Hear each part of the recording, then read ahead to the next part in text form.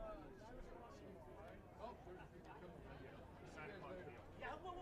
wait. What about John? How's he feeling? Good. I've been wanting to call you, talk to you about that. Call me anytime. No, he's doing good. First time they got today off. You know, I said, no, he goes, they got me.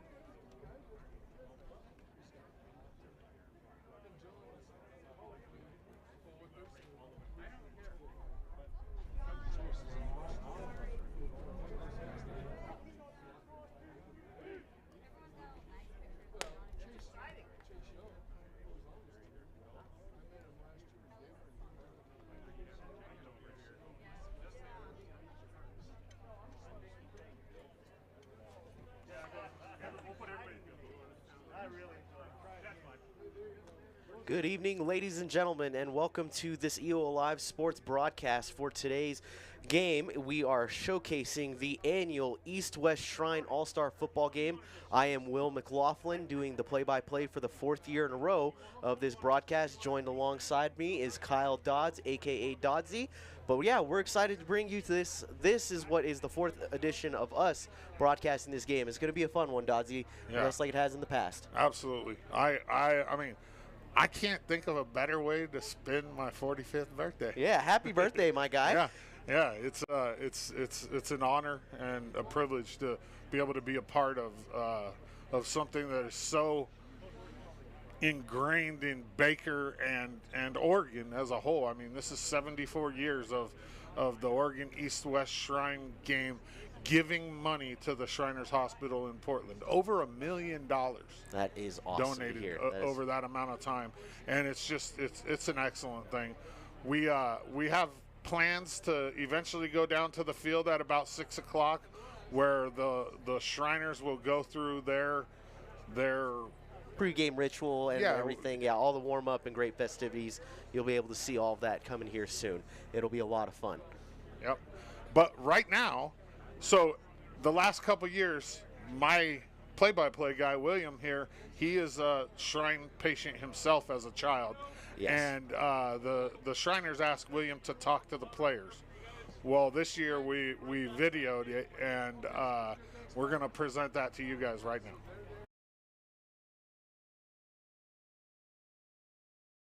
Hello, everybody. My name is William McLaughlin. I am the play-by-play announcer for EO Live Sports and what is our fourth iteration in a row of recording or broadcasting the EO Live East-West Shrine All-Star Football Game. But the reason they're having me speak to all of you today from a pre-recorded session, I wish I could be there in person to meet all of you, the coaches and the players, but just with circumstances, I have to do it this way.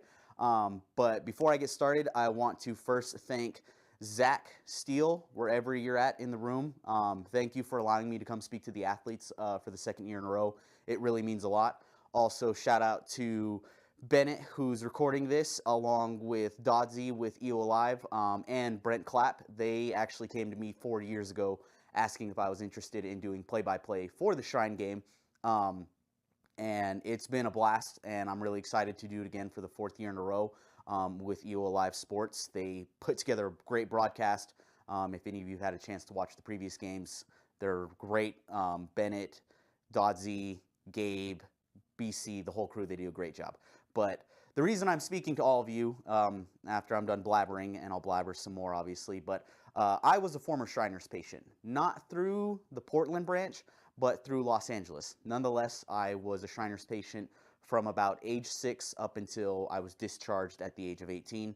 Obviously, federally, you become an adult, so you can't stay with Shriners. But the easiest way to explain it is just by looking at my hands. So I had a birth defect in my left hand, and what it was that these 4 fingers, essentially right through here, they did not fully grow. So they were like little stubs, almost like my knuckles here. And then this is what's left of my thumb. I had 5 micro hand improvement surgeries all before I was 18. The big thing that they did was they took a index toe from my left foot and then the index toe from my right foot, right and left. The left one is right here, as you can see. The right one was supposed to be right in this little area, but what had happened was there wasn't a lot of circulation. And so I lost this toe shortly after the first surgery, and the second surgery was them taking that off, and then they did a skin graft for my abdomen to really repair this half of my hand after the first surgery. So those are the first two. The second surgery was, or excuse me, the third surgery was them stabilizing my thumb, because this one is not opposable, as you can tell. Yeah, so that was the third surgery. Was they took a piece of my left ankle and stabilized it. It was temporary, and then when I was a freshman in high school, I actually broke the upper half of this thumb. Like, I hit a desk and it just snapped downward. And so the fourth surgery was them taking a piece of my right pelvis and stabilizing it again with this thumb, the upper part here, and they put a metal rod through and permanently like fused it in so that it stays there. And then they stabilized this part of my hand because this was really loose and flimsy. And then to help create balance as I was getting older in my hands, they put a metal plate here and then about 36 micro staples that basically just add weight to my hand and keep it balanced as I get older.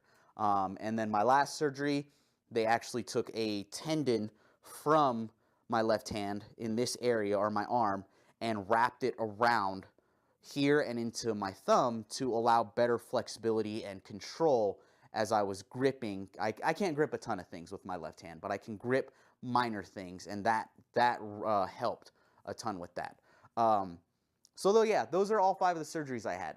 The reason I say all of these surgeries to all of you isn't to like gross you out or like make you think like, oh my gosh, this kid's had it really rough. I haven't. I was very blessed.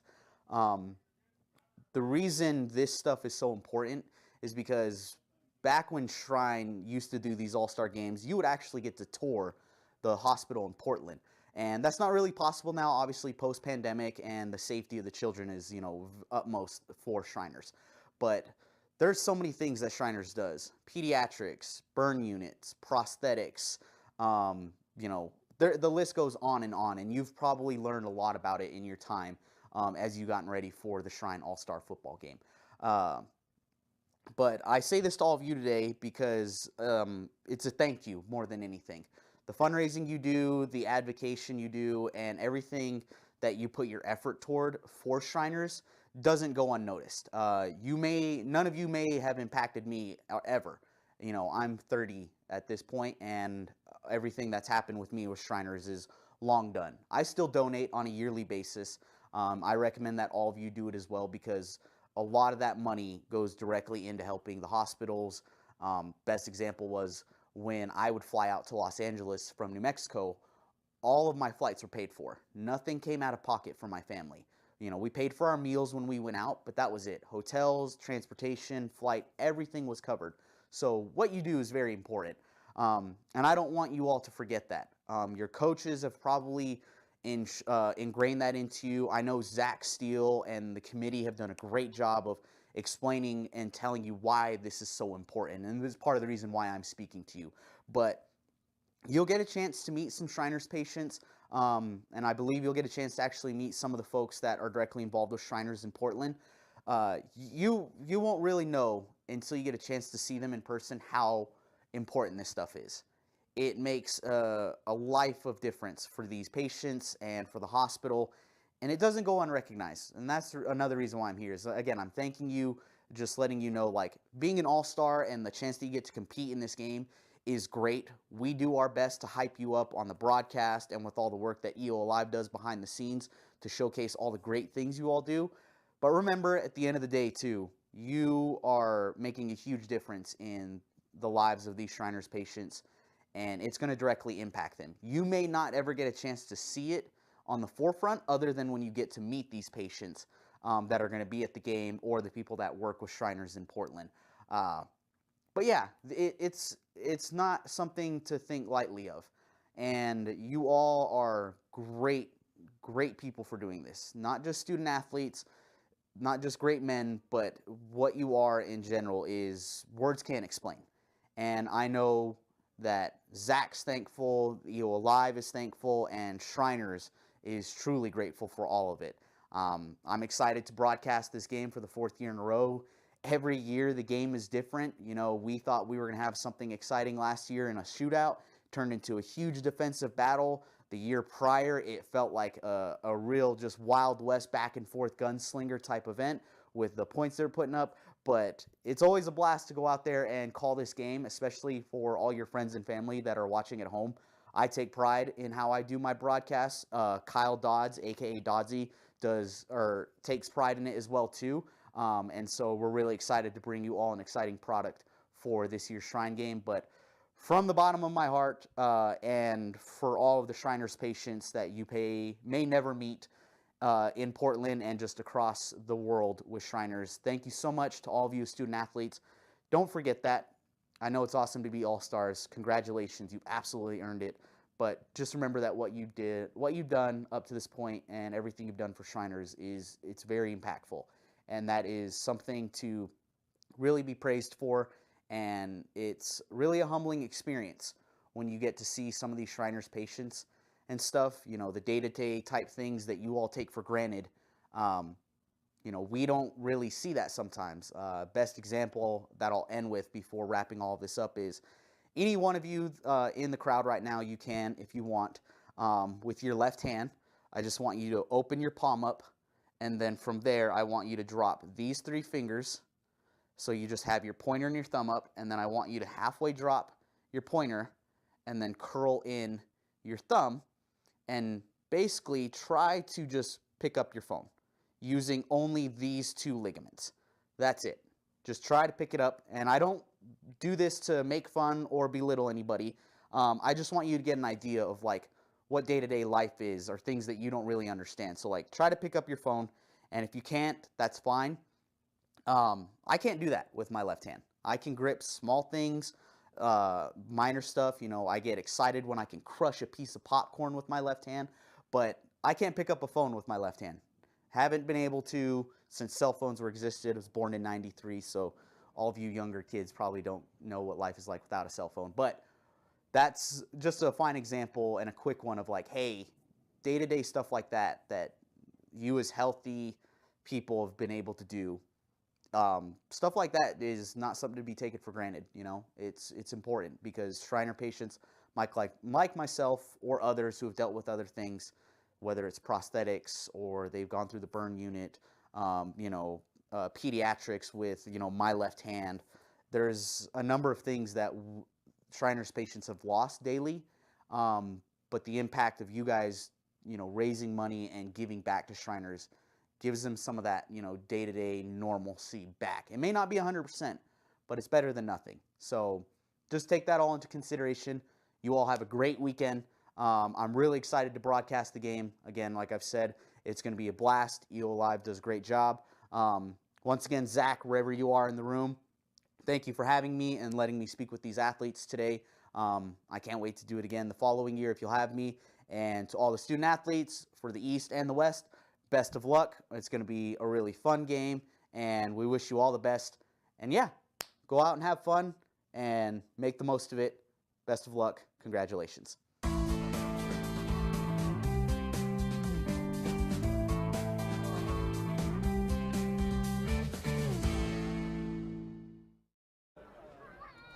Awesome story about the whole William process is I met William through EOU, and at the time he was the new SID and did play-by-play for EOU, and I said, hey, we need a play-by-play guy for this game. I want to hire William. I did not know at the time that William was a Shriner patient as a kid. Yeah, and as those of you watching saw, I went through Shriners Hospital in Los Angeles, but yeah, it's always important to see what these athletes do and the money that's raised, for this game and everything that goes into it. And yeah, I remember that first year when we called the game together, I was telling you, I was like, yeah, I was a Shriners patient as well, and it just kind of threw everybody for a loop. They're like, oh, and I'm like, yeah, that's why I like doing this broadcast, because it means a lot to me to see what this money goes toward and the effort that's made toward helping these patients and their families. I mean, there's so much behind the scenes. It's awesome. So really thankful to be a part of this for the 4th year in a row. And yeah, thank you to BC. Thank you, Doddsy. I mean, Thank you, EO Live, for having me. It's been a blast at this point, and I'm excited to see how tonight goes as well with this game. Let's take a little second to talk about the title sponsor real fast, Shrine East-West Football Association and the Baker County Transit Tax Committee. Without them, this game wouldn't be here, and we wouldn't be here giving you this live broadcast. And we're also going to go ahead and give you the refs, which are part of the Blue Mountain Ref Association and the Eastern Oregon Association this year. It's a conglomeration of the two. Go ahead, William. It's a great crew we've got from this regular season. Our main referee is going to be Tom Humphreys. Our umpire is going to be Tick Moore. And then our red hat for tonight's game to help us on the broadcast side is going to be Burr Betts, and then from there, our crew is going to be made up of Jeff Hamilton, Mike Llewellyn, Jimmy Zamora, Terrell Arant, and Rob Harnack. Those are your referees for tonight's game, as you see them there on your screen. But a great crew from the regular season. I know when we got a chance to talk about them earlier, they were handpicked. They're a really solid crew that's done a fantastic job this year. Yeah, absolutely. And we'll just jump right into the coaches. The coaches for the West. Gary Hedden from Gaston will be the head coach for the West team this year. Kai Johnson, Ryan Traeger, and Mike Dunley from Tillamook, Kennedy, and Lost River will be his assistants. While over on the east side, you'll have Corbin Hyatt as the head coach from Summit High School. Scott Clement, his assistant during the regular season, will pull double duty and be his assistant here for the Shrine game. Part Smith from Crook County, and James Stradley from Stanfield, who is a young first-year head coach from Stanfield. He's in his early 20s. Oh, wow. And got the head coach job at Stanfield. So really cool experience for him. This is early in your coaching career to get the chance to network with other coaches and players and people from around the state. It's a great opportunity for him. Yeah, it is fantastic. I know that the crew that was picked for coaching these two teams this year have done a really great job with their respective teams. We're excited to see how they do, with the Shrine game. These athletes only get about a week of practice with each other, so it's always interesting to see, where the discipline lies and how athletes adapt, not only to just having new teammates, but also working with a new coaching staff and seeing how things play out. So really excited to see that and how this crew is going to be played. But yeah, those are our coaches for tonight's games and our referee for this contest here on EO Live TV. It is the East-West Shrine All-Star Football game here in Oregon, and we are excited to bring you the 4th year of coverage here in Baker City, Oregon. One of the things that I kind of, through the 4 years have thought that was something that was very important that we were missing out on was we do later on in the broadcast you'll see the player introductions, okay? And that's where we take them, we shoot the player introductions professional style. Test. and Test. make a big deal out of it. Well, absolutely. One of the things that I said was we got to do this for the cheerleaders too. And so right now we're going to bring you the cheerleader introductions from the East and the West. Here they are. Hi, I'm Megan Day, the OCCA Cheer Shrine Coordinator, introducing the East coach and cheerleaders. My name is Kathy Kohler. I coach at Philomath High School. My favorite part about coaching is watching the girls create bonds and friendships that last a lifetime, and my favorite food is pasta. Hi, I'm Ali Contreras. I'm representing Sayusa High School, and after this, I'm planning on just working for the next year and figuring that out, and my favorite artist is One Direction. Hi, my name is Brew Word, and I'm representing Enterprise High School, and after Shriners, I plan to attend Hofstra University in Long Island, New York to study criminology, and my favorite artist is Fall Out Boy. Hi, my name is Cheyenne McQuiston. I'm representing Baker High. My plan is after this is to go to Paul Mitchell in Boise and get my esthetician license, and my hero is my grandma. My name is Haley Trillinger. I'm representing Cottage Grove High School. Next year I'm going to Lane Community College, and my favorite food is pasta. My name is Cadence Belch. I attend Enterprise High School. My plans for next year is to attend COCC and study communications and photography, and my role model is my mom. I'm Kaylin Iverson. I went to Salem Academy High School. I'm going to George Fox to be on the cheer and stunt team and study English in the honors program, and my favorite food is my dad's tacos. My name is Maddie Bates. I am representing Cottage Grove High School, and my plans after this are to continue working for Lane County, and my favorite artist is Taylor Swift. My name is Miriam Olds. I am representing Pendleton and Pendleton High School. My current plans right now are to attend BMCC to get my AS degree, and I gotta say my hero is my old friend and lovely old lady, Miss June Jones from my town. I'm Olivia Hoig. I'm representing Cottage Grove High School. Next year, I plan to go to OIT to study nursing, and my favorite food is strawberries. Hi, I'm Ryan Paulson. I'm representing Baker High School. After this, I plan on attending community college to study business and get my associates, and my favorite food is pickles. My name is Tiana Vincent. I'm from Salem Academy. My plans for the future are to attend George Fox University to major in elementary education, and my favorite artist is Zach Bryan. Hi, my name is Megan Day, and I'm the OCCA Shrine Cheer Coordinator, introducing the West coach and cheerleaders. Hi, my name is Kristen Regalado, and I'm representing Yamhill Carlton High School. My favorite part about coaching is seeing the growth from freshman year to senior year and the confidence that they gain. My favorite food is coffee. Hi, my name is Alina Fitzmaurice. I'm representing Centerland High School. Next year I plan on attending Western Oregon University to pursue a business degree and continue my cheer career, and my favorite food is buttered noodles. Hi, my name is Bailey Domwich. I'm representing Hidden Valley High School. After Shriners, I plan on continuing my education and going to college for my Bachelor's of Science in Nursing, and my favorite artist is Morgan Woollong.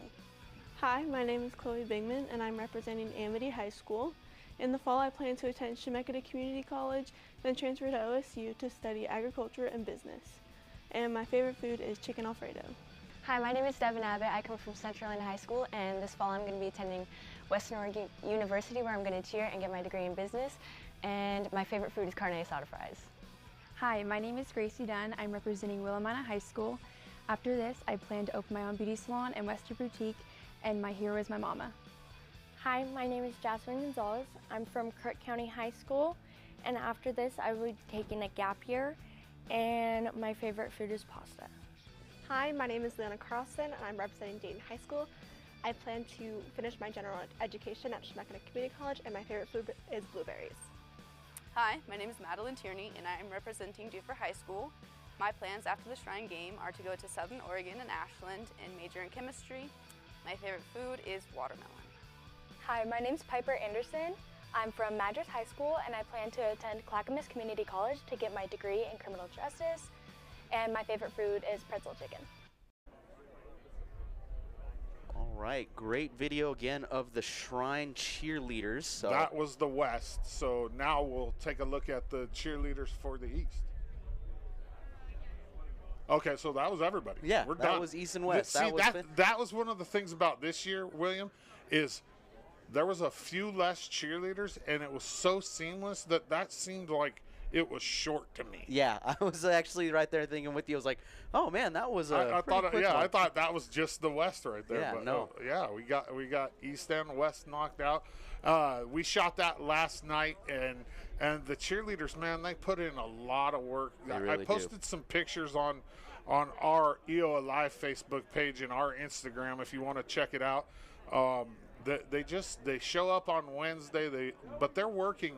They know that they're cheerleaders like a month before this. Yeah. And they work, they practice, and they come here to put on a show. Yeah, no, the last 3 years that we've seen it, I mean, they have done a fantastic job from start to finish. So it's always awesome to see. Yeah, we're excited about that. It'll be a lot of fun for this year again. So right now we're going to take a quick break, and we're going to present you with a basic call to action from the Shriners Children's Hospital. If you want to help, there'll be a phone number on the screen where you can donate money directly to the Shriners Children's Hospital, and it'll be tied to this game. So here it is. When you donate, we notice. we live it. We appreciate it. When you donate, we keep playing. We keep going. Because you keep giving. So, what are you waiting for?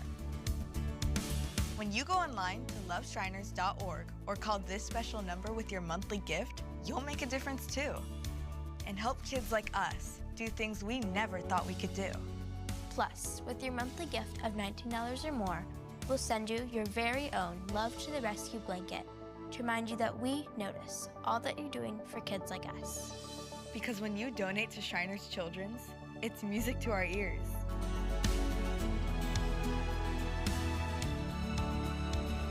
It inspires us to keep going. It makes all of this possible.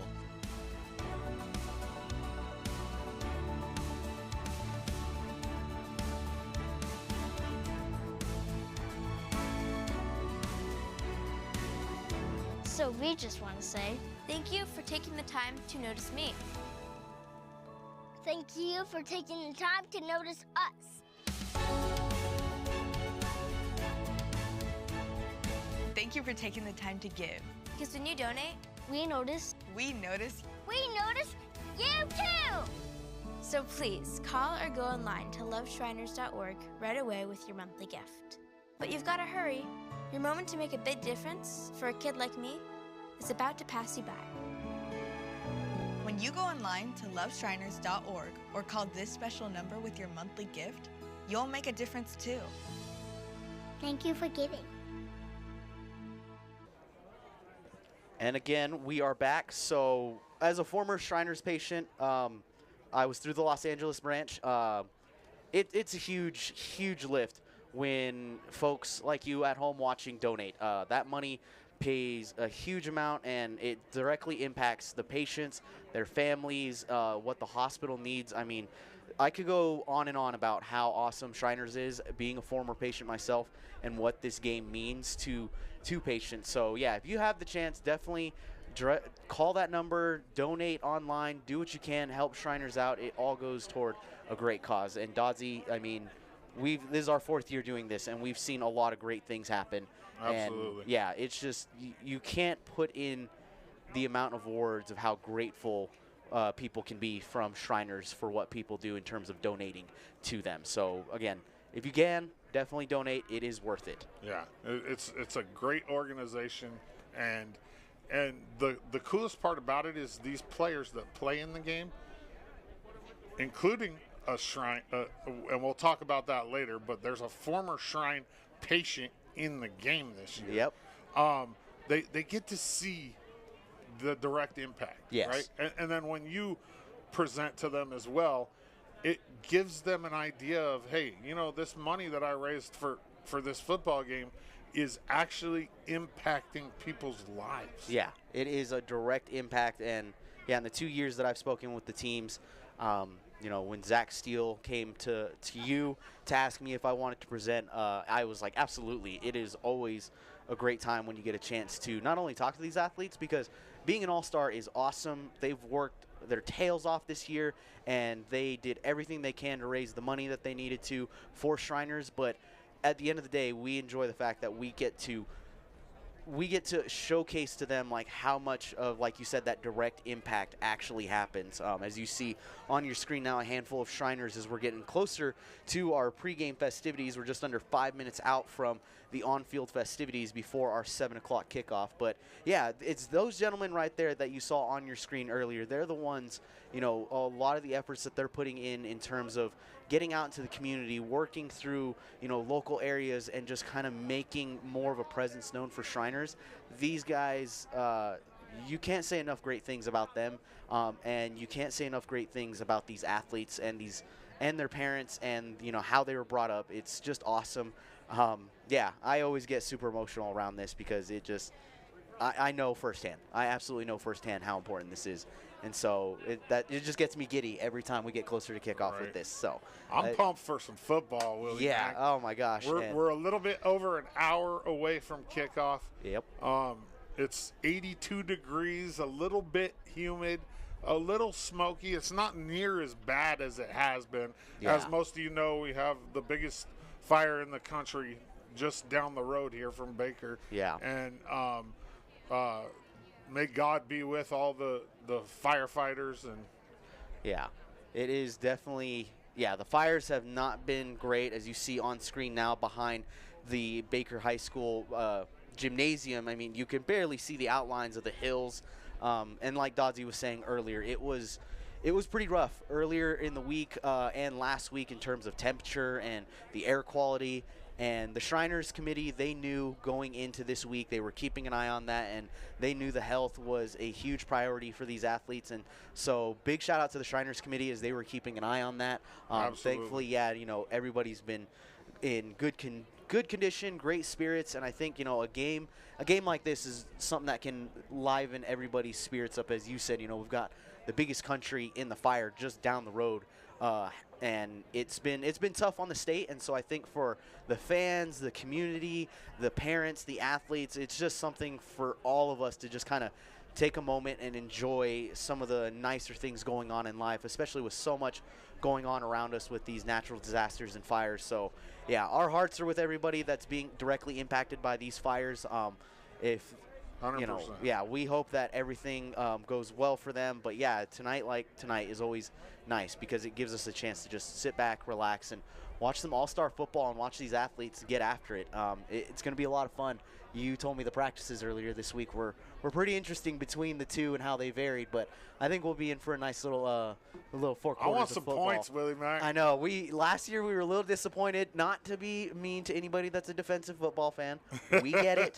We get it. Yeah. But there's nothing wrong with a shootout, man. A track meet, give me some points. 50. I want a 50 burger. Yeah, give me a 50 burger. That would be great. Then go and celebrate with a burger myself after that. So yeah, it's a lot of fun. But yeah, we're just a few minutes out from the.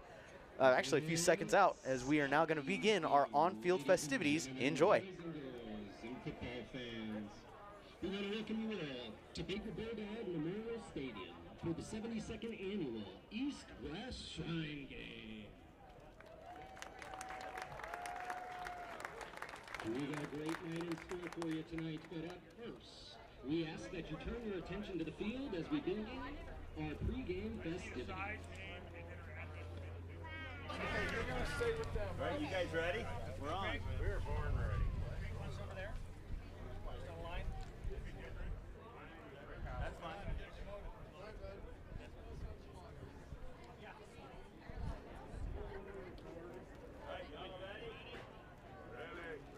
Test. Welcome to Baker City and the East-West Shrine All-Star Football Game. I am Craig Sipp. Yeah. Al Cater member and the immediate past Grand Master of Masons in Oregon. We appreciate all the players, cheerleaders, and friends who are here supporting our Shrine Hospital and the kids in need. It has been a devastating fire season. We want to give our thanks and appreciation to all the firefighters working relentlessly to save our lives and homes. Let's give them a hand.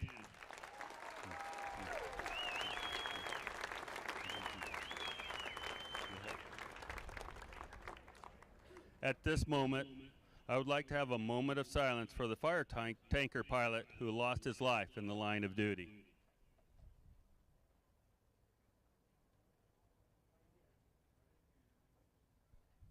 Thank you. We have several folks on the field today that have put in endless hours of supporting this event and raising funds for our Shrine Hospital, and I'd like to introduce them at this time. I will start with the illustrious Steve Keller, potentate of Hilla Shriners. Thank you, Most Worshipful. So I wanted to say a couple things first.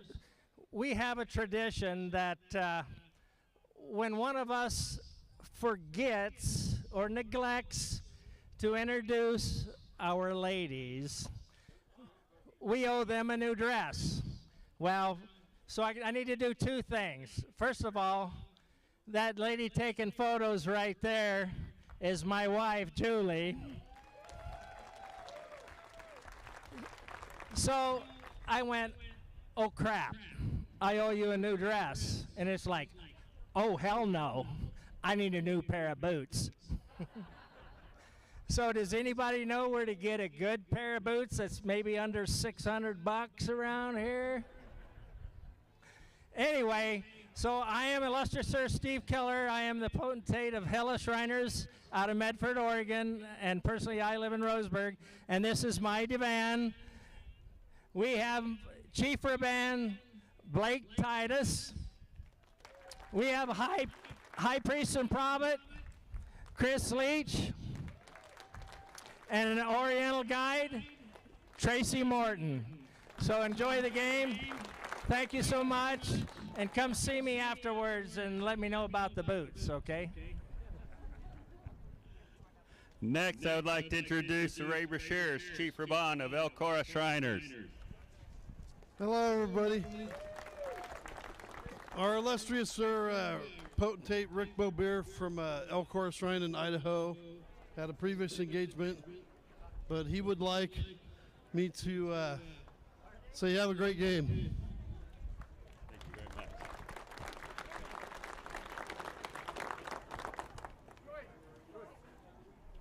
You're not up yet.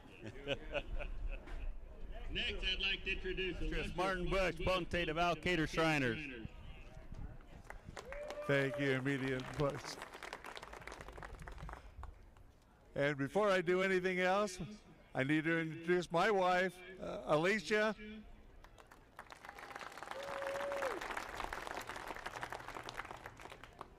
And I'll introduce my line that was able to make it this weekend.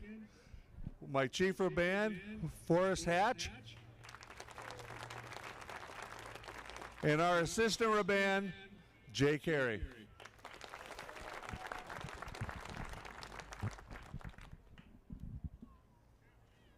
Thank you.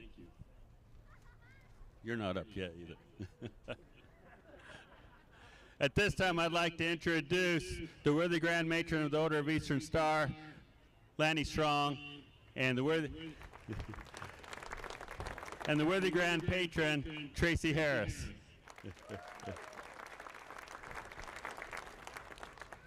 Next, I would like to introduce Linda Hatch, Queen of the Nydia Temple.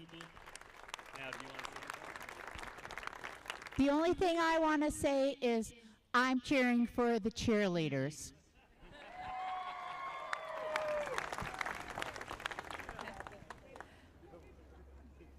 I am so grateful to be here tonight representing Daughters of the Nile. We're the second largest contributing to the Shrine Hospital behind the Shriners. So thank you. Have a great game.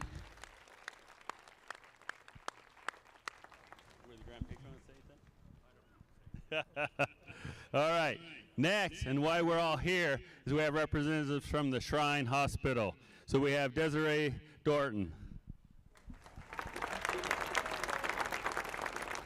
Hi. We are so excited about this game every year. This year we're a little bit more excited because we turned 100 years old this year. So we're celebrating. Hopefully you got one of our commemorative cups or seed packs that we passed out in the parade. And I want to tell you a little bit about the hospital that this weekend is supporting.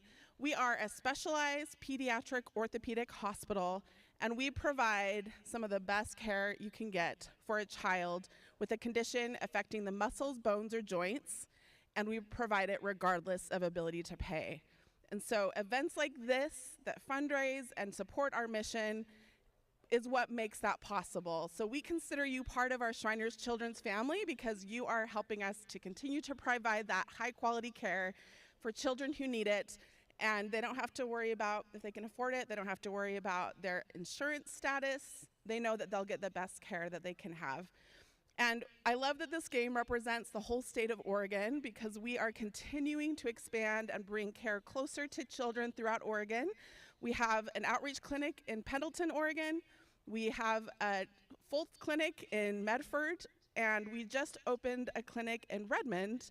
So we're continuing to expand and try to make that care as accessible as possible, and these donations help a lot with those efforts. So thank you so much for supporting our mission. I want to introduce you to the people behind me. This is Rick Holloway from our Board of Governors, and yes. And Karina is visiting from our Northern California hospital. She had never experienced an East-West Shrine game, and so she came to see what this is all about. So thanks for making her welcome. Did you want to say Nice out.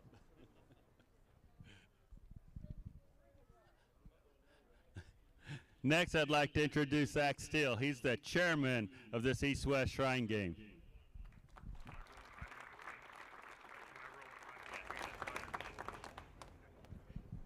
So first of all, thank you all for coming.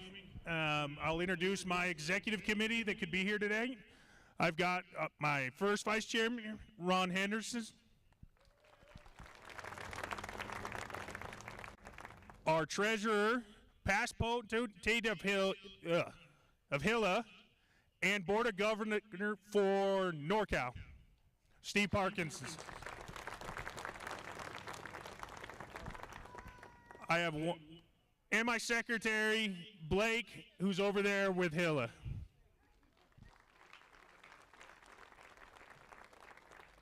I have one more special thank you to the gentleman who asked me to come on this committee 8 years ago. Past potentate, past chairman, past most worshipful, and our cook for many years for our boys. Most worshipful, Greg Jenkins in the back. Thank you.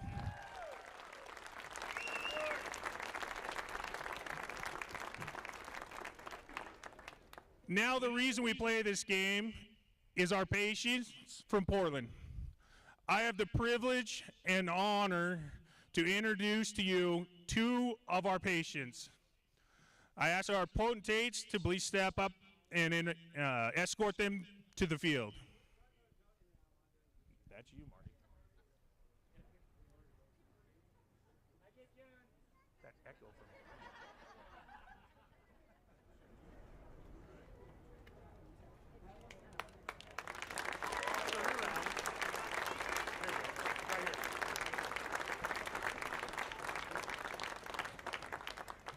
Unfortunately, due to some health issues when smoke, our East co-captain and queen were unable to attend, but we thank them for volunteering and being willing to do this, and we will take care of them after the game.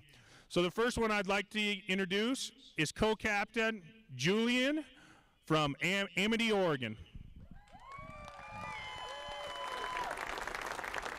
Thanks for letting me be here. Hi, I'm Julian, like he just said. I turned 15 just a few days ago. I go to Amity High School in Amity, Oregon. I'm in sports year-round, including football, wrestling, basketball, trap, and baseball. I especially enjoy wrestling and dirt bike riding. I have been wrestling since I was 5 years old, but this year was very different. I couldn't wrestle because, for one, my knee wouldn't let me, and for two, I wasn't cleared by my doctor to participate in the sport. So instead of wrestling, I was a team manager and sat in on practices. This coming year, my knee should be good enough to wrestle thanks to Shriners and physical therapy. Last year, for my birthday, we went camping and riding in Jones Creek in Tillamook for a few days, and I ended up crashing a quad and hurt my knee. I was on a quad and went up a trail, but then hit a rock, got bounced up, slammed back down, and thrown over the bars, and the quad ran me over. My foot got stuck in front of the peg, and I couldn't move it, and while I was going over the bars, my knee bent backwards, and I hyperextended it. I didn't think I messed anything up at first until I couldn't move my knee. My knee was instantly swollen to the point where I couldn't even see my kneecap. I had to have help to get up off the ground, and I realized I couldn't move my leg or control my foot. I go riding all the time with my family and friends and would have never expected to get hurt. My injury was on my birthday last year, which was a Sunday. My family and I thought I may have just sprained or pulled something, so I waited until the next day to go to the doctor, where I was seen by my family doctor. She asked us if we were okay to travel to Portland, where we were told we should see the orthopedic doctor at Shriners Children's Hospital. There is a walk-in. We took her advice, and I ended up on crutches and a leg brace until I can get an x-ray and MRI. She suspected something was either broken or torn. I was worried that my knee might be messed up forever, but my mom and my family wanted me to take it slow and keep my head up and not to worry until we found out for sure. After getting the results from the MRI, I found out I had torn my ACL and bruised my bones. I was going to have surgery on my ACL. Before surgery, I had to do strength training to Oops.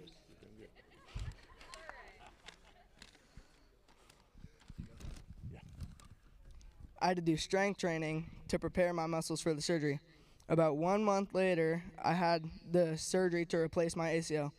They did an amazing job. Thanks to Dr. Bayomi, my surgeon, Jessica, the athletic trainer, and their team for helping me before and after surgery. They referred me to do physical therapy to gain back my strength after I got off my crutches 3 to 4 weeks later. Physical therapy has been a huge help with my recovery to get back to where I want and need to be. I am daily working on strengthening my leg back up so I can continue to do what I love. Without Shriners, sports, riding, and many other daily tasks wouldn't be possible. Thank you.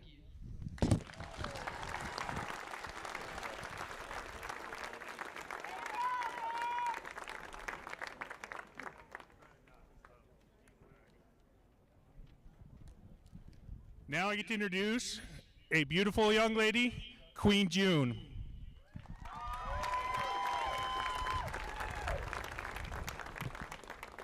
Hi everyone, my name is June Wilkins. I'm 10 years old. Sorry. Hi everyone, my name is June Wilkins. I'm 10 years.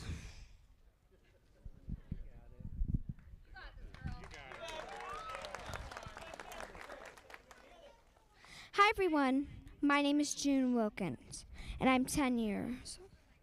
Being here today is a little scary for me, but mostly I'm excited to share my story with you. Last summer, my family went on a big family trip to Hawaii for my great-grandma's 80th birthday. We were swimming, soaking up the sun, and having the best time. Then one afternoon at the park, things took a turn. I took a tumble off the monkey bars and fell on my left arm. It hurt so much, and I couldn't bend it at all. My trip to Hawaii suddenly wasn't so fun anymore. We rushed to the hospital, and that's when we learned I had broken 2 bones and dislocated my elbow. The doctor said it was pretty bad and needed special care. Luckily, they knew just the place, Shriners Children's Hospital. After walking into Shriners, my family and I knew everything would be all right. The doctors, nurses, and support staff were amazing. They explained everything to me in a way I could understand and made sure I felt comfortable, even though I was scared. They even had these awesome child life specialists who played games with me and helped me forget about the pain for a while.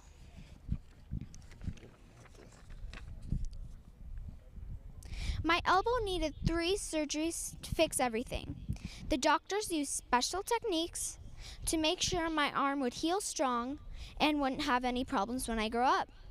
It sounds complicated, but all I know is they did an incredible job. Therapy wasn't always easy, but the therapists at Shriners were super patient and encouraging. They made me work hard, but they also made it fun. Now, thanks to Shriners, my arm is good as new. I can bend it, twist it, and even play goalie again, just like before.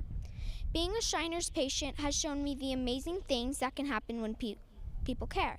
Shriners Children's Hospital isn't just a place filled with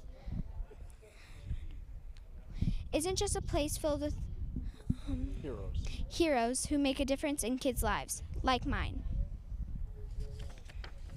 That's why I'm so honored to be a patient ambassador.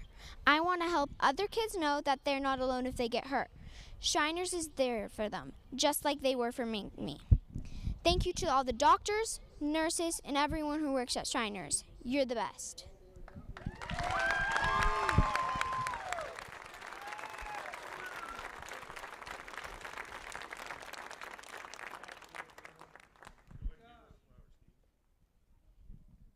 We also have another special lady down here, past Queen 2022, Hannah, who was our E-Squee Queen 2 years ago. Just wave.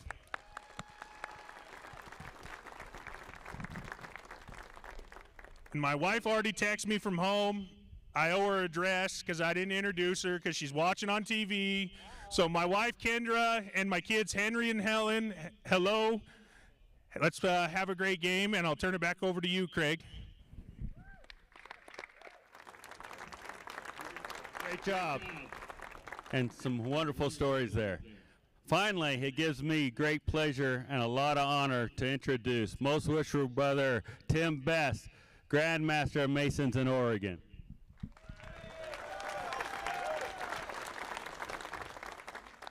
Thank you very much. It is great to be here.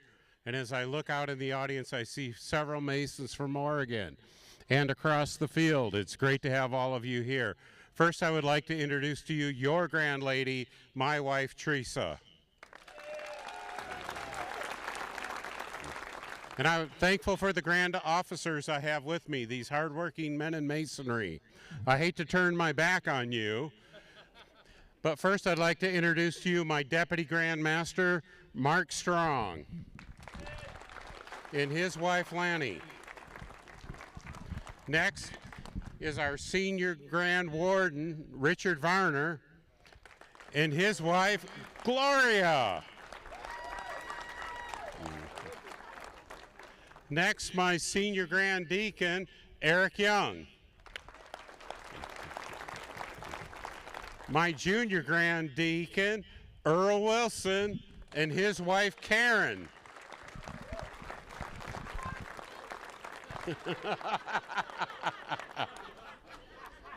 My Junior Grand Steward, Kenny Briggs. Senior.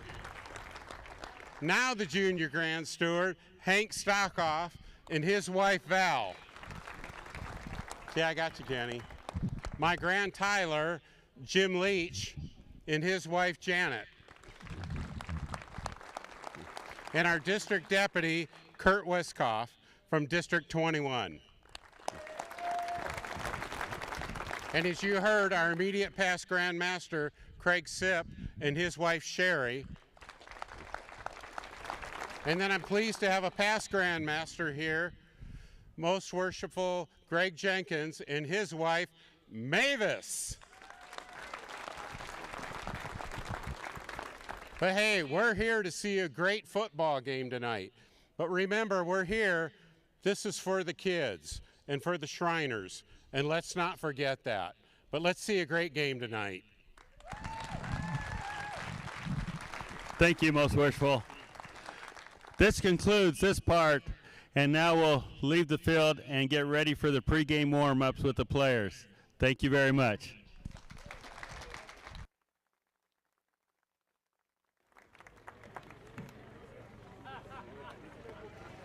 Awesome on-field festivities as we got through our pregame.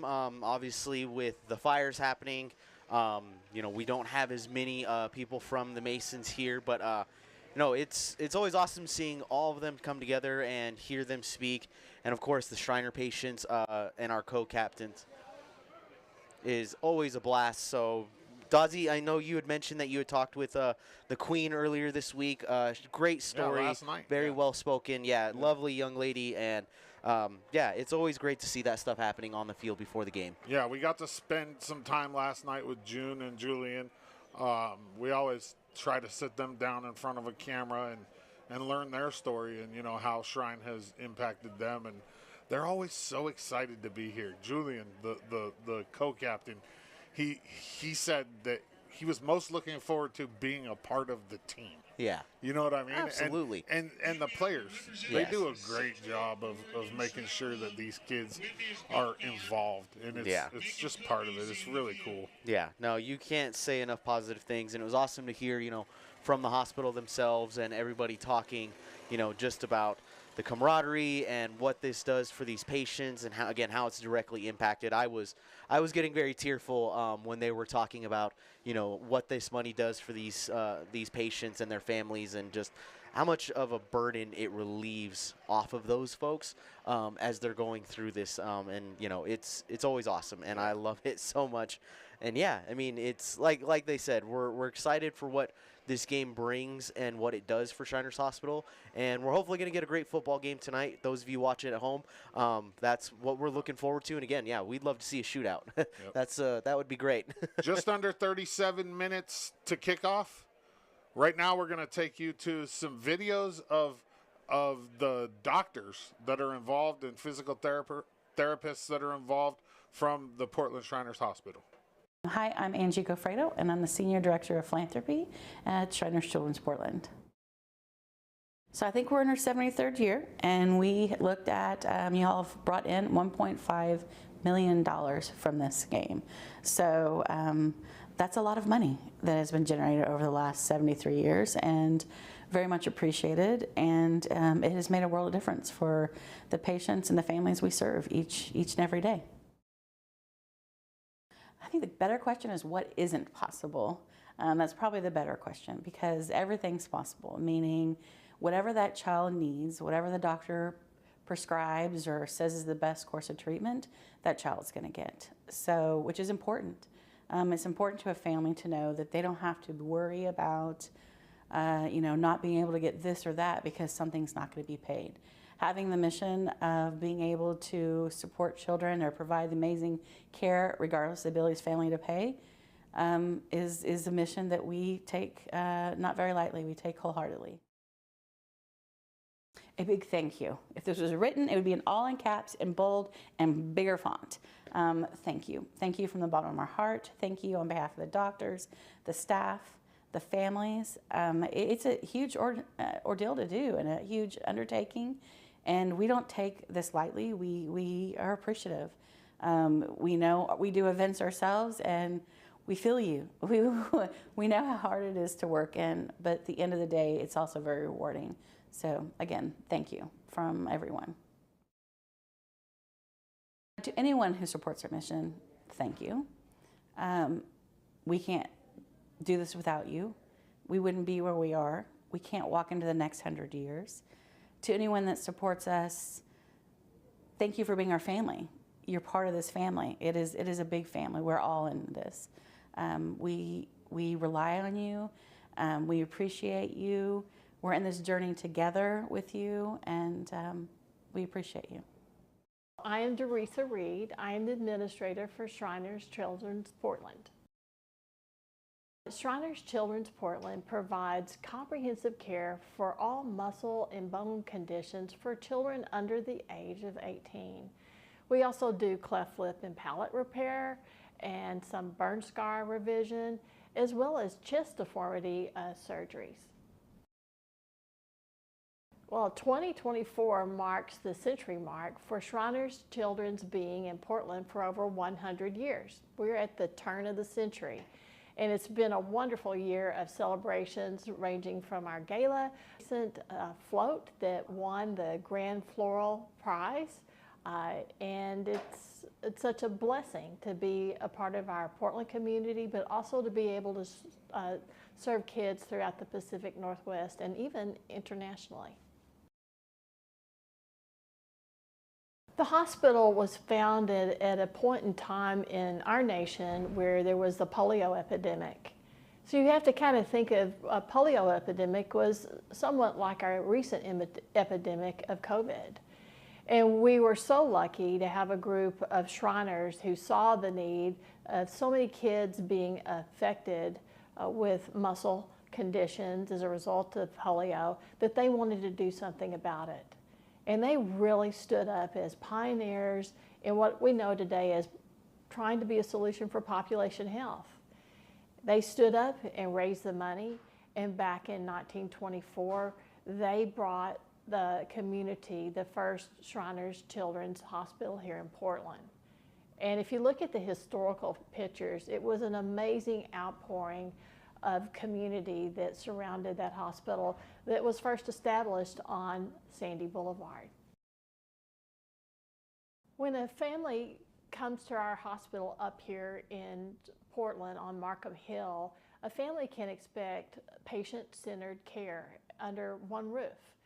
Everything from the most simple fracture or sports injury, which is we have a walk-in fracture clinic 5 days a week, to the most complex conditions that sometimes kids are treated from birth all the way up to age 18.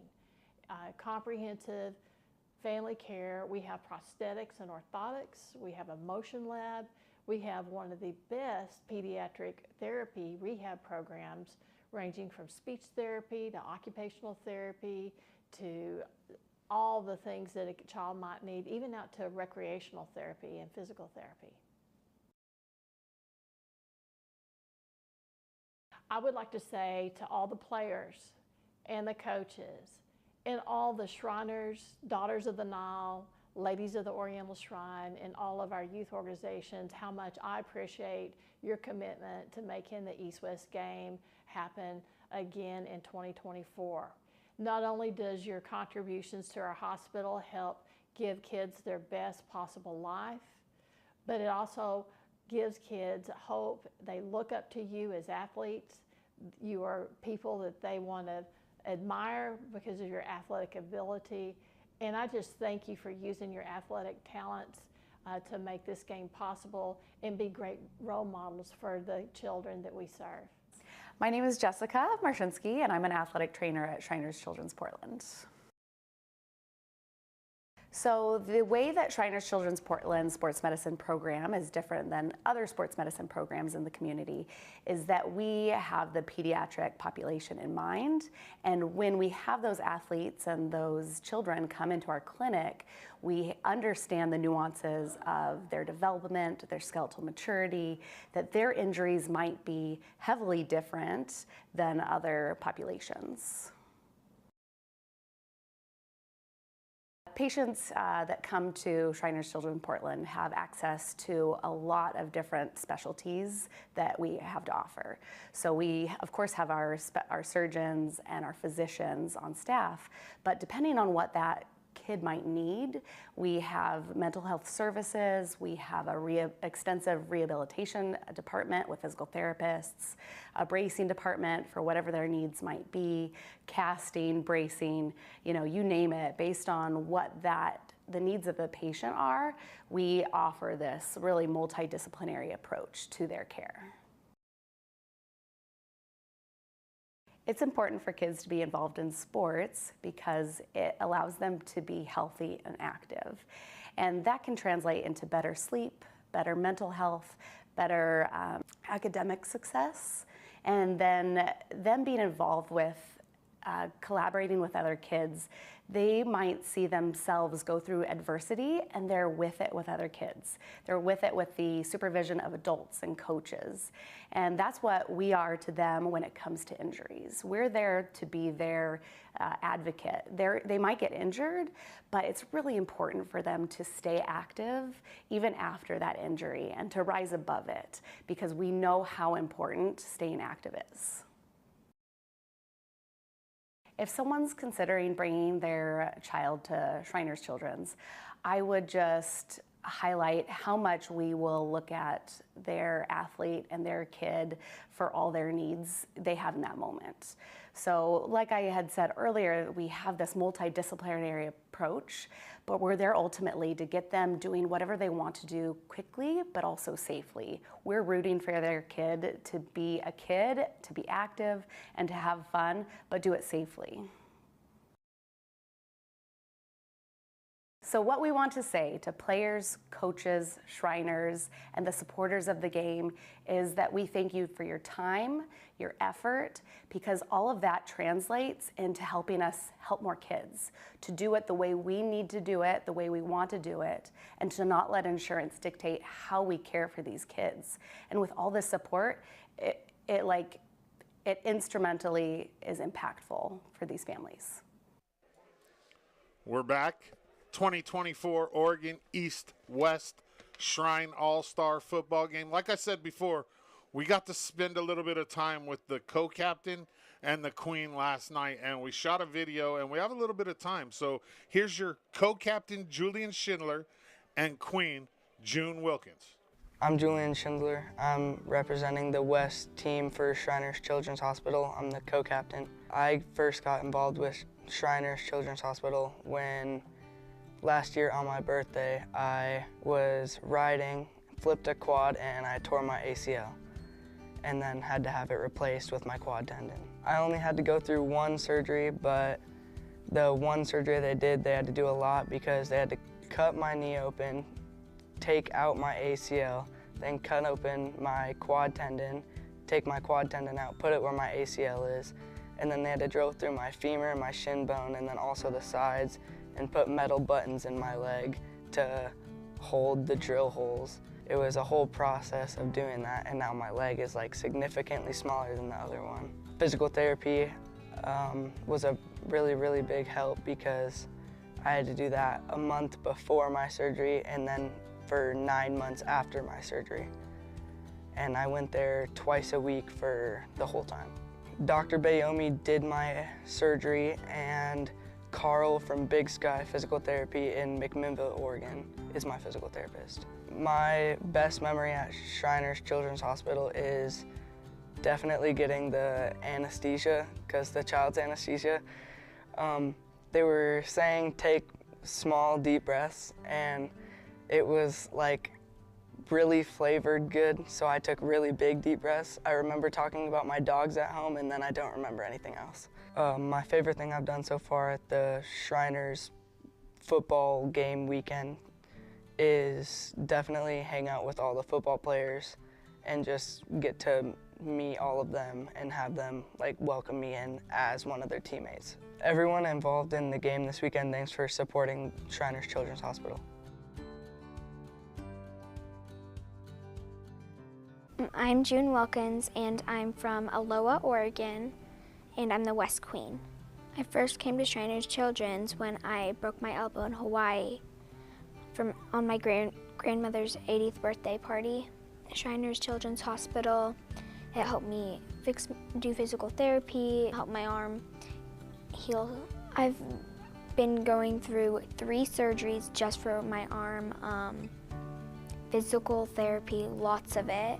My best memory of Shriners was doing the VR and oil painting with my left arm.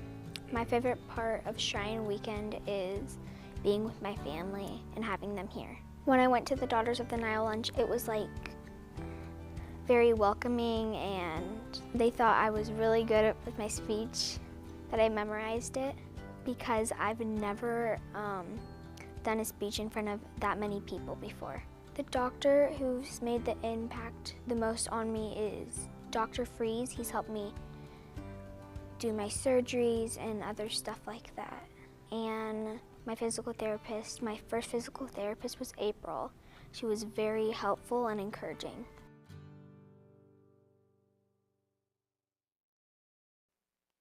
What great kids, man. What a great time we got to have with them. And they're 2 kids that are extremely grateful to be here. It was really awesome. Before I take you to the player introductions, let me thank our team here at EO Alive. Tanya Clapp, Brent Clapp, the owners of EO Alive. Benny Welch, who just does everything. He's a jack of all trades. He's on the camera down on the field right now. Willie Max, the play-by-play guy right here in the booth with me. Evan Humphreys is kind of coordinating things and doing replay and all kinds of stuff in the booth. Gabe Yanez is doing directing, kind of coordinating the play-by-play, everything. Lee Wright is our handyman. Yeah. Taylor Scroggins on a camera. Justin Gardner on a camera. Jeff Heathman on a camera. Mark Claudson's on sound.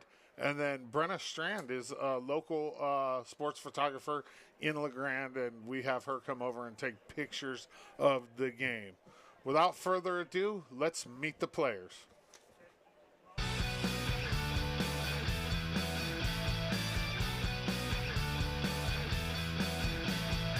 How's it going today? My name's John Januzzi. I'm from Enterprise High School, and I have plans to become an automotive mechanic after high school.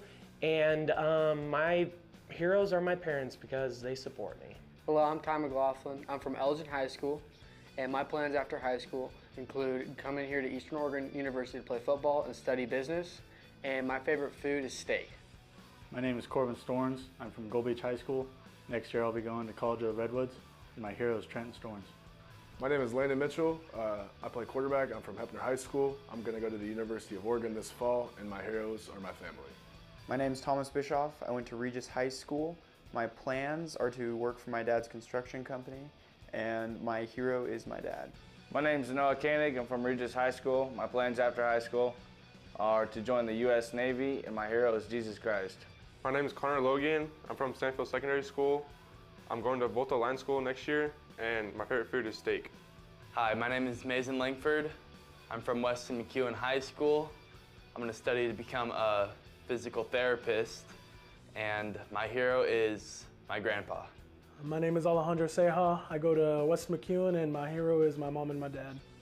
My name is Adrian Stubbs. I come from Lakeview High School, and I plan on playing football at Grinnell College. My role models are my parents, Dustin and Jerry Stubbs. Hi, my name's Justin Dismay. I go to Sisters High School, and I plan to attend George Fox University next year and study biology and play football. And my heroes are my mom and dad. My name is Court Wagner. I'm from Sayusa High School, and I'm planning to attend Linfield University, McMinnville, where I will obtain a political science degree and play football as well. My favorite food definitely has to be double stuffed Oreos. My name is Jacob Logan. I'm from South Umpqua High School. I plan on attending Feather River College and studying forestry as well as playing football. And my favorite food probably has to be tri-tip. Hi, I'm Timothy Furch. I'm from South Umpqua High School. And what I'm doing after is going to go play college football for Feather River Community College down in Quincy, California. And my favorite food is probably pizza. My name is Colton Stapleton. I go to Vella High School. I play quarterback and linebacker. And my plans for next year go to College of Idaho to play football. And my favorite food is chicken Alfredo. Hi, my name is Paul Hobson. I'm from Baker High School. I'm attending Eastern Oregon University to play football next year. And my hero is my grandpa. My name is Cade Rudy. I'm from Baker High School, and I plan on becoming an accountant and getting my accounting degree from Eastern Oregon University. My favorite food is extra cheddar goldfish. Hi, my name is Owen Graham. I'm from Lakeview High School. I plan on attending Gavilan College to play football, and my hero is my dad. My name is Hudson Spike. I went to Baker High School. Plans is to go to Eastern Oregon University to continue my football and academic career, and my favorite artist is Zach Bryan. My name is Carter Nichols. I'm from Crane Union High School. My plans after high school are to go to Bethany College to continue my academic and basketball career, and my favorite artist is Morgan Wallen. Hi, my name is Tyson Van Gastel. I graduated from Mazama High School last year, and I plan to go to Northwest Lyman College in the fall. My favorite food is steak. I'm Carson Brocker. I'm from Pendleton High School. My plans are next year to come to EOU and study agriculture, and my biggest mentor is my dad. Hi, my name is John Brab. I went to Redmond High School. I plan to attend Corbin University to play baseball, and my role models are my parents. Hi, my name is Ashton Fields from Redmond High School. My plans after high school are to go to Western Oregon to go play football, and my hero is my mom. My name is Braden Bailey. I went to Summit High School. Next year I'm going to Southern Oregon to get a business degree as well as play football, and my role model is my father. I'm Zach Kai. I'm from Summit High School. I plan on playing football at Southern Oregon University next year, and my favorite food is steak.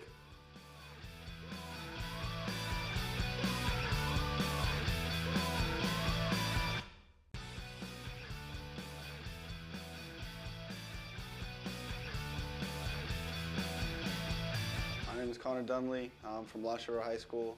I'm going to go to Montana Western, and I would say my role model is my dad. My name is Chase McAuliffe. I went to Lost River High School. I plan on attending Linfield College and playing football, and my favorite food is mac and cheese. Hello, my name is Logan Claiborne. I went to Myrtle Point High School, and I plan on going to Southwestern Oregon Community College to wrestle, and my favorite artist is 21 Savage. Hi, my name is Jesse Lee Skang.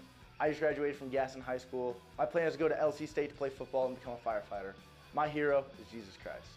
My name's Trevor Moreland. I went to Napa High School. I plan to go to Lion School after this, and my favorite food is steak. My name is Rowan Files. I'm from Lowell High School. I plan on attending George Fox University to play football. My favorite food is pizza. Hi, my name is Brody Thurman. I'm from Lowell High School.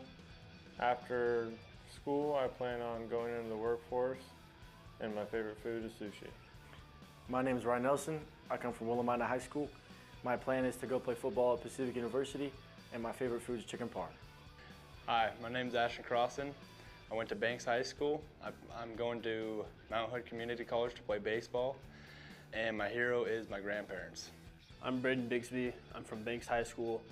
Next year I plan on attending College of the Siskiyous to play football, and I'd have to say my favorite food is probably tacos. My name is Elijah Traeger. I went to John F. Kennedy High School. I will be attending Western Oregon University to continue playing football, and my hero is my grandpa. My name is Isaac Burning. I go to John F. Kennedy High School. I plan on attending Schenectady Community College for firefighting, and my heroes are my parents. My name is Jameson Martin. Friends and family call me Unc. I went to Gaston High School, and I'm committing to College of the Redwoods in Eureka, California. My biggest inspiration is my mom for helping me get through high school and teaching me how to play football. My name's Colton Springer. I go to Scappoose High School. I plan on attending Oregon State next year to study business. My favorite food is my mom's meatloaf. Matthew Evans. I went to Astoria High School. My future plans are to go to Central Oregon Community College in Weld. And I would say my favorite band right now is Seether. My name is Tegan Allen. I'm from Cascade High School. My plans after are to do firefighting. My hero is my parents. I'm Carson Sandy. I'm from Cascade High School. I plan to work at the Oregon State Hospital, and my hero are my parents. My name is Ryan Thoki. I go to Estacada High School. My plans after high school are to work at PGE, and my favorite artist is J. Cole. Hi, I'm Tyler Franks. I graduated from Junction City High School. My plans after high school are to enroll in Lynn Minton Community College, and my hero is my Lord and Savior, Jesus Christ. My name is Dennis Jackson Jr. I went to Mary's Catholic High School. My plans are I'm going to Lane Community College to run track and become a nurse, and my mom is my hero. My name is Cade Long. I went to Banks High School. I plan to go to Whitworth University to play football after high school, and my favorite food is French toast. Hi, my name is Lucas El Yusuf. I went to LaSalle High School, and next year I'm going to Western Oregon University to play football. My favorite food is medium rare steak. I'm Caden Meir. I'm from Philomath High School. Next year I plan on working on my family's businesses. My favorite food is tri-tip. I'm Tanner Hurley. I'm from Yamaha Carleton High School. Next year I plan to attend Oregon State University for engineering, and my favorite food is steak. Hey, my name's Tanner Hoskins. I went to Tillamook High School. I'm going to play at George Fox as a quarterback, and I love my mom and dad. My name is Kenneth Lopez. I'm from Tillamook High School. My plans are to go to Shasta, play football, and my favorite artist is Kendrick Lamar. My name is Junior Vasquez. I went to South Albany High School. I plan to attend University of Redlands in the fall to play football. And my hero is my mom, my dad, and my siblings.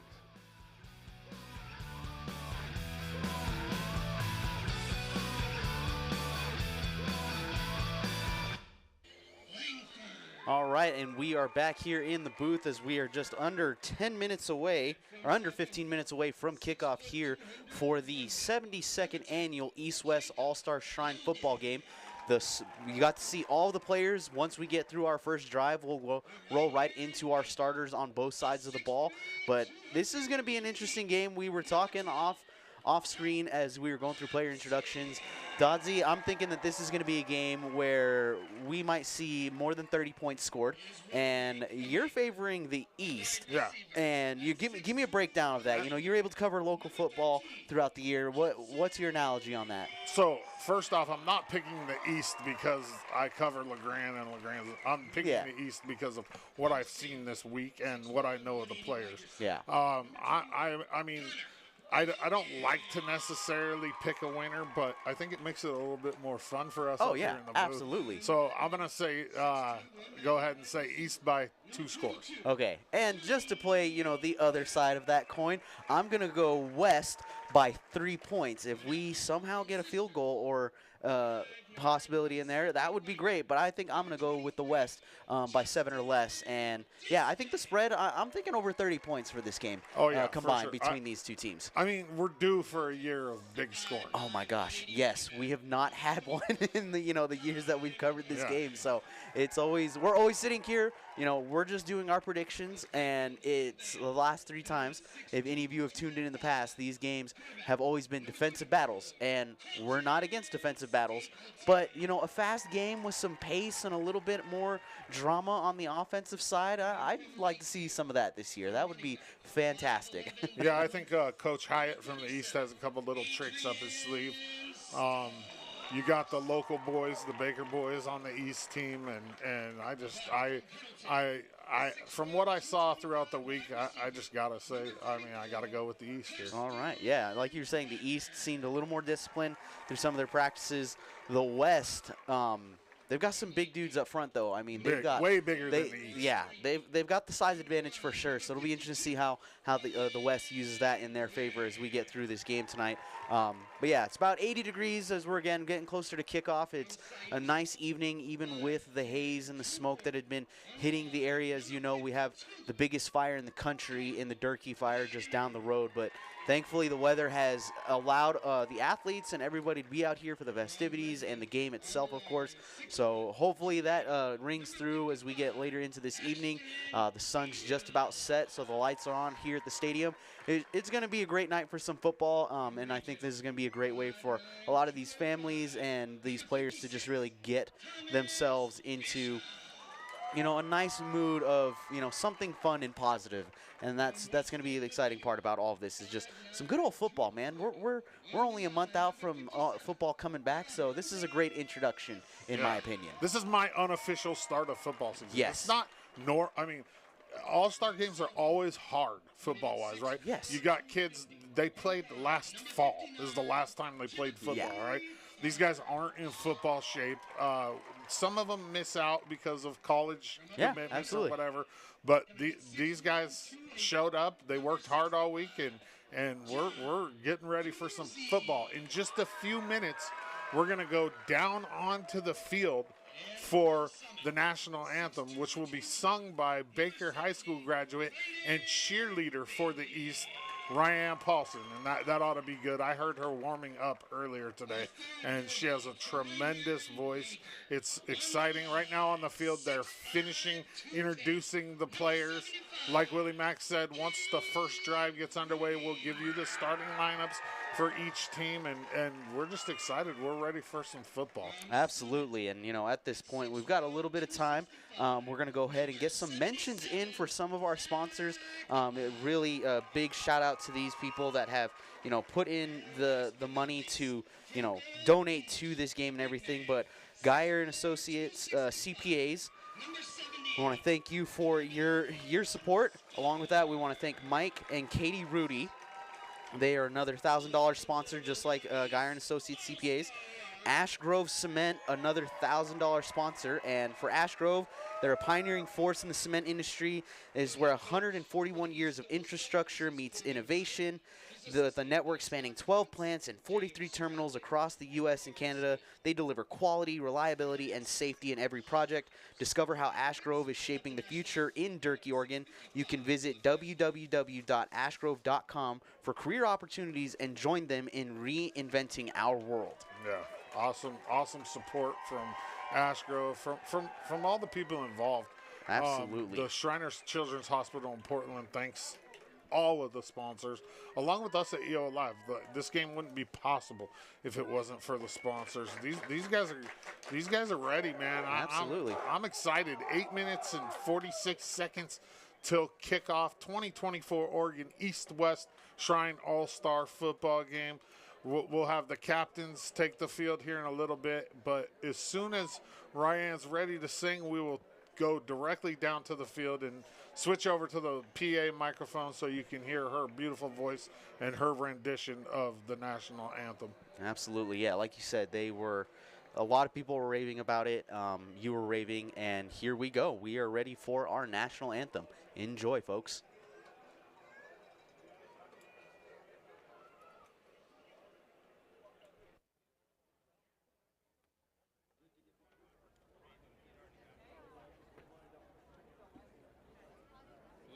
This time, ladies and gentlemen, we ask that if possible, you rise and remove your caps as we honor our country with the singing of the national anthem.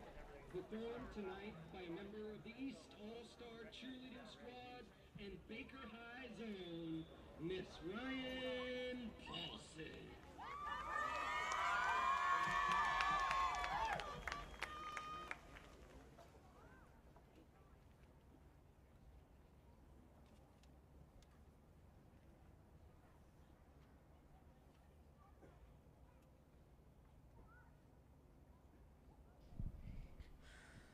Oh, say, can you see by the dawn's early light what that so proudly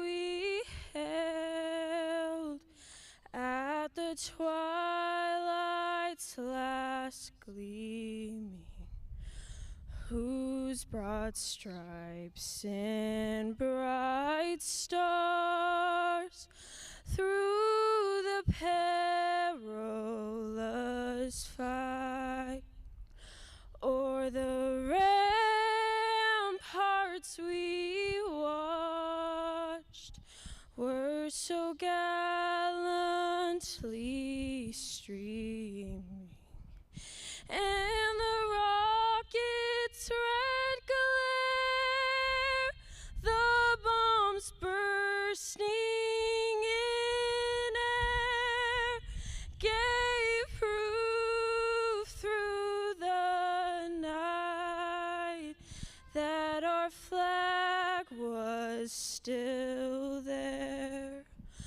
Oh, say does that star-spangled banner yet wave o'er the land of the free and the home of the brave.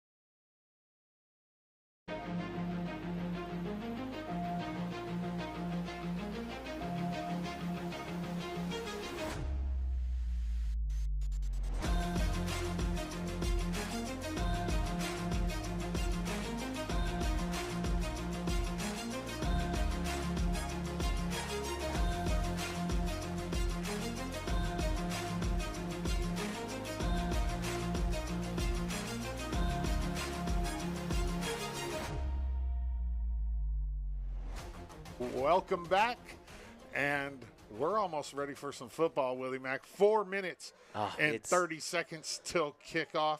You're going to see down on the field the captains are going to come out for the coin toss, and then we're going to get ready to play some football. Oh, yeah, I am so excited. It's just that once you hear the national anthem, you see the intro video, and you see the guys walking out on the field, and it's just like, we're right there. We're right there, baby. And kickoff, yes. Unofficial start to football season for us, and no better way to do it than with the East-West Shrine All-Star football game. Absolutely, absolutely. And what a great rendition of the national anthem by Ryan Paulson, the Baker City High School graduate and cheerleader on the East team here. Yeah, no, she did a fantastic job. Like you said, you were raving about her voice, and yeah, you could just hear it, and the passion and everything. It was fantastic. And it just, yeah, it leads you right into what we're ready to go for, and that's football. And again, if you didn't hear our pregame predictions earlier, Dodsey is going with the East by 2 scores, 2 touchdowns to be exact, and I am taking the West by 7 or less, hopefully 3. It'd be cool to see a nail biter. But if anything, just a high-scoring football game. That's all we want. That's all we want. Hopefully the football gods hear us. High-scoring football game. That's all we want. Right now, down on the field, you got the head referee and the captains from the East and the West about to toss the coin and see who's going to get the ball first. And we are 2 minutes and 56 seconds from kickoff here in Baker City, Oregon. It's probably down into the 70s now. Yeah, it's under 80 degrees for sure. You know, with that sun setting a little bit further into the valley, it is. Again, we've got the stadium lights on here.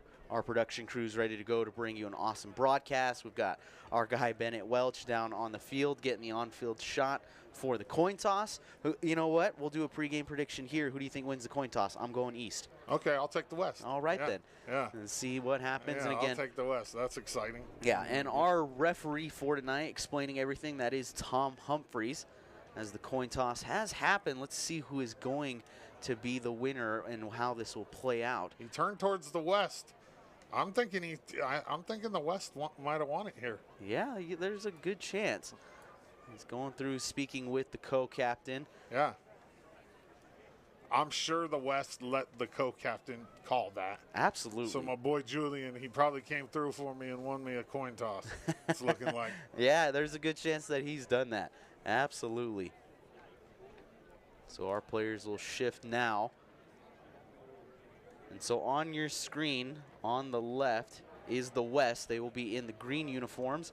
And the East, on your right, will be rocking the red unis. Both teams going with the white pants, and then each player having their respective football helmets from their schools on their heads. So that'll be great. And the West did win the toss. They deferred. They'll kick off to start the first half. So that means the East will start with the football in this 2024 Oregon East-West Shrine All-Star football game from Baker City, Oregon. Baker Bulldog Memorial Stadium.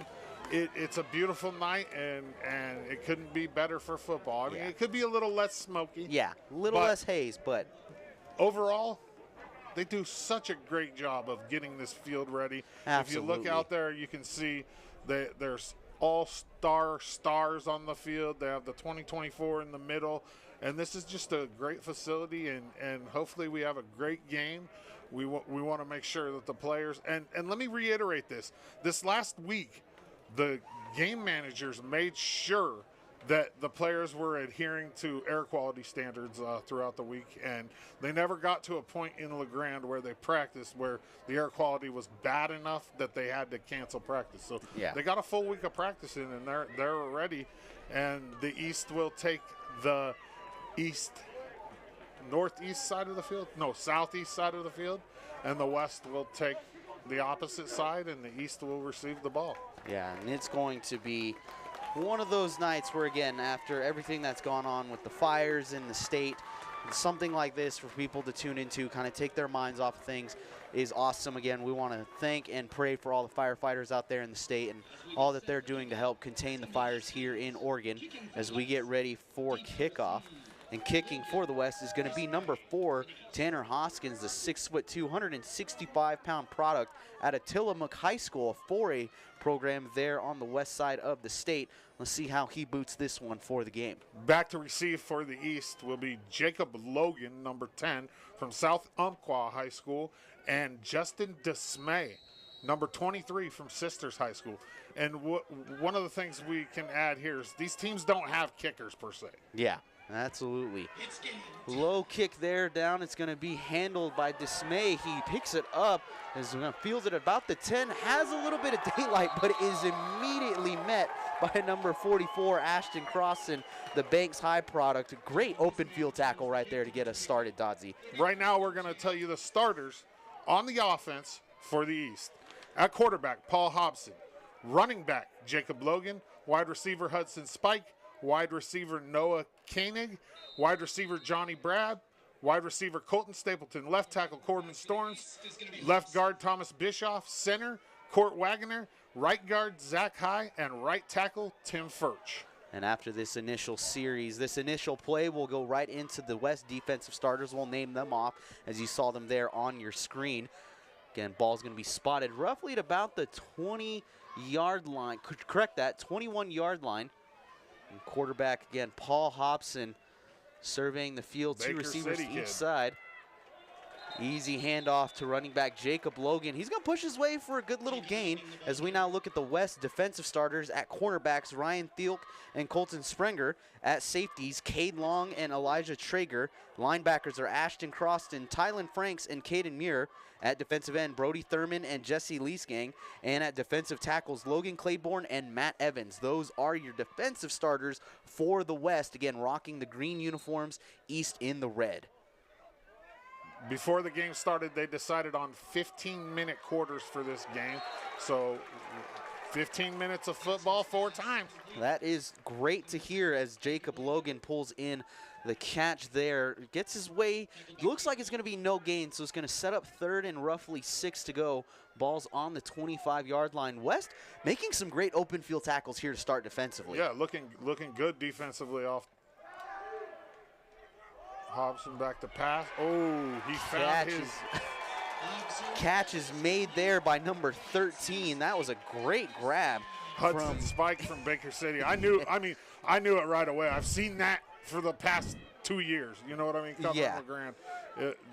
We're going to see them hook up a couple times. Yeah, and Elijah Traeger making the tackle there from that safety position. Great open field tackle. Actually took out one of the officials, and the handoff there is to Logan. Sheds one tackle, but it's going to be brought down behind the line of scrimmage, making the tackle there. Number 8, Caden Mira Philomath, the 5'9", 195-pound product. Philomath, excuse me. I went a little phonetic there. Philomath. Yeah, I went a little phonetic on that one, but the Philomath product making a great tackle behind the line sets up 2nd and 11. He stepped up and filled his gap perfectly right there. Hobson back to pass, looks down the middle of the field, and it's almost tipped off as number 44. Great read there from Ashton Crossan, almost potentially getting the pick. A little behind him, but so far, the West, they've gotten themselves in good positions defensively. They're now in another 3rd and long, but the East has answered to keep this drive alive. Let's see what Hobson and company do here. Man, this is exciting. Absolutely. I love Let's go. Hobson's EOU commit. He's going to play for the Mounties and coach camp next year.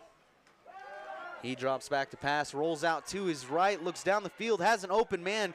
Catch made by number 1 in Landon Mitchell, the Hepner product, pulling that one in. That's an awfully good spot. Wow. Yeah, that. I thought they were a yard. Okay, they are. Yeah. They're a yard short. I was thinking the was same over there thing. begging for the first down, and I'm like, no way. Yeah. It's a good spot by the refs. Very good spot. That's about right where he was at. Yeah, good play. 4th and 1 here. Handoff directly to Logan. He's going to shed 2 tackles, pushes his way for a gain of about roughly 4 yards before being brought down. As you see on the replay, Logan there shining, pushing his way through. Good running by him. Again, not a lot of yardage, but enough to keep the drive alive. Try to give us a heads up when there's a replay. First and 10. Oh, we said that in stereo. Good job. Hobson has to get out of the pocket as his collapses on him. He's going to take it himself. Is able to get a little bit out into the open field, but a nice tackle there. Dennis Jackson, the Marist Catholic High School product, coming up, and he just makes a really solid open field tackle there. Is going to bring up 2nd and 5, as you see on the replay. Again, pocket collapsing on Hobson, just makes his way, but Jackson, good footwork and just making his stance and bringing down Hobson there for the 2nd down. Willie Mack, Dennis Jackson is a junior. He's a Some junior. people might take offense to that. I just know because I was with him all week. He's a junior. Dennis he made Jackson sure and told Jr. me that as well. So thank you for that clarification. While we have a little bit of time here, we'd like to thank Baker City Downtown for the window displays and other support. Man, I was down there with the players. They do a great job of decorating the windows and supporting these kids and the Shriners Children's Hospital in Portland. Absolutely. Deep ball from Hobson, and it's going to be broken up. Dennis Jackson Jr. there to break up the pass as the intended receiver, Hudson Spike, out of Baker. So this is a common connection between these two. Oh, yeah. Hobson airing it out, but Dennis Jackson Jr. just great defensive coverage one-on-one there, really showcasing his athleticism, and that brings up 4th down and 5 now for the East offense. They're going to go for it. They're in go for it zone right now for sure. Absolutely. I don't think we're going to see a lot of punts in this game. No, Hobson with the shot outside with Jackson Jr. with the interception. Misread there between quarterback and receivers. You're going to see the instant replay, but Jackson Jr., right place, right time, and I mean, he takes a shot when he gets the interception, but nonetheless, great defensive read. This guy's really putting himself out there early on for a potential player of the game award. Yeah, for sure. Right now, we're going to go to the starters on offense for the West. At quarterback, Tanner Hoskins. At running back, Dennis Jackson Jr. At wide receivers, there's 4 of them. Connor Dunley, Karsten Sand, Junior Vasquez, and Jameson Martin. Left tackle, Tanner Hurley. Left guard, Kenneth Lopez. Center, Ryan Nelson. Right guard, Tegan Allen. And right tackle, Trevin Moreland. We'll get to the East defense after this play, as you saw them there on your screen. Hoskins dropping back to pass, looks down the middle of the field. Great catch made there by number 22 for the West, and Carson Sand. As we now look at the defensive starters for the East, at cornerbacks, it's going to be Carter Nichols and Johnny Brad. Your safeties are Justin Dismay and Landon Mitchell. Linebackers are Carson Bracker, Adrian Stubbs, and Colton Stapleton. At defensive end, Braden Bailey and Cade Rudy. And then at defensive tackles, Corbin Storms and Austin Fields. Those are your starters for the East defense. Nothing happening there for the West on that first down play. Yes, Tylen Franks, the running back, he took a hard hit there in the back as he was brought down by a Looks a little plethora. shaken up too, Willie Mackey's coming off. Yeah, plethora of big guys taking him down there. Hopefully he's okay, as you're going to see Jackson Jr. now in at running back. Again, he had the interception, is looking good on defense. Let's see how he fares on the offensive side of the ball tonight. Hoskins rolling to his right, intentionally looks down the field.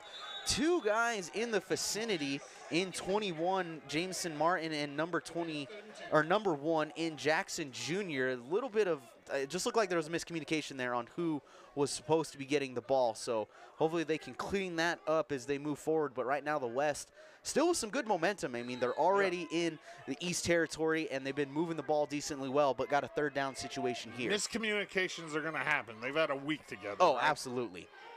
Hoskins looks to his right, immediately tries to go to number 23 in Carson Dunley, but that was not the best pass. Going really low, and Dunley looked like he didn't really have a chance to, even if he was able to make that catch, as you see in the replay. I mean, he would have possibly been left out to dry there. He would have lost yards. Yeah, absolutely. I mean, it's better that he didn't catch it. Yes. So it's going to be 4th and 10. 4th and long here. Like I said, I don't think we're going to see a lot of punting today, Willie Mack. No. It's the unofficial start to football. You don't punt. It's like a golden rule. The old no punt rule. I love it. Hoskins flushed out of the pocket, looks left down the field. He's got a guy. And Jackson Jr. with the great grab for the first down. Wow. Absolutely great athletic move. Just as you're going to see on the replay, Jackson Jr., he gets it at the high point. No one but him was bringing that ball in. Great throw by Hoskins and an even better grab by Jackson Jr. I think Dennis Jackson Jr. came to play. Yeah, he is definitely showcasing his talents right now, and he looks phenomenal. Ashton Crossan in at running back for the West here.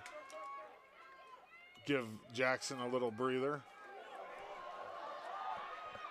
Catch made by Jameson Martin. He's going to be held on, making the open field tackle initially there for the East was number 5, Carter Nicholas, the Crane Union product.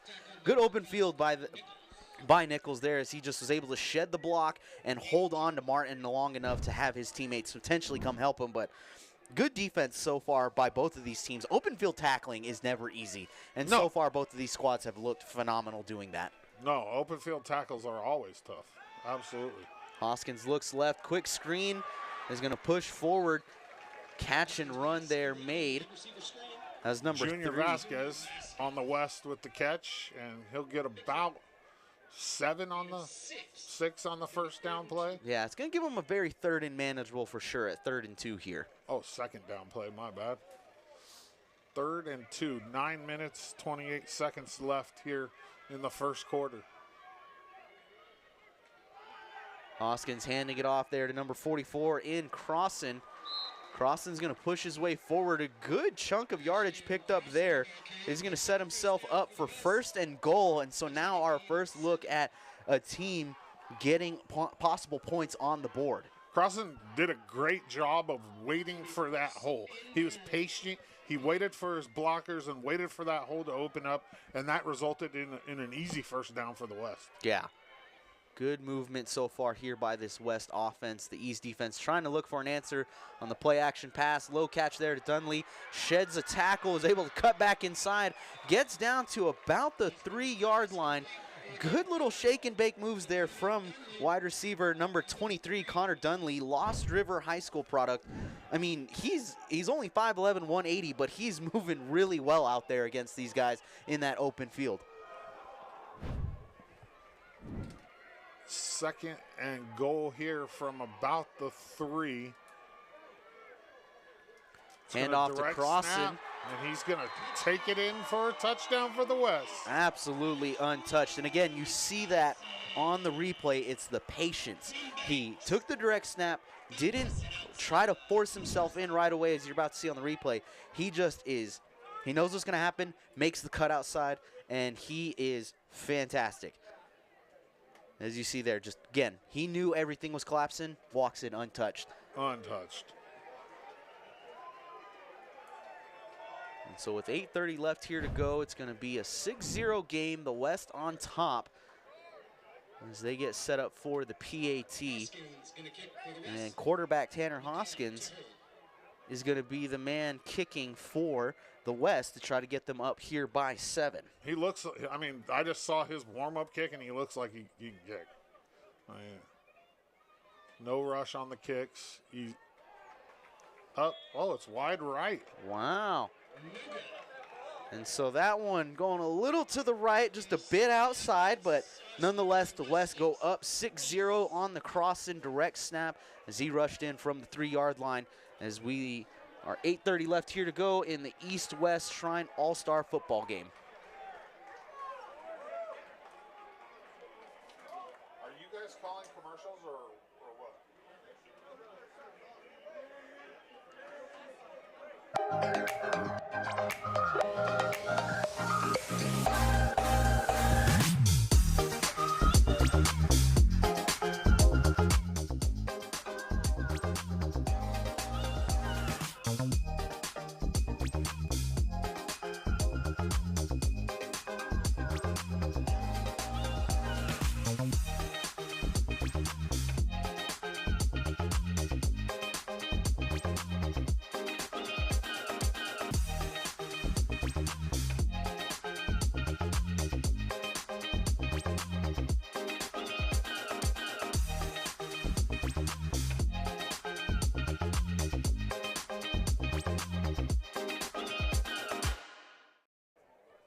Back here in Baker City, Oregon at Baker Bulldog Memorial Stadium.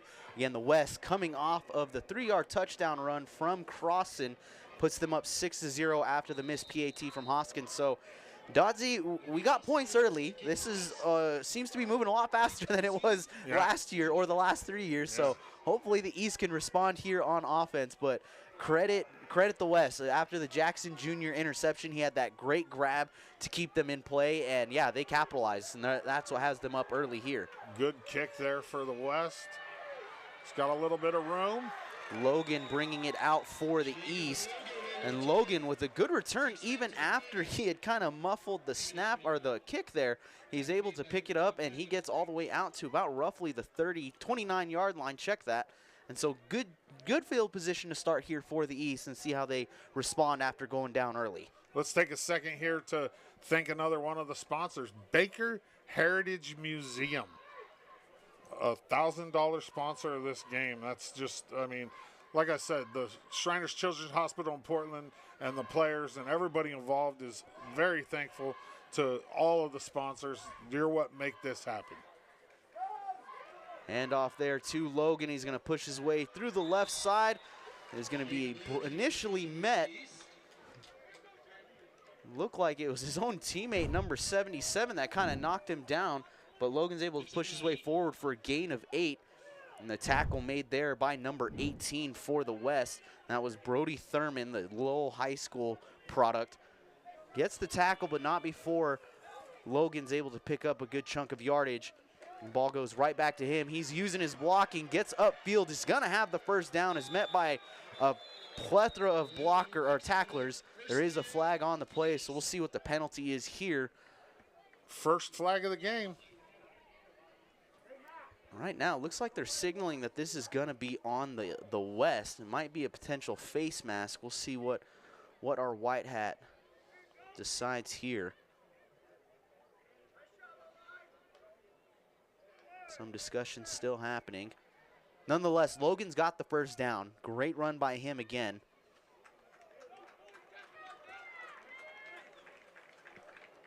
And it is going to be a face mask penalty.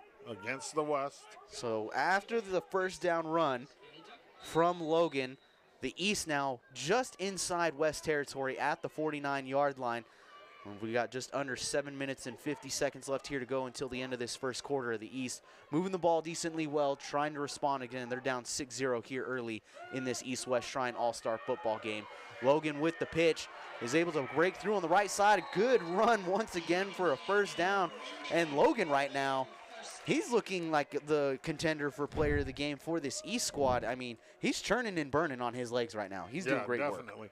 You know, as you can see on screen here, both teams this year are using wristbands. That's not real common in these kind of games because you have to implement. But what the East is doing is they have placards on the sideline, and you'll see them hold them up, and then that corresponds to a play on their wristband, and then they know they don't even have to talk. They just hold up cards. Oregon does it. A lot of colleges do absolutely. It makes it real simple for the players. And there's the run there by number 2, Tyson Van Gasten. He's going to push his way. Looks like about a short gain of maybe 2 yards. We'll set up second and manageable here for the East. As again, like you said, Dazzy, you can see those placards there at the top of your screen. That's indicating what play they're going to run for this East offense. Good way to just kind of speed things up, keep them in a rhythm and a flow that they like. Hobson's going to pass here. Just dropped there by number 3 in Noah Koenig. And Ashton crossing for the West there with a big hit across the middle. That we'll one. See it right here. That's one of those plays that even if he had made that catch, I'm pretty sure the hit would have knocked the ball loose regardless. Yeah. You know that's a tough position for a receiver to get put in, stretched out across the middle. Yeah. Hobson keeping it himself, pushes his way forward. And Hobson gonna pick up a good amount of yards, but we do have another flag on the play, the second of the game and of this drive. I'm guessing it's going to be against the West again. From where the flag came out, it looks like it's probably against the West. One of the offensive linemen for the East looked like that was number 77. And Zach High signaling that it was going to be going forward. And it is another inadvertent face mask, so for the East, another fresh set of downs through the help of penalties. I mean, they've been moving decently well on offense here, but the 2 penalties definitely playing a little bit more into this drive and helping them get deeper into West territory. Oh, for sure. Hobson with the pitch to Logan. He's back in for the first time after a couple of plays. He gets out to the outside. Another good run by him for what looks like the first down. Dennis Jackson Jr. making the initial tackle, but not after what it looks like. It might have marked him short. It looks like it's going to be second and maybe inches. But again, another good run by Logan, just bouncing to the outside as you see there on your screen. Jackson Jr. holding him up to prevent what is almost another first down. East in the hurry up. I mean, they're going to pretty much be in that all game. Yeah, and Hobson there as he dropped back to pass. Low throw there. Trying to go to his guy in number 1, Landon Mitchell, but that one would have been absolutely tough for anybody to pull in that catch at any level. So brings up now, you go from a really good first down run to second and inches. You miss the throw, but now it's third and inches.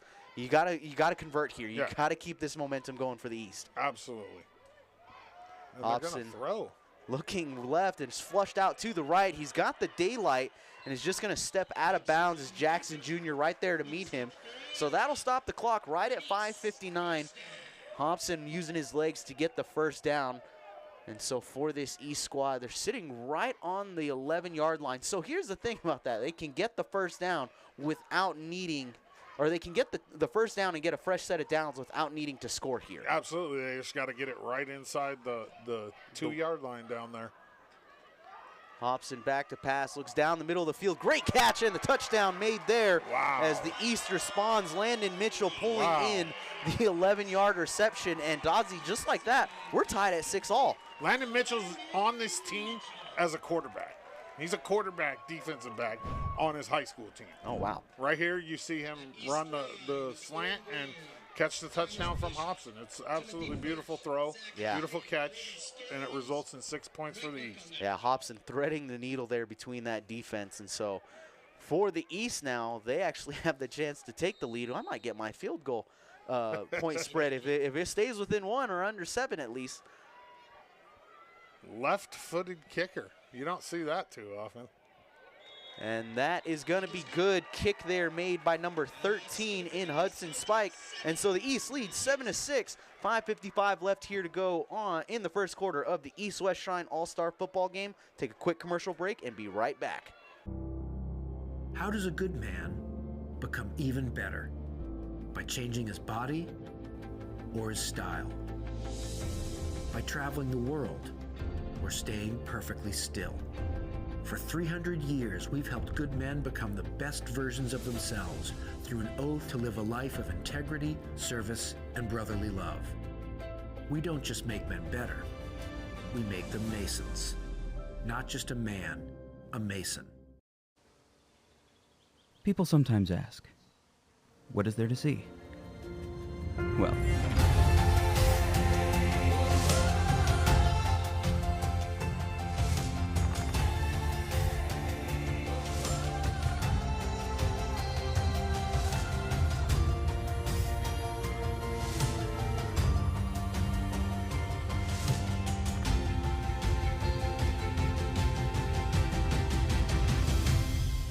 just look around. I promise you, you'll see.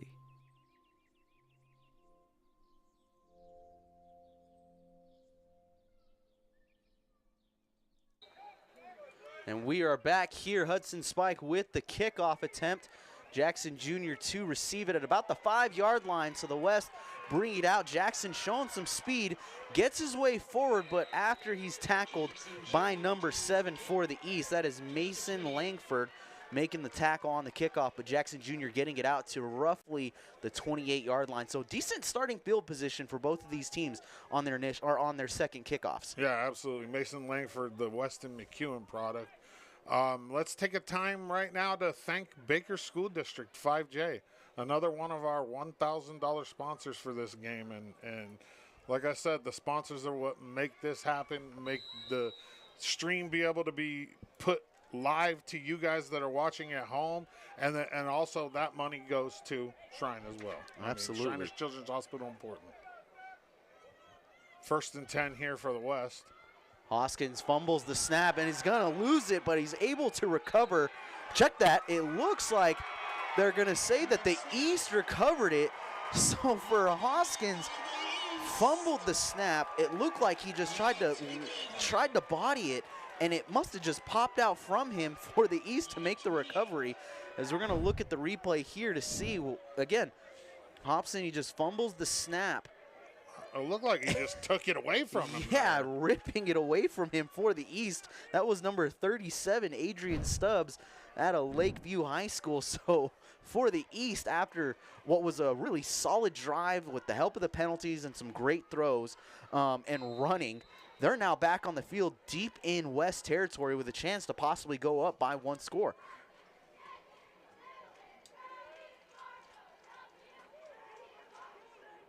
That is not what you want to see, though, if you're the West, after what was, a tougher defensive series for sure. And now your guys, a lot of these guys who are playing, two-way on this, they're having to come right back out and try to out on defense. Yeah, figure things out as Logan takes the handoff. He's going to push his way forward for a short gain, wrapping up, making the tackle there for the West. That's number 44 in Ashton Crossan. Crossan right now defensively has been pretty much almost everywhere in terms of these tackles. Him and Jackson Jr. looking really good for this West defense so far tonight. Yeah, absolutely. The West defense has to have a hold right here. I mean, you gotta get your offense back on the field. Logan takes the pitch, is able to shed the first tackle, but then is knocked down. Making that is Caden Muir out of Philomath. Another good open field tackle, but for Logan on the run. He's able to push his way forward for a good number of yards. Is going to set up a 3rd and manageable. So, yeah, like you were talking about, the West, they need to clamp down right here and get this stop if they want to try to stay in this game and get back on offense.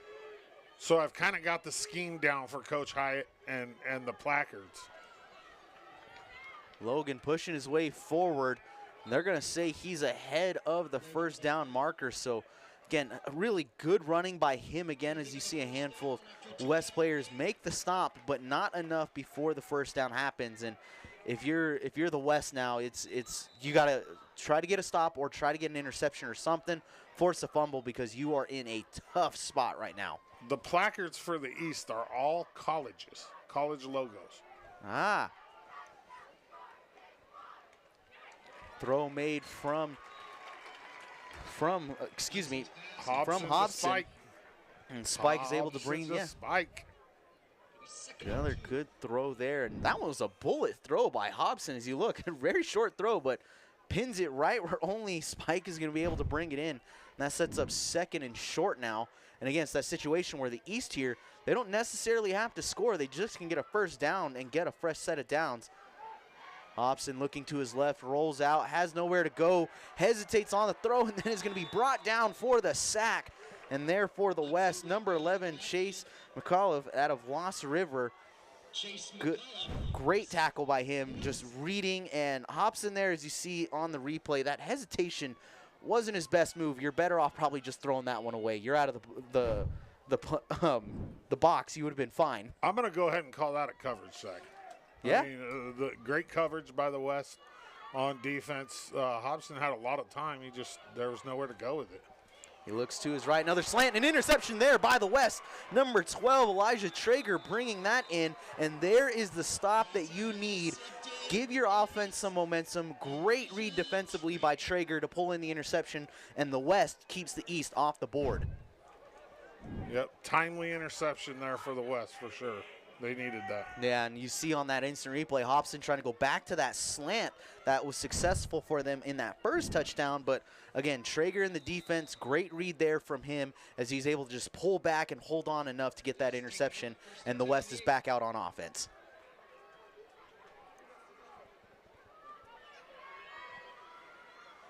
.3:13 left in the first quarter here. Hoskins takes the snap and is going to take it himself. Pushes his way forward for a short gain. Tackle made there for the East by number 70. Check the name on that really quick. That's Braden Bailey out of Summit High School, and we do have a flag. There's some on the play. extracurricular activity after the play there. Ah. That's going to go, I think, against the West, against Allen, I believe. Offensive lineman for the West there, number 75.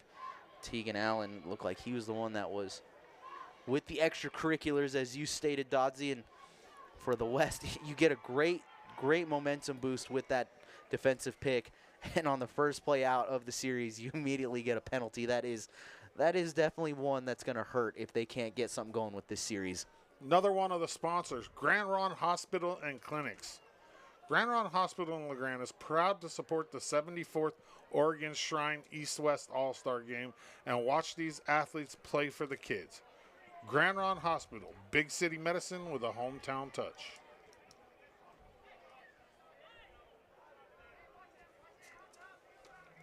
So it's going to be unsportsmanlike conduct, essentially. And so for the West, you go from... They called it a block in the back. I did not see a block in the back. Yeah. But you go from second and a couple of yards gain to now 1st and 15 as Hoskins is in his own end zone looking down the field, makes the throw, catch is brought in by Martin. He's able to shed a few tackles, but makes his way forward. Great gain for the first down. And so for the West, that penalty doesn't hurt them, as there's a great throw by Hoskins and an even better catch and run by Martin, as the West is now going to try to move here on offense. As you see there, great shed too on the defensive side for the East. Getting the tackle there, number 1, Landon Mitchell. Sheds the initial block and is able to bring him down as Jackson Jr. takes the handoff. Tries to bounce outside, has nowhere to go. Oh, some more extracurricular. There we go. There's some more. And making the tackle there was Noah Koenig. Jackson Jr. not happy with something that was said to him or what. But nonetheless, they're getting a little chippy out here. This is some exciting football for sure, but it's still an all-star game. Kind of bring down the tone a little bit. Let's keep the action going. Don't need to see this many penalties. I'm a big fan of speaking with your actions on the field. You know what I mean? Yeah. Like, if somebody were to make me mad in a game, I just want to do better in the game. Yeah, you know absolutely. Hopefully the refs can get this under control and we don't have to worry about it and moving forward. The West first down play there, pitch out, you know, Jackson gets to the outside. It looked like he kind of like got like grabbed onto after the play, and yeah, and it is what it is. We'll move forward. The refs will handle this, and we'll play some football. Yeah, now you go from second and what would have probably been about 8 or 9, and now you go from that to about 2nd and 15, if I'm not mistaken. Looks like about 2nd and 20. Yeah, check that. Yeah, 2nd and 20. So really not what you wanted there. 2:26 left here in the first quarter. A lot of football left to play. Hoskins flushed out of the pocket, is going to have to go to his left side at the top of the field and just runs out of bounds. Really nowhere to go there. Good coverage by the defense for this East team as they're locking down right now. As you see Hoskins, he's flushed out. Really just at that point, you don't know where you can throw. And, yeah, best move by him, just step out of bounds, save some clock time. 2:18 left here to go. And now 3rd and long for this West offense. 3rd and about 17 for the West. But who's counting? Yeah. Hoskins drops back to pass, looks right, and is met by a defensive player and has to get rid of it. Oh, with the fake, and is actually going to keep running. Hoskins evading a few tackles, and he's going to be tripped up by East player. Looked like that was number 23, Justin Dismay, who was able to make the open field trip up. Good yards picked up there by Hoskins, but it's not going to be enough for the first down. It's going to set up about 4th and 8. And a bit of a late play there by the East defensive player. That was number 55 in Owen Graham. No penalty there, as again, it just kind of was one of those last-minute things. It's going to bring up 4th and 8. Timeout on the field. We're going to go to a commercial break. We'll be back right after this. Shriners Hospitals for Children is awesome. I was a really cute kid. But it's true. Shriners Hospitals for Children is awesome. The first time I went to Shriners Hospitals for Children, I was 2 months old. Because of their care, now I live a full, independent life. Your monthly gift provides me and so many other kids with the care we need to just be kids. Please, call or go to loveshriners.org. There is no mystery. We are fathers, sons, and community leaders dedicated to giving men the tools to succeed. You know us. We are just like you. And just like you, we believe in brotherhood, family, and philanthropy. Discover us. Visit beashrinernow.com for more information. Back here on the field, so initially it looked like the West ultimately punted. So it's going to be 1st and 10 on the 44 for the East team, as we now have what looks like they told the players that there was being a quick timeout with the red hat being on the floor, but the teams thought like, oh, it's a full timeout, so we're going to keep it here on the field for the time being, as we're going to get right back into the action. But nonetheless, just a little bit of confusion. I mean, it's a crew of 2 different referee organizations. A Absolutely. new red hat. They're in communication with our booth downstairs. They'll get it figured out, and it'll get smoother as the game goes on. Oh yeah, it's an all-star game. Those types of things are gonna happen. Absolutely. So 1st and 10 here for the East. 1:40 left here in the first quarter from Baker City, Oregon. New quarterback in for the East. Yeah, Tyson Van Gassen. He's going to hold on to that one. He's going to be brought down. Number 78, Matt Evans there for the sack. And good defensive play by him. I mean, he read that from the get-go. Matt Evans is a beast of a kid. He's a man-child. I watched him wrestle LeGrand's heavyweight in the heavyweight 4A state championship. He won a state championship. I think he's a 2-time state champion at heavyweight. He's a handful, yeah, as you absolutely. can see with the double team there on that play. Van Gassen making the throw there, and they're going to say that the catch is not made. Intended receiver there, number 1 in Landon Mitchell, but that one just a little too low right there toward the grass. So for the East now, it goes from what was, again, after the sack, it was second and 15, and now on the incompletion, 3rd and long here with 63 seconds left to go until the end of the first quarter. The referee kind of confused me there because at first he made the reception signal with his hands, and then he went to incomplete pass. Van Gaston drops back to pass, deep ball to the right side, an intended receiver number 13. Right on the money, great throw. Hudson Spike, and he gets the first down. Great throw. Yeah. And Jackson Jr., again, good coverage, but just the high point of the ball, and that was Hudson Spike's ball to get. No one else was getting that one, as it was a nice air out throw there for the first down catch. Great play. It'll bring.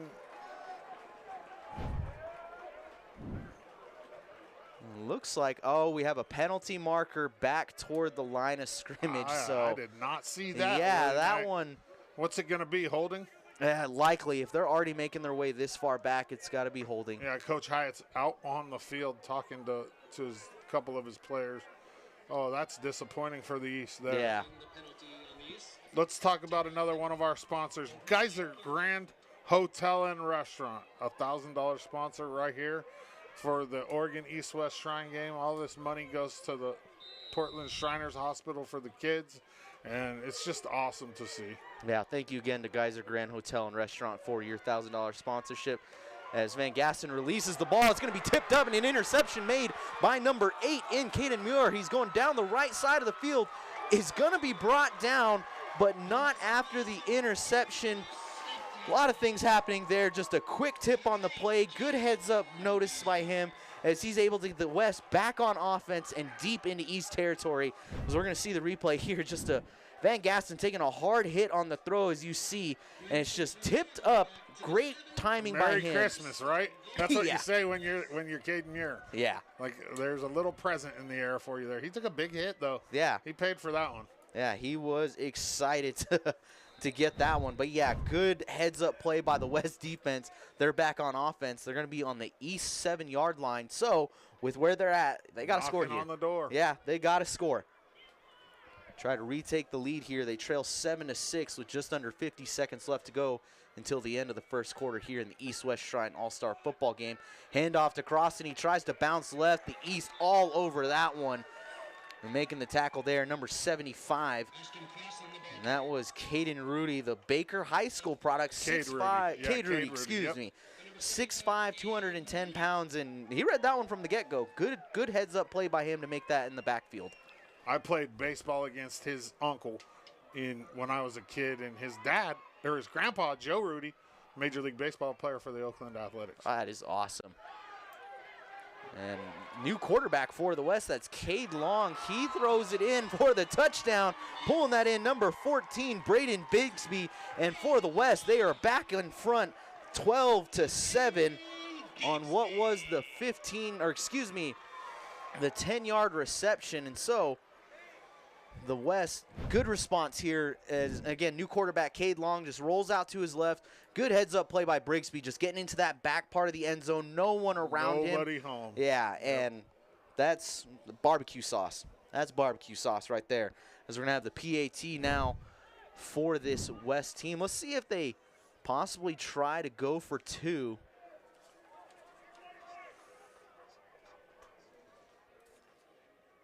Got it, thanks. The West going for 2. Throw made toward the right side. Intended receiver looked like that was number 21, Jameson Martin.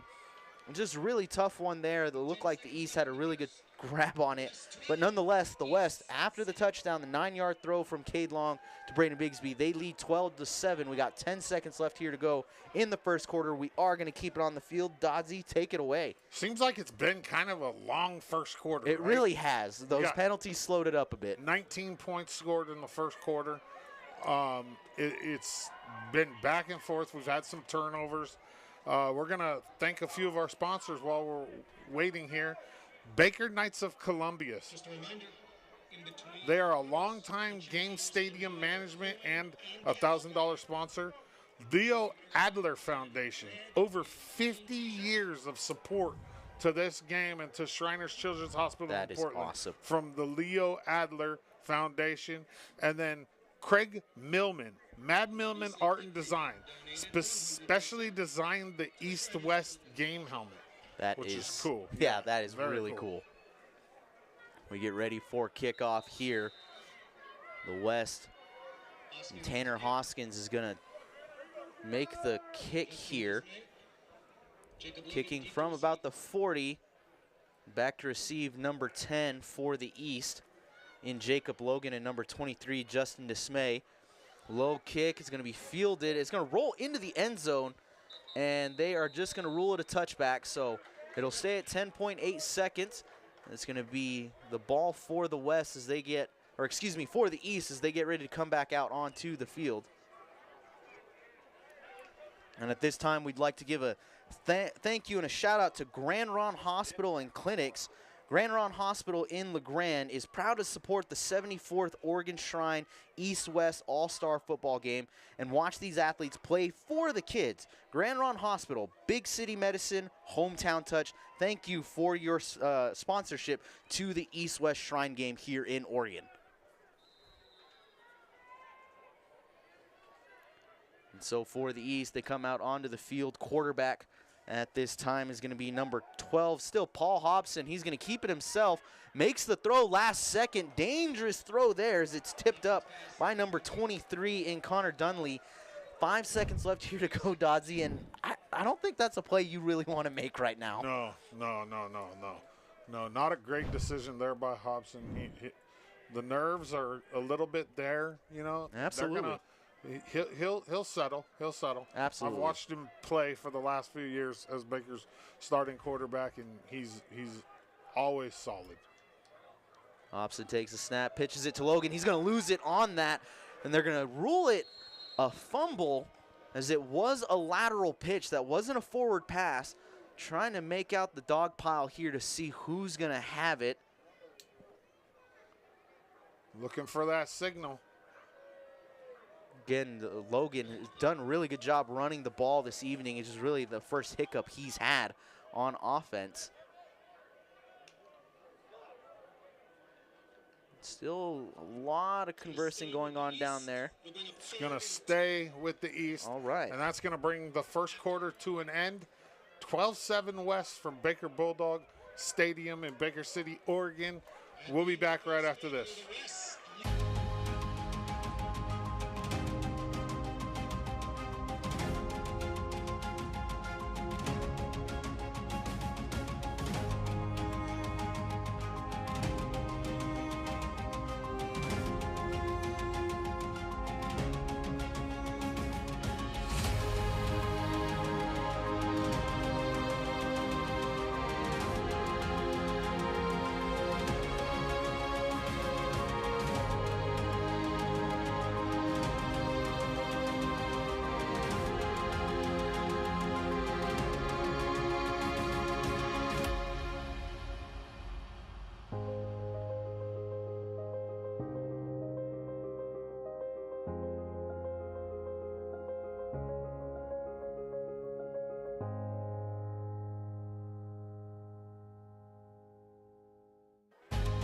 Back here at Baker Bulldog Memorial Stadium in Baker City, Oregon for the 2024 installment of the East-West Shrine All-Star Game. Dodzy, it's a 12-7 game in favor of the West. The East has the ball here to start this second quarter. What do we got to see from both of these teams going forward?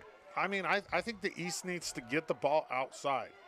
Maybe keep it on the ground and you know, run a sweep or some sort of counter to the outside. We've seen Hobson throw 2 picks so far. Yeah. I think he just needs to get his nerves calmed down, and a couple of nice runs makes a quarterback a little bit more comfortable. Absolutely.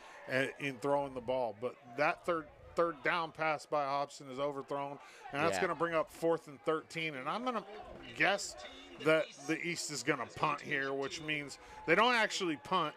They just tack on yards and switch fields. So the West will take over here. Yeah, fantastic punt. The ball's going to be fielded. It looks somewhere down near the 50. They haven't really decided where they're going to be at. They change the rules in these games so much that I never know how many yards they're going to move the ball for a punt.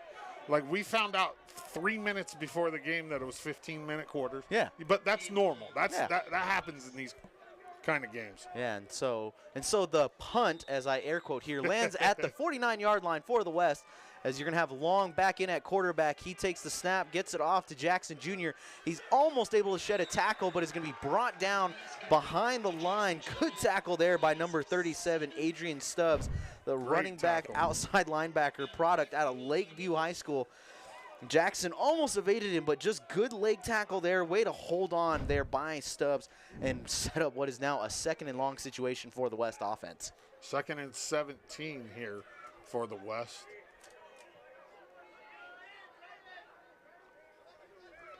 Trips left is the formation.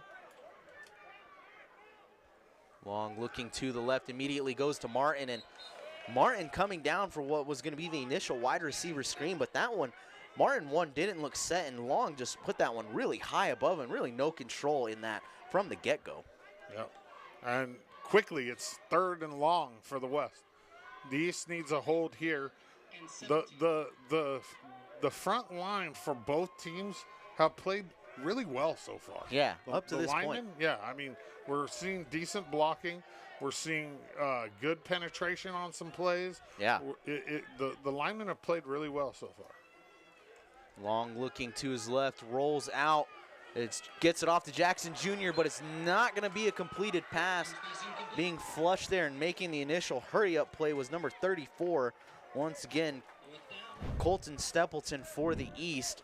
I honestly, if Jackson Jr. catches that ball, Bracker was right there. Yeah, see him. Yeah, I don't think he goes anywhere. Yeah, you see on the replay, Bracker like flies over Jackson Jr. Yeah, if he pulls that in, he's getting met immediately. Absolutely, and it looks like the West is probably going to punt here, which means we're going to walk it back to the other side of the field, and we're going to air quote punt.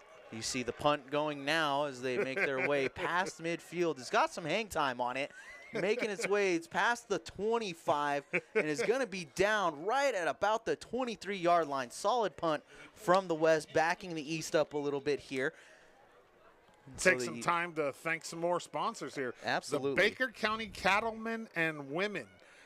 They provide the Shrine Steer and Game Day Breakfast and Tailgater, which is a $2,000 donation. Thank you to them. And thank you to Blue Mountain Lodge number 34. Once again, another $2,000 donation, and that goes straight to the Shriners Hospital in Portland, the Children's Hospital. It's absolutely amazing. We have Hobson still in at quarterback for the East here. Hand off there to Long, or excuse me, number 10 in Logan.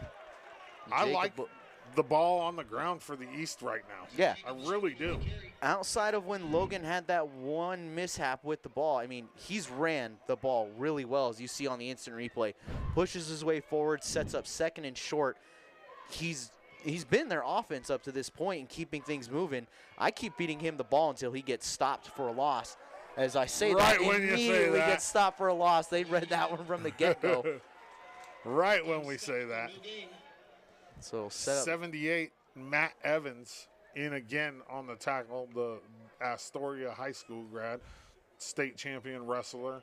There's quite a few state champion wrestlers in this game. Yeah. I don't know. You were talking about There's that, a yeah, in the handful of pregame them. festivities. Yeah, there's a good number of them. When we went to shoot the player intros, I was like, oh, I know you, I know you, I know Yeah. you. All from watching him at state the wrestling championship. Yeah.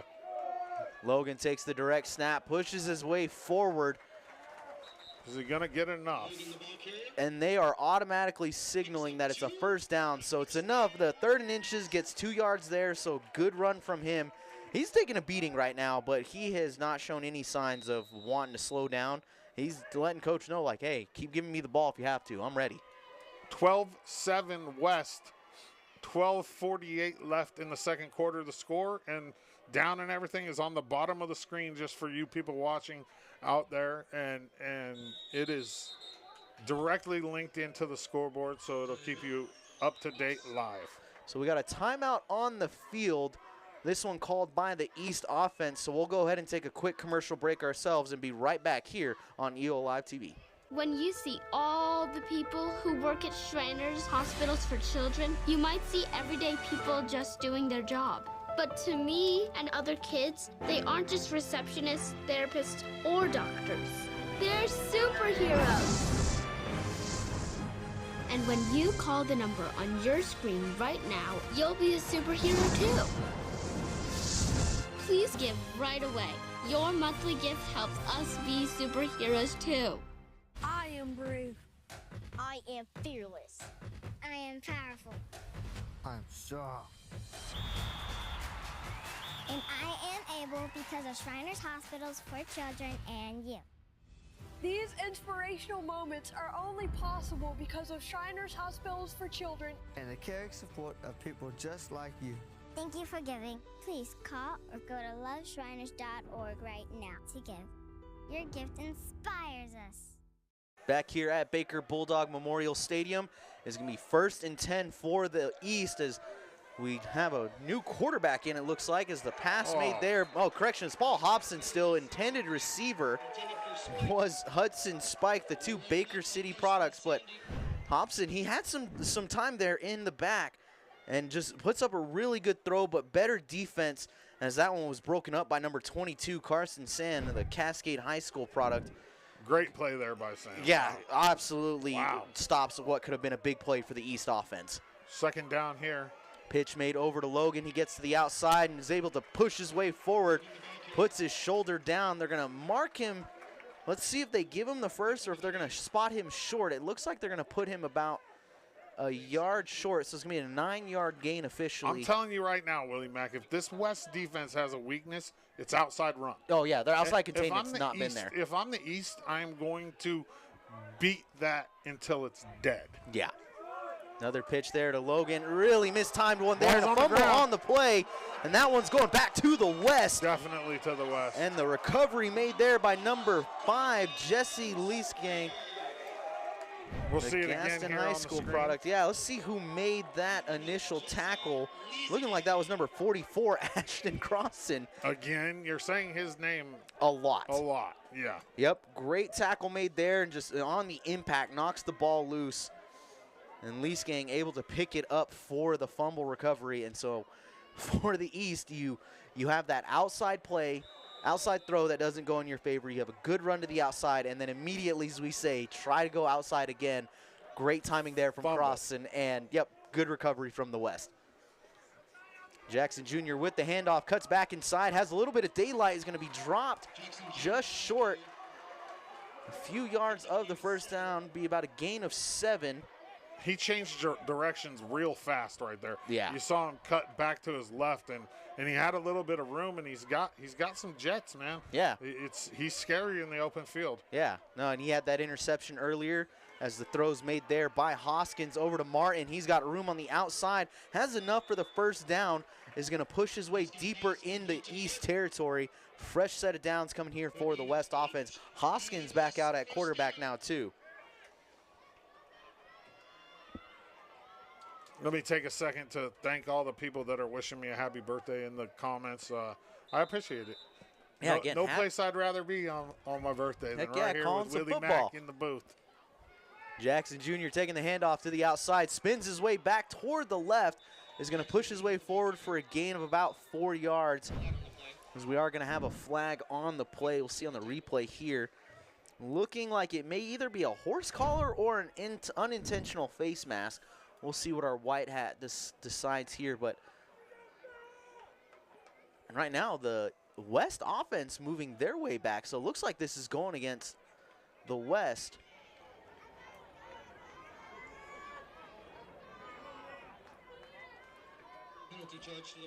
Definitely going to go against the West. We're going to bring it back and replay first down here. Go from potential 4-yard gain now to 1st and 15 as we're under 11:15 to go here in the second quarter.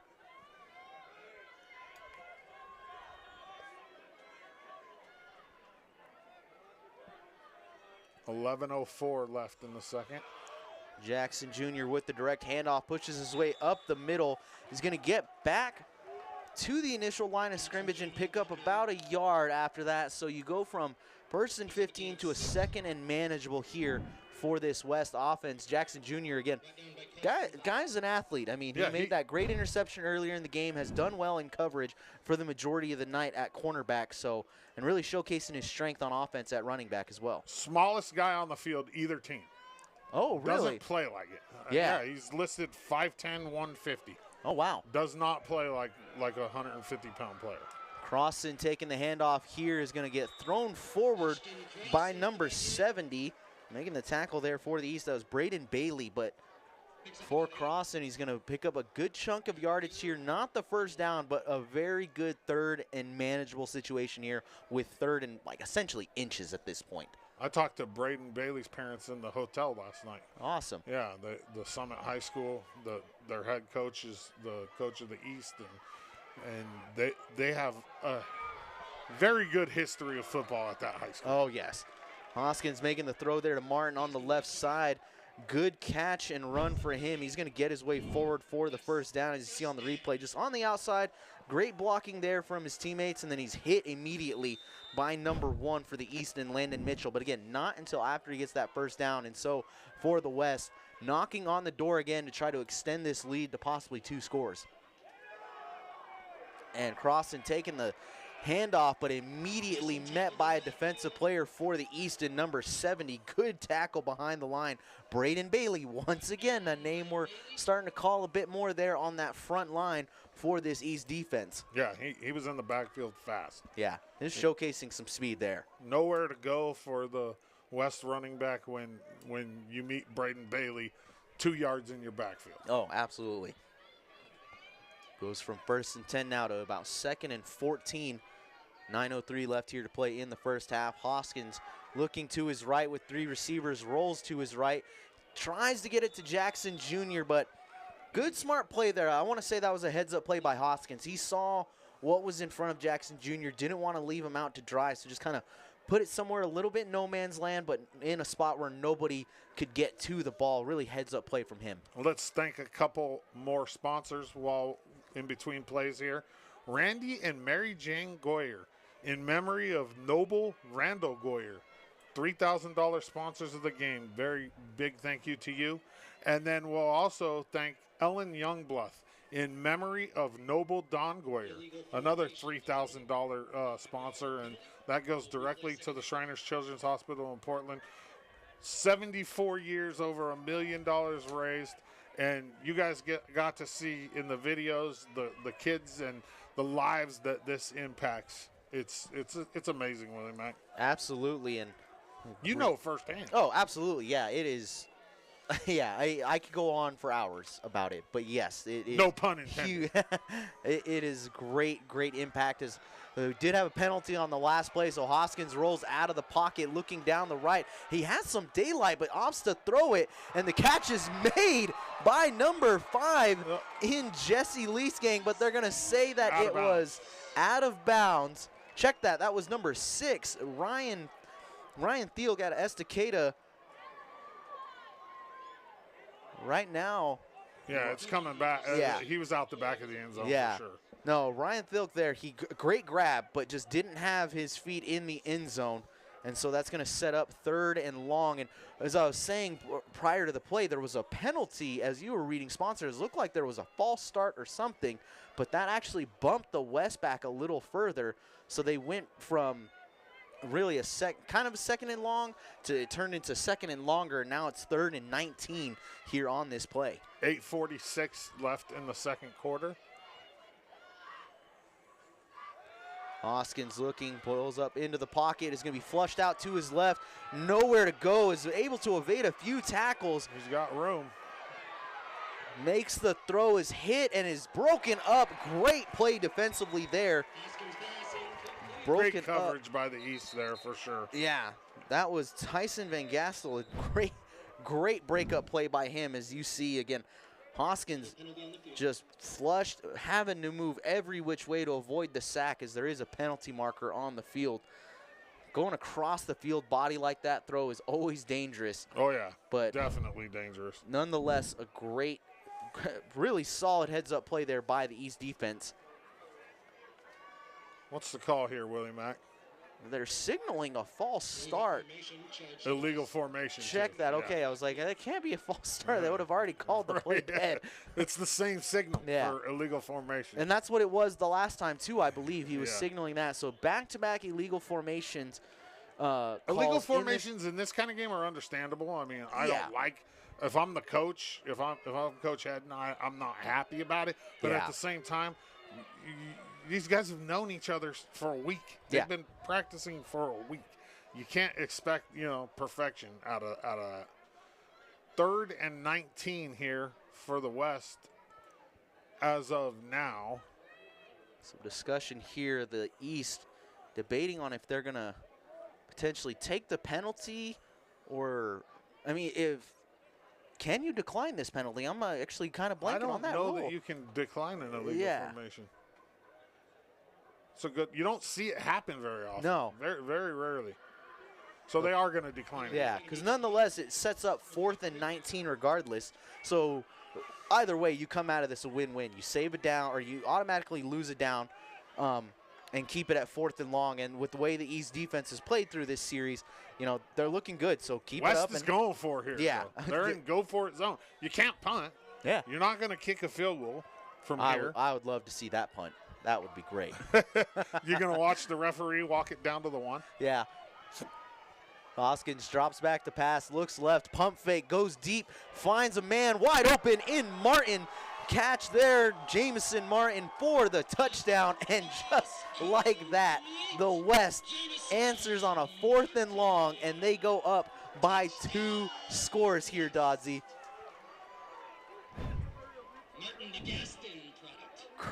Great pump fake by Hoskins, and just a nice little post out, and I mean, Martin's right there. Great route running and pulls that in for the touchdown, and that's gut check time. Great play, great call by the West coaching staff, and now they're gonna just go ahead and kick the PAT. They've struggled a bit with going for 2, so they're gonna take their points however they can get them. I'm just taking the point too. There's no rush here. You can't block it. Just tee it up and kick it. That one is just going to be a bit outside. Wide right. And we will go to a commercial break as the West leads 18-17 here in the East-West Shrine All-Star Football Game. EO Alive is your connection to Eastern Oregon. See Brent and Dodsey goof and gab with local guests on EO Live's morning talk show, AM Live. Watch Dodsey on EO Live Sports to get the latest sports information and interviews with local coaches, athletes, and more. On EO Talks, we have intriguing and in-depth conversations with people from around Eastern Oregon.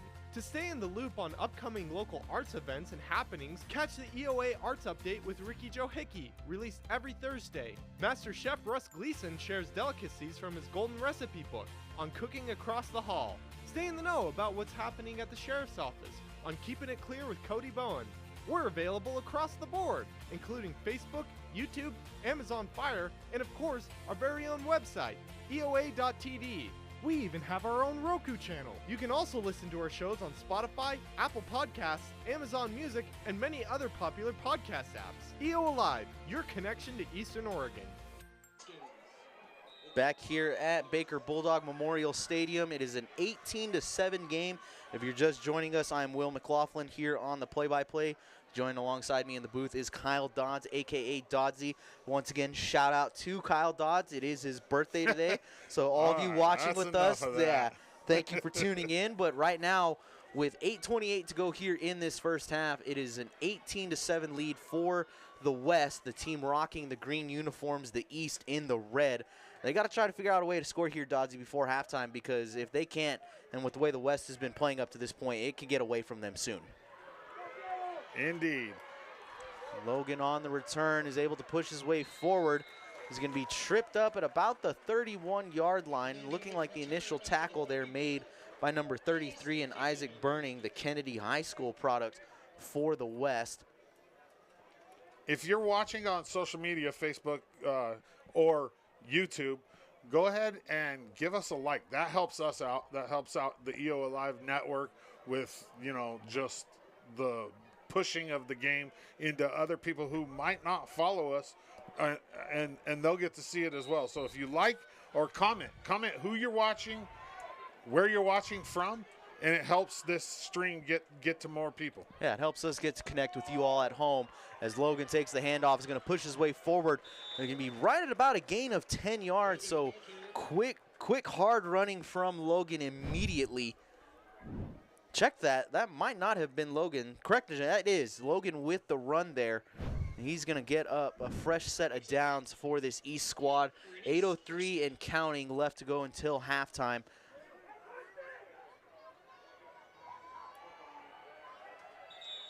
We're going to have a penalty marker on the play possibly, and it looks like it's going to be encroachment as there is the flag on the far side of the field near that set of chains. See right there on your screen, and that's going to be encroachment on the defense. So you go from first and 10 to a 1st and 5 after a really good run from Logan. So the East getting a little bit of momentum built here as they're trying to possibly score before halftime.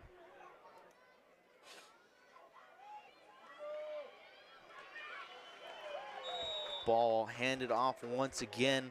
Logan pushing his way forward. He gets the 5 yards, so right now, and they'd been struggling running up the middle there for a minute, and now Jacob Logan, every time he's getting the ball, he's just trying to force his way forward for some positive yards, make up for that fumble earlier on that last drive that really set up the West to score. I'm not going to say anything, Willie Mack. I don't want to jinx it. Logan with the handoff goes up the middle, is going to get a short gain of about 2 yards. Keeps the clock running, 7:28 and chain and going until halftime here at Baker Let's thank Bulldog. a sponsor here real quick. Haynes Stampede Rodeo Association, July 3rd, Shrine Night at the Rodeo. $3,000 sponsors to the Portland Shriners Children's Hospital. Thank you. Awesome, awesome, awesome. Yeah, thank you so much. As the handoff now goes to a new running back for the East. And that's going to be number 24, Ty McLaughlin, the Elgin High School Valley product. Boy, the only 8-man player in the game. 8-man football player. This is his first time playing 11-man football. I mean, he might have played 11-man as a kid. But this is his first time in high school playing 11-man football. There's an interview up on EO Live with Ty McLaughlin. He's from the Grand Ronde Valley, Elgin High School. You can check that out at a later time if you want to right here on the EO Live Network. He takes the handoff and is immediately met by the West defensive lineman and Logan Claiborne at a Myrtle Point. Good stop right there at the line by Claiborne and McLaughlin, who we share the same last name, no relation. He's going to be stopped for no gain, so he'll make his way back to the sideline as Jacob Logan's going to come back in. 4th and basically 2 yards to go here for the East. They need to get a first down if they want to try to keep this momentum going. And talking about state wrestling champions, Ty McLaughlin, 2-time state champion wrestler at Elgin High School. There you go. Logan with a good run up the middle, gain of about 5 yards, so it's just under 6, right at 6 minutes to go. The clock will continue to run after the ball is set. In the East, again, with just under 6 minutes left here in this first half, Dodsey trying to get some points on the board. They're down 2 touchdowns. They've got to put something up here. Or correction, down by the 2 touchdowns, but yeah, they got to put up points if they want to keep it close. Logan with the pitch to the outside is going to get his way forward for about maybe a yard, crossing there on the tackle. There seemed like there should have been a flag on that play. Yeah. I mean, the ball, it came out and nobody moved. I mean, I guess, I don't know. It just looked miscommunication between the center and the quarterback there. The game sponsor, the big sponsor of all this is Baker County Transit Tax Committee. And what they do every year is just phenomenal. Absolutely. It makes this happen. Yeah, big shout out to Baker County Transit Tax Committee for being our game sponsors. We're going to have timeout on the field by the East, and it's going to be their second of this half. We'll go ahead and take a quick commercial break and be right back. Welcome to Creating Memories for Disabled Children at beautiful Wallowa Lake, Oregon. Over the years, we have offered families of children with disabilities a free vacation at our beautiful camp properties. These getaways are a respite for families who often deal with an increased amount of emotional stress, financial hardships, and isolation. At At Creating Memories, these families are able to relax in the knowledge that their child is loved and that their efforts are seen. Since 2018, we have completed a cabin renovation every 2 years, continually increasing our capacity to serve. We have fully renovated 3 cabins to become fully accessible lodging for families, including full kitchens and wheelchair-accessible bathrooms. We are creating memories for disabled children, and our mission is to do just that. Back here at Baker Bulldog Memorial Stadium, 5:04 left here to go in this half. The East currently down 18-7 against the West. As you see the color coordination based on the score of the East, as Logan takes the handoff, he's got some room up the middle, is going to shed a tackle, push his way forward to about the 18-yard line before being met by number 23 of the West in Connor Dunley. Wow. Another good run by Logan. Yeah, just a great run. Let's take time to thank another one of our sponsors, Bowman Trucking. At Bowman Trucking, their drivers are committed to safety, community, and accountability. They know that they share the road with other drivers. That's why Bowman is committed to doing their part, keeping their community safe, and in case of an accident accountable to what needs to be done. Bowman Trucking, a better trucking company. Yeah, big shout out to Bowman as the handoff there was given to number 37 for the East. That was Adrian Stubbs trying to push his way forward. Doesn't really gain anything there, so it's going to be second and about 9. Check that. It's going to be for a loss of a few yards. They have him at 2nd and 12. Another handoff to Stubbs. He tries to push his way left, but sheds a tackle and gets brought down to about the 15-yard line. So another good little run there by Stubbs. Tackle made by Karsten Sand. That name is fitting. 5'11", 200. Yeah. Stubbs, absolutely. 3:53 and counting left here to go until halftime. 18-7 lead for the West. The East and a 3rd and 7 here, trying to keep the drive alive and possibly get points on the board before the halftime break. Pitch over to Logan, right side. He cuts back up toward the middle and is immediately hit by number 61, I believe, for the West. Logan carries down to the 6. Don't have a name there. Check that, is Tanner Hurley's at the bottom of my roster. So Hurley, seeing Logan cut back in, just good tackle right there. Brings him down. Big shout out to the boss and her husband, Tanya and Brent Clapp. It's their 17th anniversary today. We share the holiday. Yeah, congratulations to them. Yeah, 17 years together. Pretty awesome. Yeah, that is fantastic. As Logan takes the handoff, pushes his way forward, a pair of West defenders bringing him down. He's got enough for the first down, so that's the nice part. It didn't need to score here, but he gets a fresh set of downs to set up the chance to try to punch in and get 6 here. Take this time to thank another one of our sponsors, Baker City Chevrolet. Right here in Baker, the Chevrolet dealer in Baker is another one of our sponsors of the Oregon East-West Shrine game. Logan with the handoff pushes his way up to the middle, is going to get to about the 5-yard line, so a gain of roughly about 2 yards, so sets up 2nd and goal at the 5. 2:30 left here in the second quarter.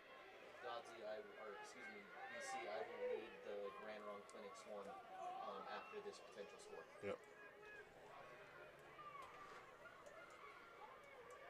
2:16 and counting, handoff to Logan. He runs up the middle, is able to get forward a little bit, and he's going to just slowly eke his way forward for about another 2-yard gain. So good defense up front by this West front, as they've really limited Logan to these short gains in this goal line situation. 3rd and goal here. The East really needs to find a way to get this in the end zone. Hand off to Logan, and he's going to be met in the backfield. Looks like a no gain, possibly a loss of a yard.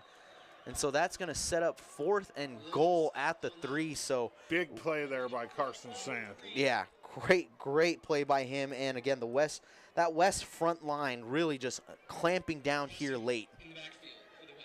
Another one of our sponsors, the Other Guys Auto Sale in LeGrand. on the Island City Strip. They have used cars. Kenny, Chris, and Paul will take care of you. Go check out the other guys in LeGrand on Island City Strip. 112 and counting here. Players shift to the right side.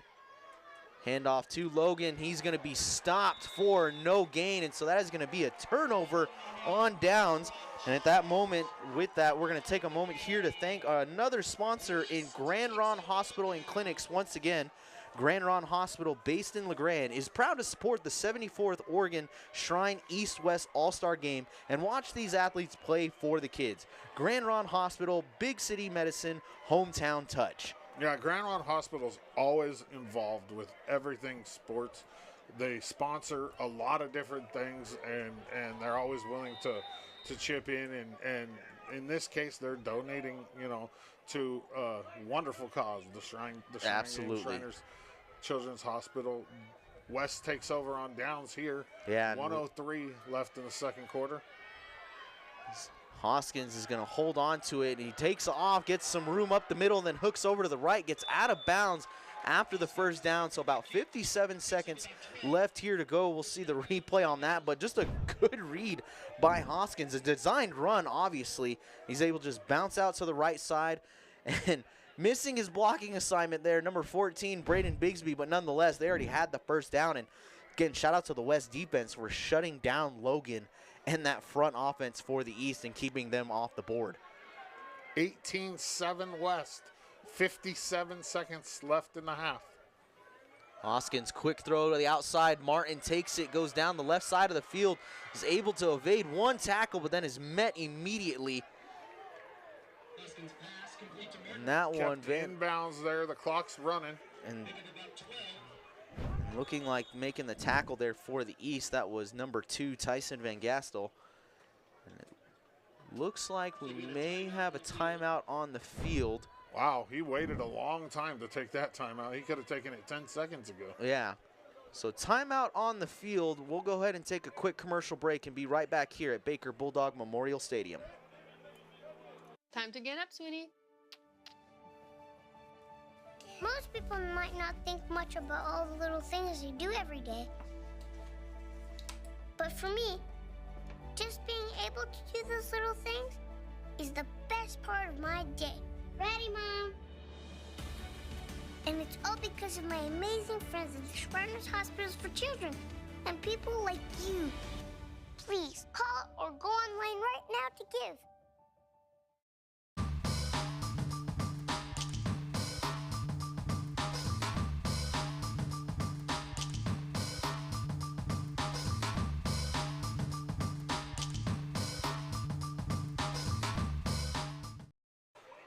Back here at Baker Bulldog Memorial Stadium, a timeout that was called earlier and now sets up 40 seconds left here to go until halftime. The West, after getting that fourth down goal line stop, took over, and now Hoskins and company trying to potentially add to their lead. He rolls out to the right, deep throw down the field, has a man wide open, just missing the reception there. Number 14, Braden Bigsby, a little in front of him. Still very much a catchable ball, but interesting play call. Hey, why not, right? Why not? At the half, we will take you down on the field for the steer auction. They auction off a steer, and what you'll see is that people buy it and donate it back. It generally raises about $20,000 for this game, and then we'll stay down there for the Cheerleaders halftime performance, which should be a doozy. I mean, I'm excited about it. They do a great job. 33 seconds left here. Handoff to Jackson Jr. He's got some room down the left sideline. Is going to be pushed out of bounds by Mitchell. So they get the first down. They get to what looks like they're going to spot him right near the 40. And he got out of bounds. Yeah, smart play by Jackson Jr. Absolutely. there. So they're going to spot him at the 39, or correct that, the 44. 28.5 seconds left here to go. Still plenty of time, and the way the West is moving right now, a chance to possibly get some more points before the halftime break. Hoskins with the fake throw, hands it off to Jackson Jr. Jackson Jr.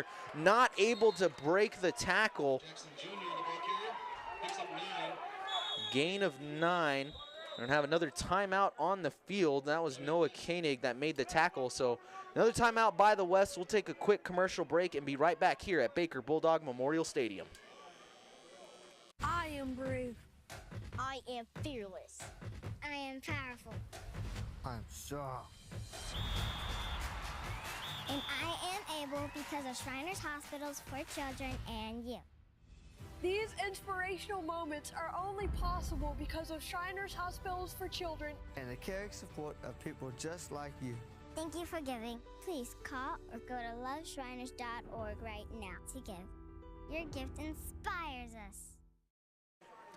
So we come back from the commercial break here at Baker Bulldog Memorial Stadium. It is a 18-7 game, 17 seconds left to go before the halftime break. Again, those of you watching at home, we got a lot of great halftime festivities coming up here inside the stadium, the steer auction, the cheerleader performance. So be sure to stick around. You're going to want to watch that. It's like Dodzy said, it's going to be a doozy, and it's always a fun time when the auction happens, and the cheerleaders, they put in the work as well too this week, so it's going to be great to see them perform. Hoskins takes the snap, looks, is going to get flushed out of the pocket, evades the sack, and is just going to have to throw it away. I mean, is that grounding? Intentional ground? I don't know. I think he was outside of the play. The box? Out of the pocket, I don't know. yeah. They started on the hash. Oh, I mean, unless he had a receiver in the vicinity, I don't see a flag. So yeah, there's no flag. There's no penalty if there's no flag, right? Exactly. Third down here for the West. 10 seconds left here in the first quarter. The Shrine East-West Football Association is the association that oversees all this. Big thank you to them. They make this happen. Yeah. And we wouldn't be here if it wasn't for them. And we just want to put a special thank you out to those guys. Absolutely. Great work on their part as Hoskins rolls out, looks down the field, nowhere to go, has to evade a potential sack again, and is just going to throw it away once more. So just over 2 seconds left to go until halftime, and good coverage by this East defense. I mean, after that near big play that Brigsby almost pulled in, their secondary is really clamped down here to keep Hoskins and this offense at bay. Yeah, absolutely, absolutely. The front for the East is doing a pretty good job of making the West move. Yeah, like he's just not having a lot of time back there. Every time Hoskins rolls back to pass, he's got somebody, whether it be Rudy, any one of the East front guys in his face. Hand off here to Jackson Jr. Going to be stopped initially and then is brought down, making the tackle there. Number 34 is going to be Colton Stapleton. And that'll end this first half of the Oregon East-West Shrine All-Star football game. It's an 18-7 game. The West leading the East by 2 scores here in Baker City, Oregon. Great first half, Dodzy. I mean, I think we're in for an exciting second half. Yeah, 18-7. Not quite as high scoring as I thought it was going to be. Yeah. But who knows what's going to happen. It's cooling off, and we have a whole nother 30 minutes of football to play. Absolutely, yeah. No, it'll be really good. We're excited that you all have tuned in with us up to this point. If you're just joining, again, halftime here in Baker City, Oregon. It is an 18-7 game in favor of the West, and they've really just done well on both sides of the ball. I do want to say that big fourth down stop at the goal line to keep the East from scoring. That was a huge momentum push for the West, and I mean their offenses looked good. So I'm excited to see what that second half brings for us in these two teams and what adjustments the coaches are going to make. Right now, we're going to send you down. We're going to take a commercial break, and then we'll send you down to the field.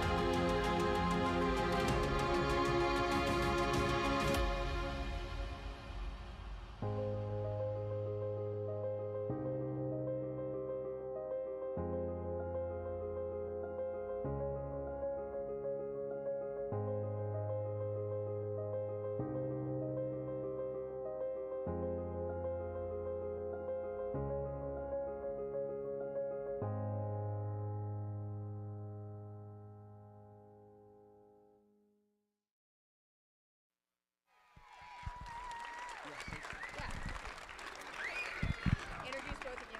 Hello, my name is Queen Ella Wild. And my name is Keely Walker. I'm the princess. I'm excited to say that on July 3rd, the Haines Stampede dedicates that night to the Shriners. With the help of the hardworking Baker County Shriners, we are able to donate all the gate proceeds. This year, we are excited to announce that we are able to donate $3,000.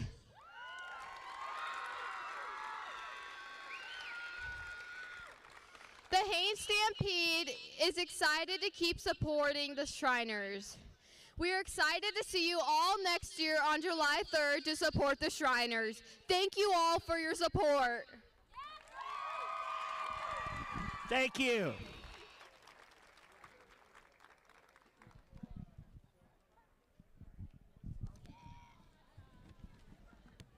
Okay, a little bit about the Shrine Steer this year. Paige Marlia. Keep your mic right up there. So Yeah. Paige Marlia is the owner of this steer, which was purchased for the, right back here, that was purchased by the Baker County cattlemen and cattlewomen to be sold at the auction here. She is in the top 10% of Future Farmers of America in steer awards. So.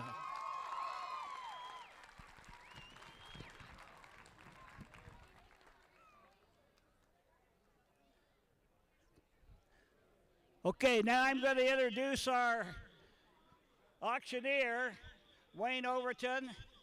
For those of you who are around here, I'm sure you know him. He's our OTEC representative. He's a longtime contractor here. He's now ranching over in Dayville and came 100 miles through a bunch of smoke to get here to do this auction at noon today and tonight. We want to thank you very much. Let's give him a big hand. Wayne. Thank you, Randy. It's a pleasure to be here. It's been a few years. Always good to see the crowds out like they are here in Baker County. What a beautiful red baldy steer. Man, he's top of the line. Great job on him. We're going to sell you the steer, and we're going to raise some money. How about that? Here we go. How many dollars? Let's go. Here we go. Puppy to work there, able to buy him right there, able to give $10,000. Hit $10,000 on him. What are you going to do? There, able to give 10. Let's go to work. $10,000 there. What do you say? Able to give 10. How about $5,000? Able to give 5.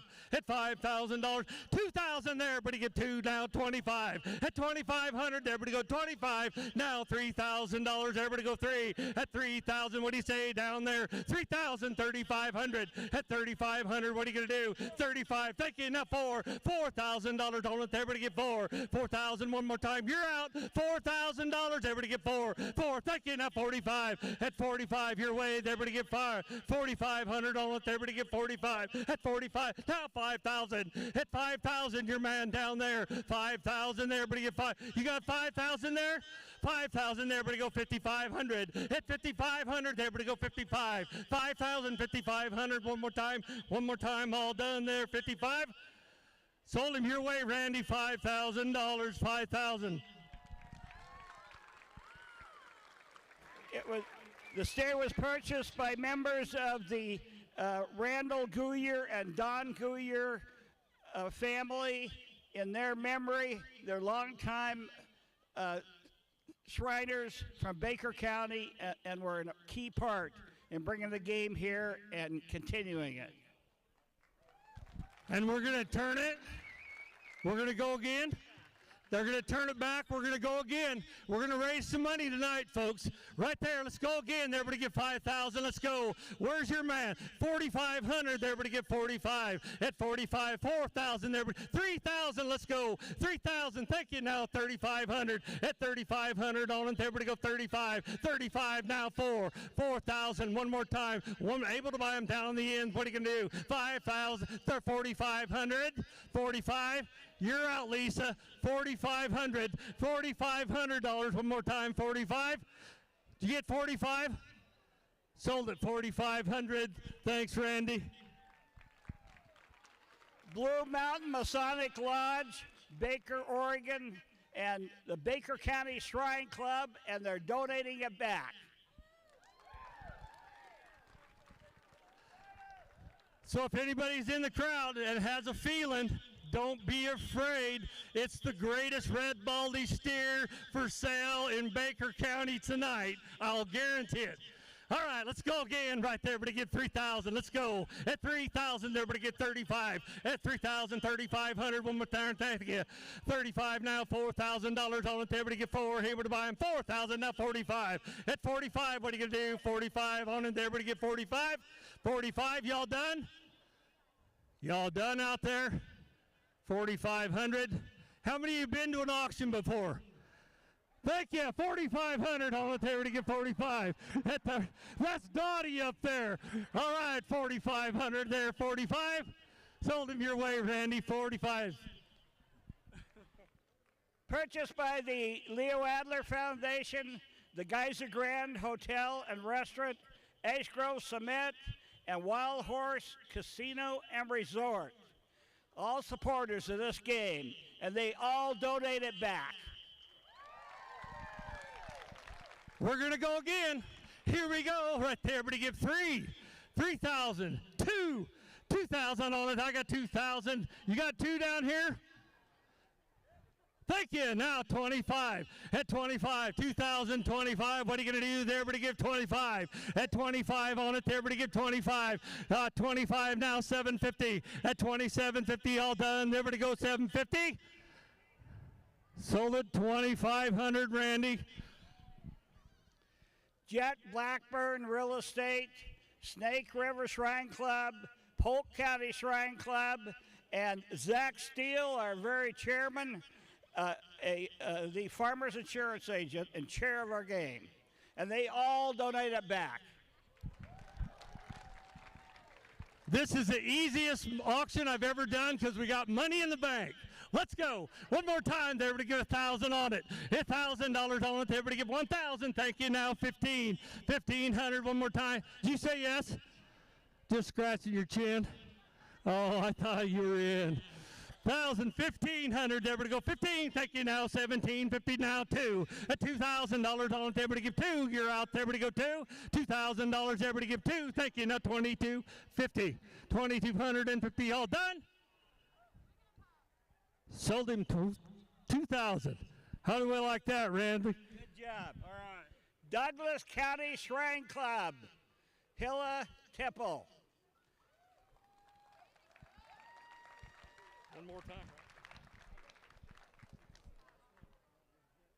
Okay, one more time. We're all done. There, give it 1,000. Give me a big yeehaw. $1,000. Everybody go 1,250. How about a yeehaw down there? Thank you. Now 1,500 on the table to go 15. Yeehaw. Thank you. Now 1,750 way in the end. Yeehaw. Now $2,000 on the table to give 2. One more time. 2,000. Thank you. All done. Table to go 2,000. 2,250. 2,200. You got a yeehaw? Sold it $2,000 way down here on the end. Thank you. Greg Jenkins, past chairman of this game, past Grand Master of Masons in Oregon. We thank you and your partners, and they're going to take the steer. He's a dandy. Gorgeous.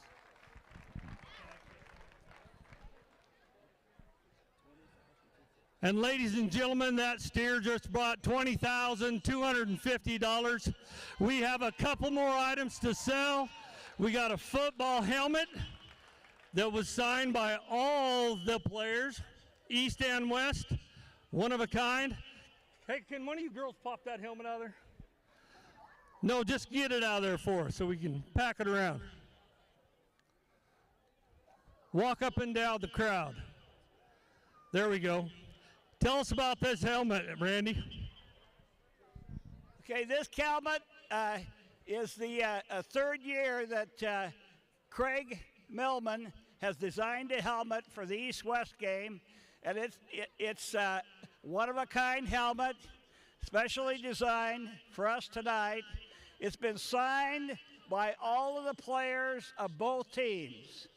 So it's a multi-team deal, and we're going to auction it off here tonight. The highest bidder gets to take this helmet home in honor of whoever they bought it for. Okay, everybody's in on this. Here we go. 500. Let's go. 500. $100. $100. Moms and dads, give me 100. One. Thank you. Now 50.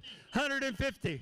150. Yeah, I say yes. 200 on it. Everybody go 200. Got to be 2. Now 50 on it. Everybody go 250. 250 now. 300 on him. At 300 now 50. Everybody go 350. Now 4. At 400 now 50 on him. Everybody get 450. 450 now 500. At 500 now 50 on him. Everybody go 550. 600 on it. Everybody go 6. 550. Everybody go 600 now. Here 600. Now 50 on him. Everybody go 650. $650. Everybody go 650. What are you gonna do? 650 on it. What do you think? 650 on it. How about 25?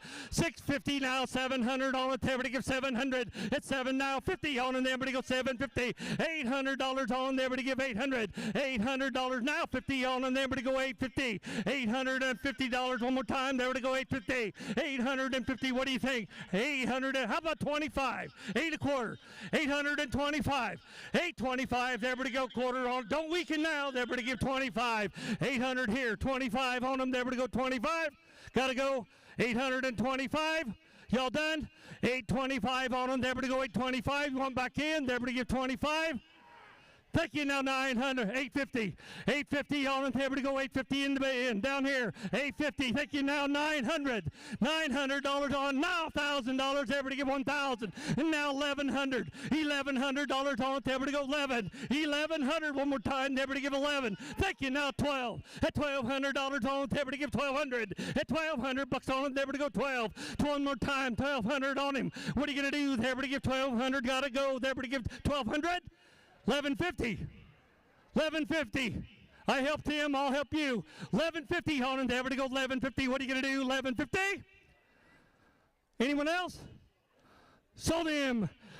$1,100 way in the back. You got him over there. Great job.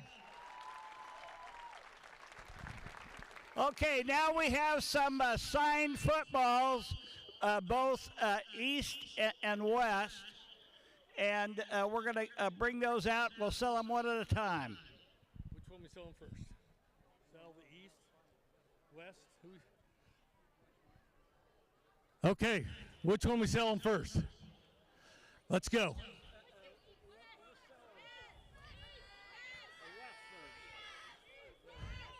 East, west.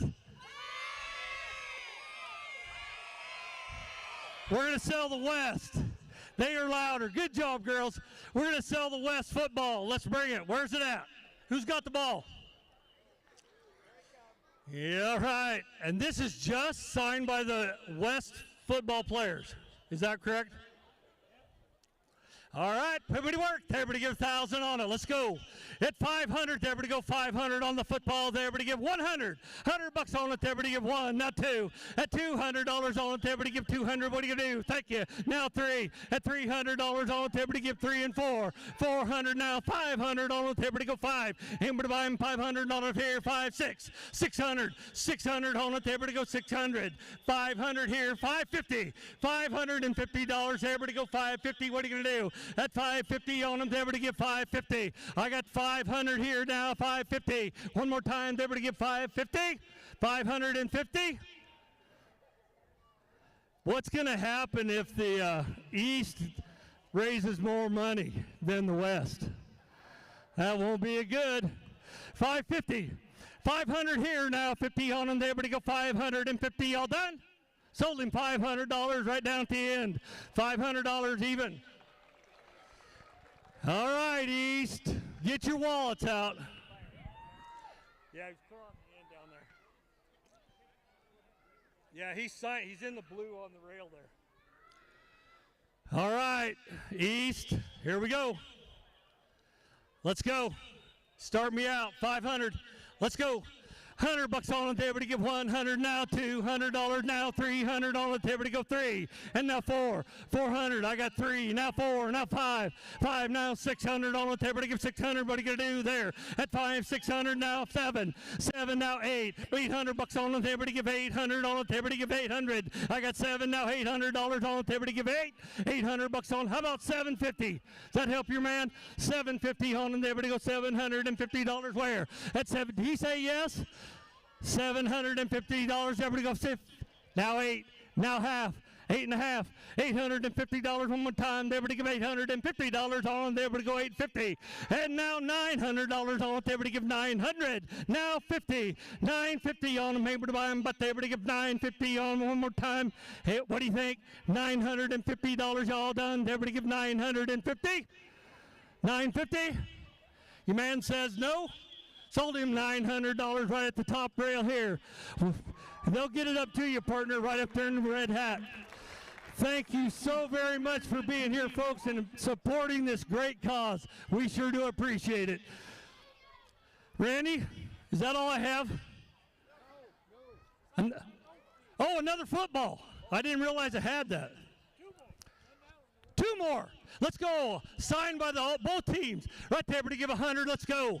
Both teams. $100 on it. There to give 100. $100. Let's go. There to give $100 on it. Thank you. Now 2. You got 100 back here. Where's your man? Thank you. Now 2. 2. 2. Now 3. 3. Now 4. 4. There. Now 5. 500. Hit 500 there. What are you going to do? 500. 4.5. $450. Everybody go 450. At 450, everybody get 450. Now 500 on the everybody get 500. At 500, everybody go 5. 500. He says no. $500. Anyone else? You say yes? Thank you. Now 50, 550, $550. Everybody go 5. Able to buy them. Thought everybody gonna do. Everybody get 550. Now 6, 600. It's 600. One more time. Everybody get 600 on him. It's 600. One more time. Everybody go 600. At 600. Thank you. Now 50, 650 on him. Everybody go $650 there. At 650. What are you gonna do? One more time. 650. Say yes. Thank you. Now 7. It's 700. Everybody go 700. At 700. Everybody go 7. One more time. Do it. Thank you. Now 50. $750. Everybody go $750. $750. What are you going to do? You got enough there? All in, all done. Everybody go $758. 800. 800. 800. Everybody give 8. 750. She's getting weak over there. Come on. 800. 750. 800. I appreciate your support. 800. Everybody give 800. One more time. All done. Sold at $750 across the way to the young lady way up top. Okay, we've got one more. Let's go again. Hey, get your man in there at 500. Give me 500 for the next one. Let's go. 5. What do you think? Pull the trigger. It's both, but signed by both teams. Thank you. 5, now 600 on the table to give 600. It's $600 able to buy them, but they're going to go 600. 5, 600. What do you think? Lisa, you're out again. 600. That's $600 there. One more time. They're going to give 600. 600 able to buy them, right? Get it at everybody. Thank you. Now 7. It's $700. Everybody give 7. Pull the trigger. 700. Everybody give 700 on 650. 650. Yes, sir. Now 7. Now 700. That's 700 able to buy. There's only one. That's the last one. It's the only one you're ever going to see. Thank you. Now 750, 800. $800 on it. Everybody give 800. One more time. $800. Everybody give 8. 800. Sold it your way. $750. Thank you very much. Randy, you're working me awful hard tonight. Are we all done? Let's give our auctioneer a big hand. He did a perfect job tonight. Thank you. I'm not sure. Yeah, you probably got to get ready for yells. Okay. Okay, we'll get it. Thank you very much for all your support, folks. I really appreciate it.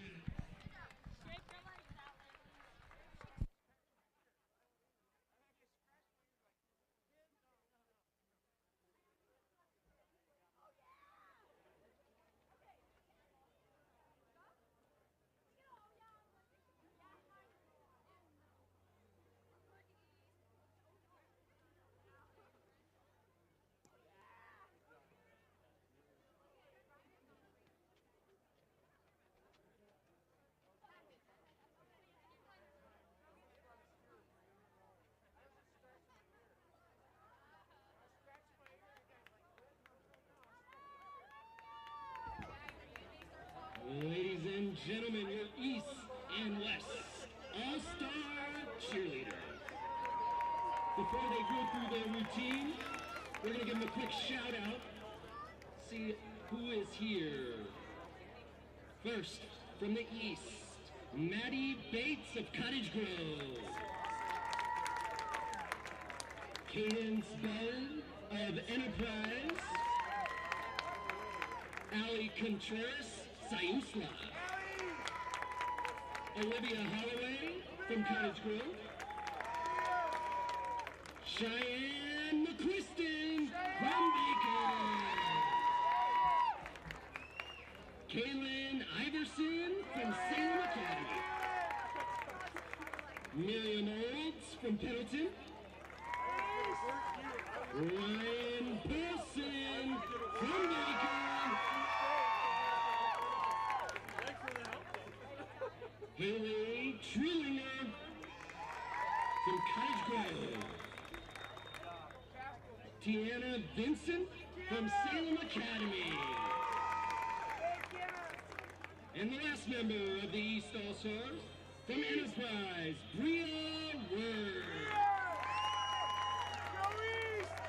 And now your West Cheerleading All-Stars. First up, from Central Lynn, Devin Abbott. From Madras, Piper Anderson. From Amity, Chloe Bingham. From Dayton, Leona Carlson. From Hidden Valley, Bailey Delmich. From Wilhelmina, Grace Dunn. From Central Lynn, Alina Fitzmaurice.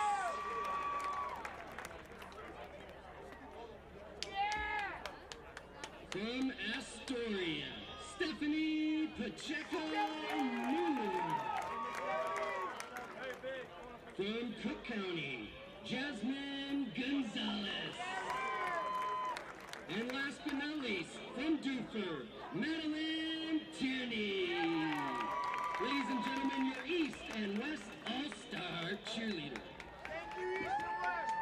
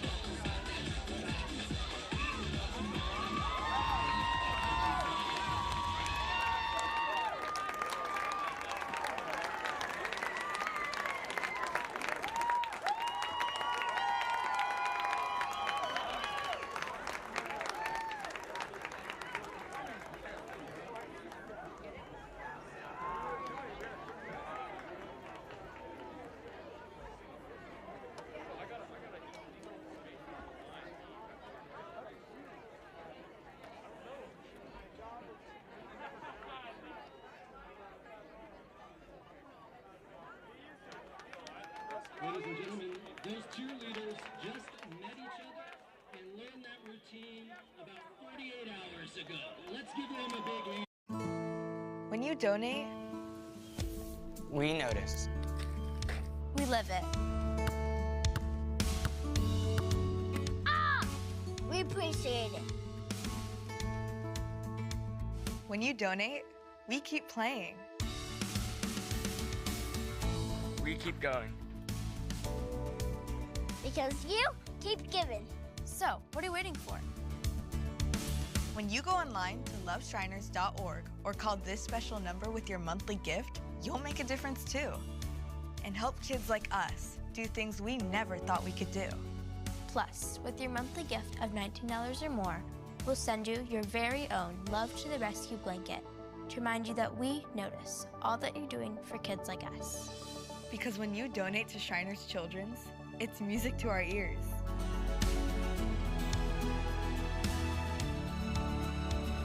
It inspires us to keep going.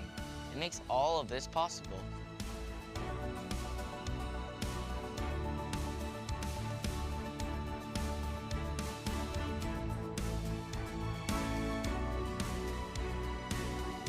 So we just want to say, thank you for taking the time to notice me. thank you for taking the time to notice us. Thank you for taking the time to give. Because when you donate, we notice. We notice. We notice you too! So please, call or go online to loveshriners.org right away with your monthly gift. But you've got to hurry. Your moment to make a big difference for a kid like me is about to pass you by. When you go online to loveshriners.org or call this special number with your monthly gift, you'll make a difference too. Thank you for giving. Welcome back here to Baker Bulldog Memorial Stadium. We're just under a minute to go until the start of the second half here at the Oregon East-West Shrine All-Star Game. It's an 18-7 lead for the West over the East. Dodsey, that first half, that ending there where the East was stopped on the 4th and goal, and then the West coming back and, you know, throwing up a couple of big plays, and obviously not scoring before the half. What does the East got to do to get back into this game? I think they need to stay on the ground. Yeah. I mean, the success for the East has come on the ground. Besides for the big play early in the game from Hobson to Spike, it's been pretty much all ground for them. And, and I think that's where they're going to find their success outside the hash marks on the ground. Yeah, absolutely. And the way Logan had been running through pretty much that first half, he had a great first half in terms of running the ball. But the big thing for the West was just realistically a lot of great distribution from Hoskins at the quarterback position. Jackson Jr. was doing fantastic, not only as a receiver, but on the defensive side. He had that early pick in that first quarter. The West is really just, they've showcased a lot of great discipline, and their ball movement has been fantastic up to this point. So I've actually added more time back to the clock. There's about 3 minutes to go now until the start of the second half. As you know, those of you that stuck around with us through halftime, a lot of festivities that were going on. The steer auction, they auctioned off a helmet, a couple of footballs. There was the cheer and dance performance there as well, too. They did a great job. Yeah, I mean, overall, the halftime festivities are always fun, especially the steer auction, because a lot of that money, pretty much all of that money, goes right back into being donated to Shriners. They raise a great amount throughout the evening for it, and it's always fun to see, you know, just people getting into it and wanting to donate and, you know, bid for that steer every time. Yeah, that steer acted like you wanted to be a knucklehead for a minute, but that young lady did a great job. That she did. Keeping that steer. I mean, that's hard. You're putting it out in front of all these people. It's never been in that situation. Yeah. And you know, she handled that so well. Yeah, she did a fantastic job. $20,250 raised on that steer auction. That is fantastic. And I believe every year we've covered this game through EO Live, it has broken 20,000 every time when they've done the steer auction. So that's always cool to see. Obviously, people buy it and then they donate it back. Different shrines, different businesses, they buy it, donate it back, and then finally somebody ends up keeping it. Yeah. And you end up with a $20,000 steer. I posted it on our social media earlier today. Yeah, I saw that. During the parade, I said, here's a $20,000 steer. Yeah, oh, absolutely, for sure. But, yeah, it's great halftime festivities. It was exciting first half. Those of you that didn't join us, the East, if you are just now joining us, the East trailing the West by a score of 18-7. The West doing really well on offense and defense. They had a lot of really good stops, a couple of good picks, and really just great control from their side of the ball. We are playing 15-minute quarters for those of you that are just tuning in with us. The East is wearing the red uniforms out on the field, and the West will be rocking the green uniforms. But it's been a good game up to this point. The West in control, obviously, with the lead. The East going to have to figure something out here on the offensive side of the ball. They have to come out and get some points on the board if they want to stay, as both teams are starting to make their way back onto the field. We're going to start with the West receiving the kick. They deferred in the first half. The East got the ball first. And as you see, Dennis Jackson Jr. back deep for the West. Hudson Spike lined up to kick off for the I don't know that he's a southpaw, but he's kicking with his left, yeah. Yeah. Baker City product there too, and Hudson Spike. EOU commit as well. Oh, awesome. Yep. Fantastic. Clock is ready to go, and we are underway here in the second half of the Oregon East-West Shrine All-Star Game. Man, the kick goes out of bounds, and so for Spike, going with the left foot kick there is going to have it go out of bounds. Yeah, they threw it down way past the 10. Yeah, okay. On the far side of the field. Yeah. So that will bring up the ball a little further for this West offense. And again, the West winning the coin toss, like you said, deferring to the second half. And honestly, that's the perfect move for them after that defensive stop and the way they were rolling offensively. So you'll see how things play out here.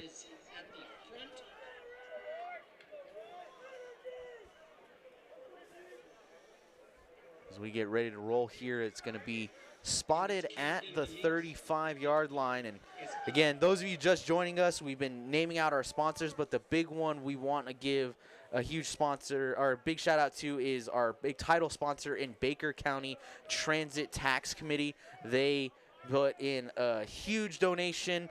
Really big shout out to them and all that they do in keeping, the game here in Baker County and in Baker City. But once again, shout out to our sponsor in Baker County Transit Tax Committee for all that they do in donating to this Shriners All-Star Game. I kind of like that choice by the West to have them line up and kick this again. Oh, okay, awesome. Put the ball in a playmaker's hands and see what he can do, Yeah. Also, the Baker County Transit Tax Committee and the Shrine East-West Football Association, they're the committee that puts all this together, and countless hours go into this game and to raising money for the Shriners Children's Hospital in Portland, and just a big thank you to all of those guys that make this possible. Kick is up and away. Jackson Jr. going to field it at about the 15-yard line. Breaks down, cuts to his right, gets up to the middle, is going to get to about the 35. So where the ball likely would have been spotted from the penalty, but good return from Jackson Jr. After the early first half extracurricular activity, we haven't seen much since then. I think the refs got that under control and said, hey, this is an all-star game. Let's just have fun and play some football. Yeah, play with some class, play with some, dignity. It's the people out here to watch the game, and people at home want to see some fun football action. So, yeah, leave the extracurriculars to the side as we get ready to roll here in this second half. Cade Long at quarterback hands it off to Jackson Jr. Going to be met by a pair of East defenders. A whole plethora of East defenders. Yeah, nowhere to go, no gain on that play as Jackson Jr. still waiting to get out of the dog pile again, making the initial contact there. I believe that was number 34 for the East. And Colton Stapleton it was to get that initial stop for the no gain. So sets up 2nd and 10 as the West comes out here 14-26 and counting as we are underway in this third quarter. 11-point lead for the West here, and they're going to throw.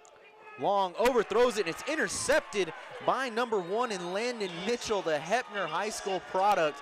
Gets the East offense right back onto the field, and that's the momentum you need to get going here in the second half. Turnover, 45 seconds into second half for the East is what they needed to get back in this game. Yeah, and you see on the replay there, his intended receiver, Jamison Martin, really the only guy in the vicinity to make that catch, and that one just well overthrown on him. He had no chance of bringing that in, so good read by Mitchell to bring in the interception, and that pick leads to the East offense going onto the field for the first time this half, ball at their own 49-yard line.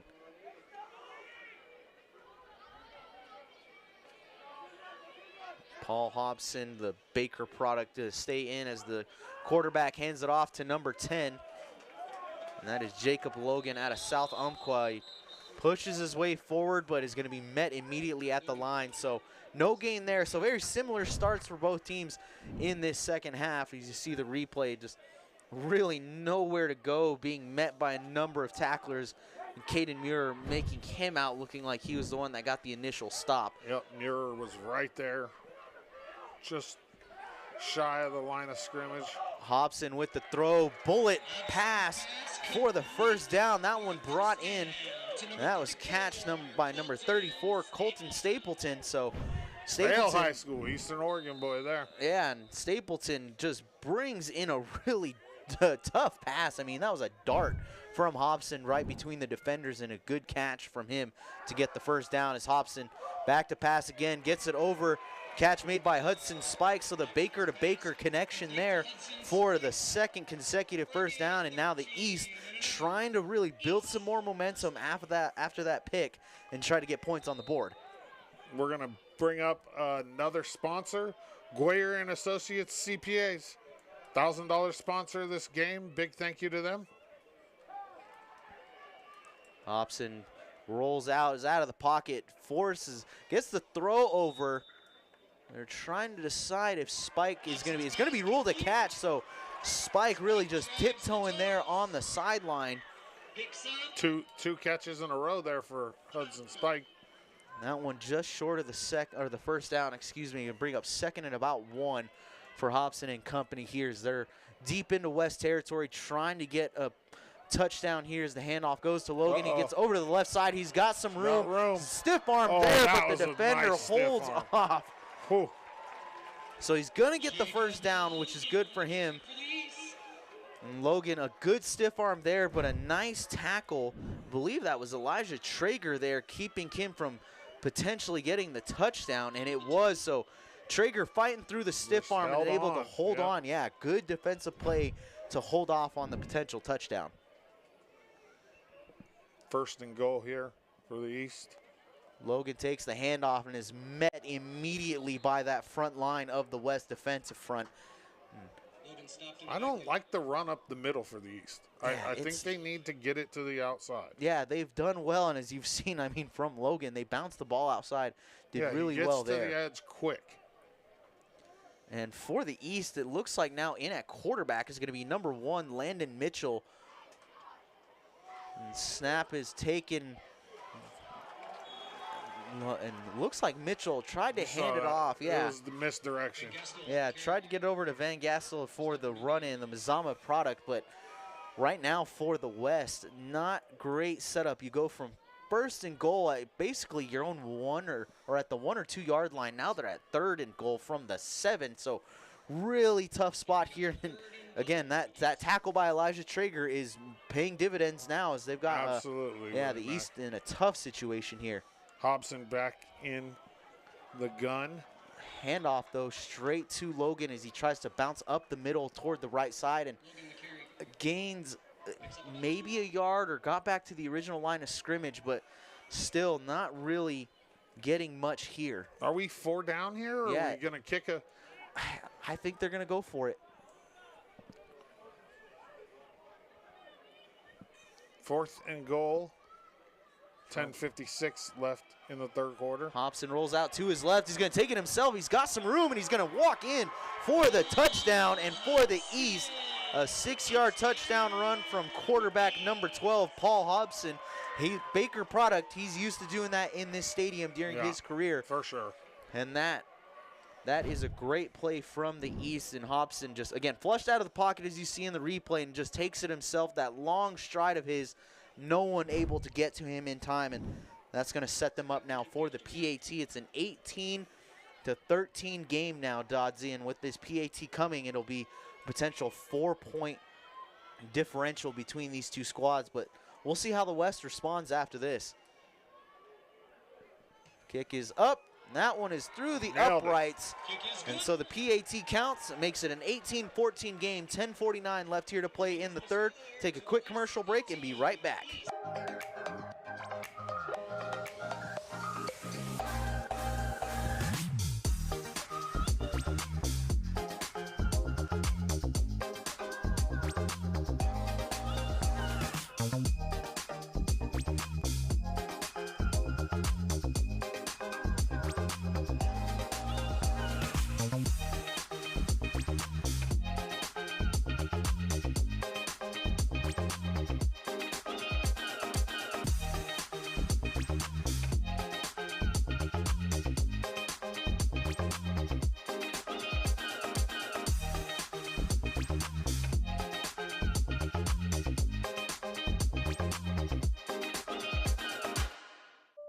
What does it mean to be a part of something bigger than yourself?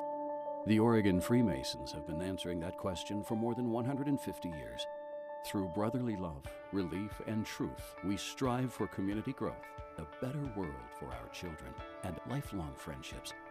Get to know the Freemasons and our centuries-old tradition of uplifting, enriching, and empowering our local communities. Learn more at OregonFreemasonry.com.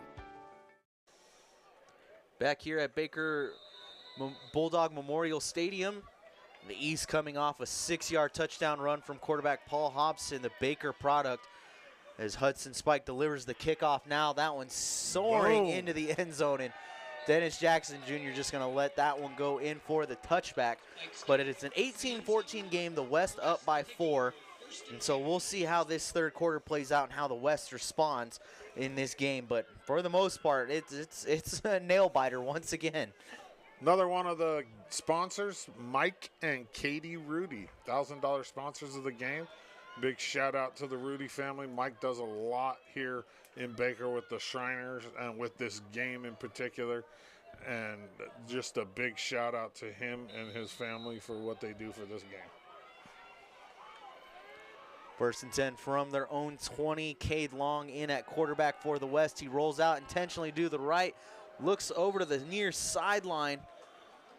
Thielk is the receiver, and he's going to bring in the catch. So Ryan Thielk, the Estacada High School product, just riding the sideline there really well, gets the first down. Or check that, it's going to be just short of the first down. It's going to be like second and inches, pretty much. Just, like a breath away. 3 receivers to the top side of your screen there. Long and quick pass right over to Martin on the screen, is able to evade a tackle. Gets the first down, but it is immediately thrown to the ground by Karsten Bracker of Hamilton High School. Great tackle. I mean, there are some penalties on, or some penalty flags, so we'll see what happens here. But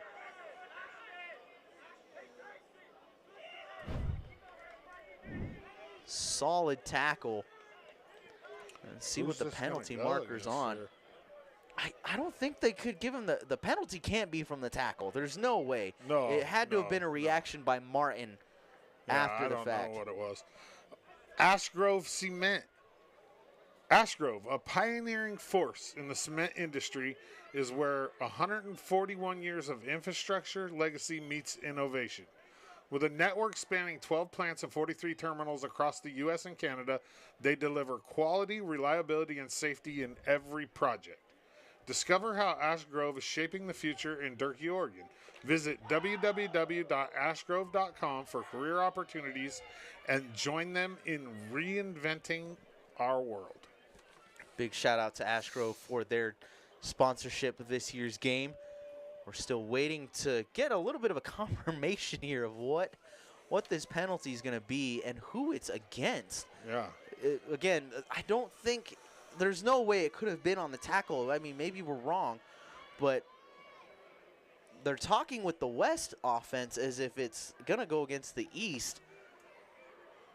We should see soon. I talked with a lot of the players this week. You know, all these players, the common answer as to what they were looking forward to is developing new friendships and the networking. I mean, that's what this is all about for these kids. Well, it's all about raising money for Shriners Hospital in Portland. Absolutely. But that camaraderie is a huge part of it. It really is. It really is, yeah. And so we got some clarification finally. It looks like this was an unsportsmanlike. Against the West. Yes. So we're going to walk it back. Still seems to be some confusion on the field, Willie Mack. Yeah, they're trying to figure out. So, dead ball penalty going against the West. After the play. It's a personal foul charge to the West. So there's no way it's 1st and 10. And 21. So Martin they need to fix the flat, the chains. Yeah. Right now they show 1st and 10. And so it looks like the penalty went against number 21, Jamison Martin. He has to step out for a play.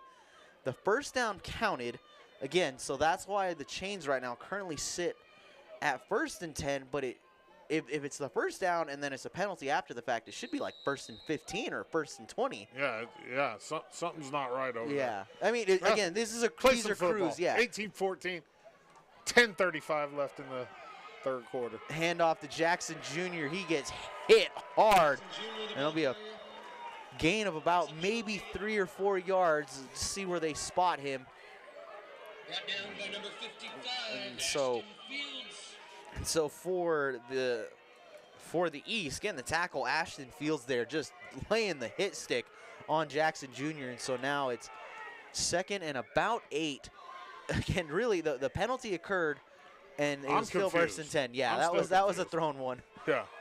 Long looking back to pass, goes to his left side, intended receiver number 11, and Chase McAuliffe, he brings that in for the first down. And so the West trying to answer again, bringing the ball down the field, trying to make something happen here offensively. Another one of our $1,000 sponsors, Baker City Downtown. They do the window displays and other support. Big thank you to Downtown Baker City. Yeah, their support of this throughout the week and everything with the parade, the breakfast. I mean, it's awesome what Baker City does here for this game. As the pass from Long there, kind of hard to tell. Looked like he was going for a screen, but nonetheless, it falls incomplete. So after that first down catch by Chase McAuliffe. Looks like Jackson Jr. was a little shaken up on the play. Yeah. Right now. Junior will make his way off the field. Yeah, hopefully he's all right. Yeah, that's what you really don't want in an all-star game. Absolutely. You don't want kids to get hurt. Some of these guys are going to be playing at the next level, you know, hitting the road to go to college, and you don't want them to start their college career with an injury. No, not at all. Long drops back to pass. 3 receivers on his right side is flushed out of the pocket, and he's going to possibly be brought down for the not so much the great sack. Second effort yeah. Long. Let's take another look at that. Yeah. Long essentially just kind of avoiding the sack and forcing his way forward for a gain of about 2 yards. Sets up 3rd and 6. Number 70 for the East was the first one there, Braden Bailey. Yeah, and eventually bringing him down. That was 65 for the East.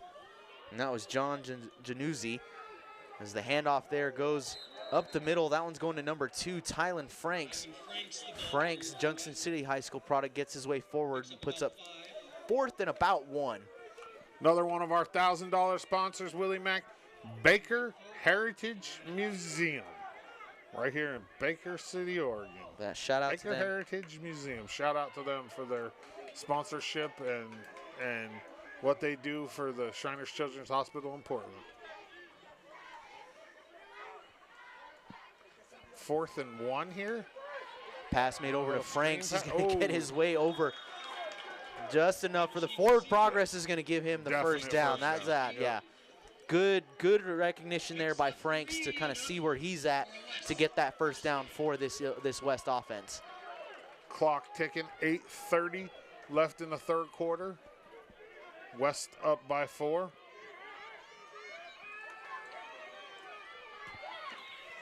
Ooh, big We hit can hear that there. up here in the booth. Yeah, Stubbs laying the boomstick on sand there.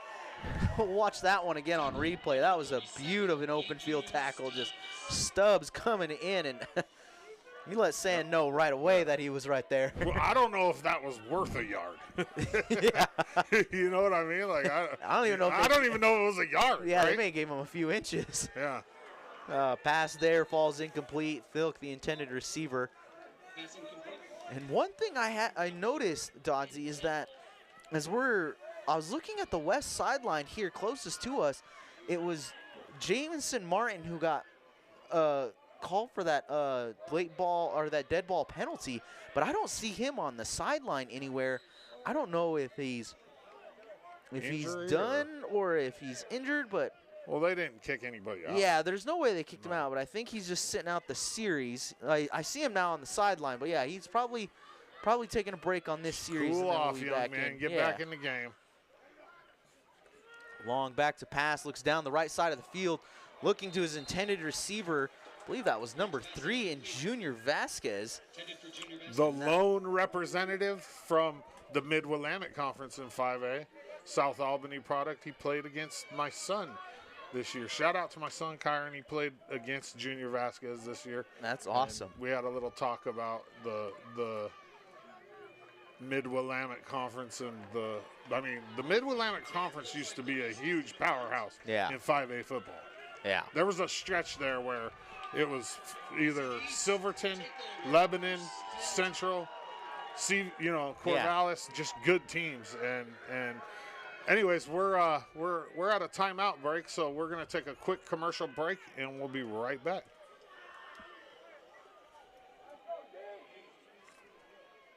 When you donate, we notice. We live it. We appreciate it. When you call this special number with your monthly gift, you'll make a difference too and help kids like us do things we never thought we could do. So we just want to say thank you for taking the time to notice me. Thank you for taking the time to notice us. When you go online to loveshriners.org or call this special number with your monthly gift, you'll make a difference too. Back here at the Baker Bulldog Memorial Stadium, again, the West opting to punt, as we air quote that. And that one is going to be tagged at about the 20-yard line, so the East will take over. This is where things get interesting. Yeah. The West couldn't get that conversion. They're now back on defense, and the East is only down 4 as Hobson rolls out to his right, going to keep it himself, runs down the sideline out of bounds, get a gain of about 4 there, sets up 2nd and 6 now for this East offense. Guess what I got, Willie Mack? Another $1,000 sponsor. Baker School District 5J, $1,000 sponsor right here. Yeah, big shout out East to West Shrine All-Star Game 2024. Yeah, big shout out to Baker School District 5J for their donation. As handoff is given, push forward for maybe a gain of a yard, to set up 3rd and about 5 as Logan, again, back to the workhorse duties at running back. And again, as you see, everything up the middle, they've had some fights with. Like you said, they got to bounce back outside, and the East can do that. They're Every time 1 or the 2 East plays hits from ripping the it edge, off. they're making something happen. Yeah. Outside of the one fumble, I'm going to try to get it outside every play. Hobson deep pass is going to be broken up. Great defense there by Dennis Jackson Jr., breaking up the potential connection there between Hobson and Hudson Spike. Wow. Great effort. Because Spike Jr. almost had again. him. Whew. I don't know that he got a hand on that ball. Yeah, I mean. But enough of a distraction if he didn't. Yeah, absolutely. Great defensive play there. Yeah. We're going to have another punt, aren't we? It will be a punt, and so we're going to call this the All-Star Game punt. Yeah. And so I have a quick punt here. Another $1,000 sponsor. Geyser Grand Hotel and Restaurant. $1,000 sponsor of this game, and $1,000 sponsor to the Portland Shriners Children's Hospital. Yeah. It's pretty cool, man. Yeah, Pretty Geyser cool. Grand Hotel, that place is historic and unique in its own right. So, yeah, big thank you to Geyser Grand Hotel and Restaurant for their $1,000 sponsorship. It's a beautiful building. It is. But downtown Baker City is just, it's very, very beautiful. Yeah. My wife and I, whenever we're here in Baker City, we love coming to downtown Baker City because, yeah, it's just a great historic feel to it. And buildings like Geyser Grand, add to that allure. It's really cool. So. Absolutely. So after the punt, ball's going to be spotted at the 40. West takes over. It's still an 18-14 game. 7:10 left here to go in this third quarter. Hoskins back to pass, looks down the field, going for the deep ball here. Has a man open, and the catch is going to be made by number 23, Carson Dunley. And Dunley with the excitement after the catch. Ball's going to be spotted at the 10-yard line. Great first throw by Hoskins to Dunley, as you see here. Just pocketed it right to only where he could get it. Wow. Oh, man, if he holds his stride a little better, that's 6. Yeah. That is absolutely 6. I think he had to kind of overextend himself to get to that ball. But, yes. Man, wow. Great throw. Great throw, and great catch. It's a big play for the West, Willie Mack. Absolutely. They come out now, ball on the 10-yard line. So that's the thing, though. They're right at the 10, so it's going to be first and goal. They're going to have to score here if they want to keep this drive going. Hand off to Jackson Jr. He bounces out to the right, spins and evades one tackle initially, but then is going to be met by number 34 and 37, and Colton Stapleton and Adrian Stubbs making the stop there on the outside. Another one of our $1,000 sponsors, the Baker Knights of Columbus. And what they do for this game as well is they do stadium management. They're the ones that handle all the tickets and make sure that people stay, ruly while they're in Bulldog Memorial Stadium. Yeah, no, they do a great job. Shout out to them for all their work and helping day of preparation, you name it. I mean, good work all around. As the handoff there is going to go to number 14 and Braden Bigsby, and Bigsby met behind the line. Good defensive stop there by number 75. That was Cade Rudy right there. Just immediately stuffed him behind the line. Yep, and that's, if you're the East, that's what you need, because you're in a spot where after you give up the big play, you got to try to hold them here, and they're doing great so far. It's 3rd and 10 for this West offense. And again, it is on the 10-yard line, so they have to score here. Yeah, that was a great play there by Rudy up the middle. Great play.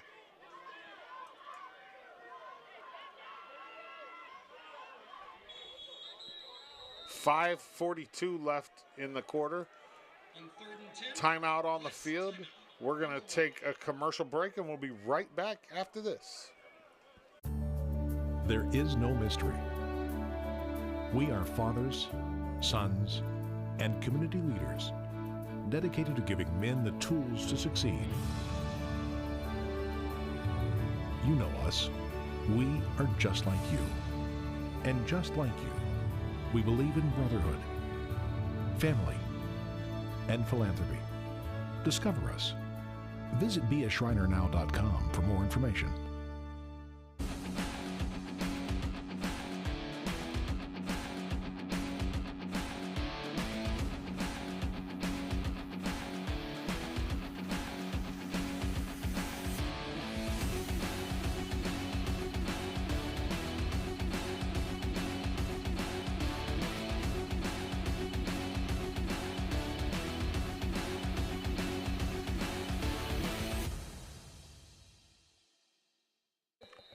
Back here at Baker Bulldog Memorial Stadium, it's an 18-14 game. The West in front, trying to maintain this lead and add on to it. Right now they're in a tough spot, 3rd and goal on the 10-yard line.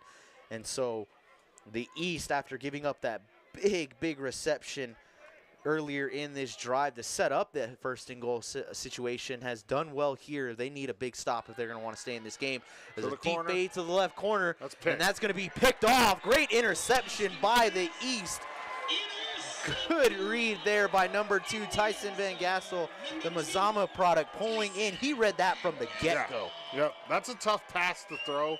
First off, I mean, when you throw that to the corner of the end zone like that. But Van Gaston played that perfect. Yeah. Absolutely perfect. Yeah, back shoulder fades are never easy throws to make at any level. And, yeah, he read the eyes of his receiver, and a great turnaround. Good interception for the East. That's their second one of the night, if I'm not mistaken. Great turnover, too, for the East right in that position. Yeah, they needed that. And this is after a first half that saw, a lot of back-and-forth movement. It was an 18-7 game, obviously, when we went into the break. We're starting to see a bit more. Starting to see a bit more work or a little bit more defense from this, as the catch is made there. That one's going to be brought in by number 3 for the East. That's Noah Koenig. Regis High School product. We have another $1,000 sponsor, Leo Adler Foundation. Over 50 years of support from that foundation to this game. 50 years of support. That's awesome. That is amazing. Logan taking the handoff is going to push his way forward. He's got a little bit of room, and a good run there by Logan. Getting to near horse. Yeah, almost getting to near midfield. Yeah, workhorse at running back, and he has looked good up to this point. He has been an absolute workhorse. Is he playing anywhere at the next level? Good question, Willie Mack. I'm going to find out. That would be an interesting one, yeah. I don't think he is. Wow. Logan I spend the week with these kids, but, there's 60 of them. I don't remember all of them. Yeah, no, absolutely. But if somebody watching knows, put it in the comments if you know if Logan's playing at the next level. Yeah, Jacob Logan, the 3A product out of South Umpqua. Yeah.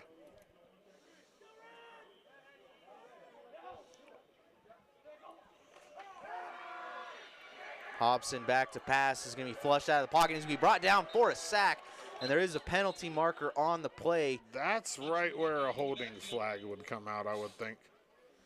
But we'll see. While we wait here.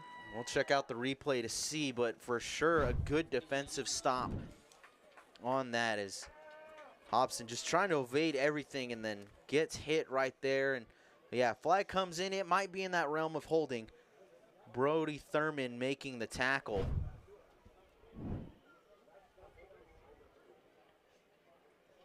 Right now it's 2nd and 4. And it's going to be holding against the offense. Walk it back and replay the down. Another $1,000 sponsor while we're here.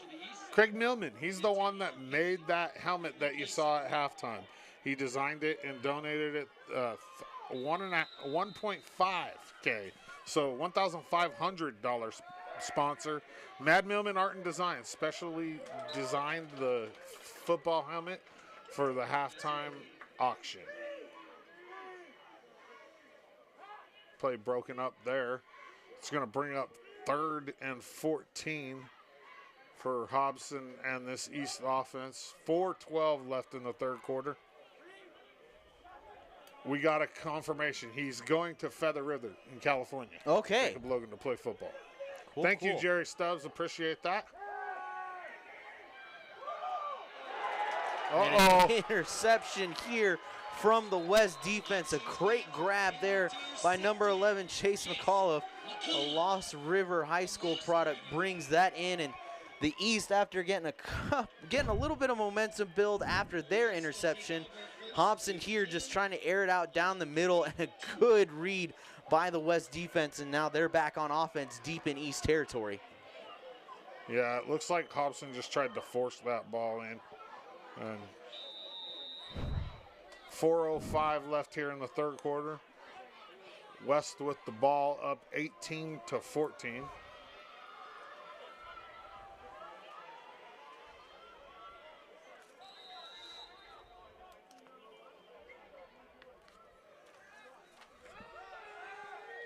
Pass is complete on the outside.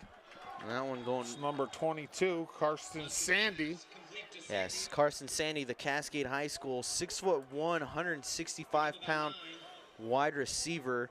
He's able to push his way forward and gets a good chunk of yardage there, picks up 9 yards. It's going to bring up a really short second and manageable situation for the West. Again, just under 4 minutes left here to go until the end of the third quarter. The West currently leading the East 18-14. The handoff to Jackson Jr. He bounces to the right, lowers the shoulder, runs out of bounds. He does get the first down. And a little. There we go. And so with that, let's see if they do stop the clock.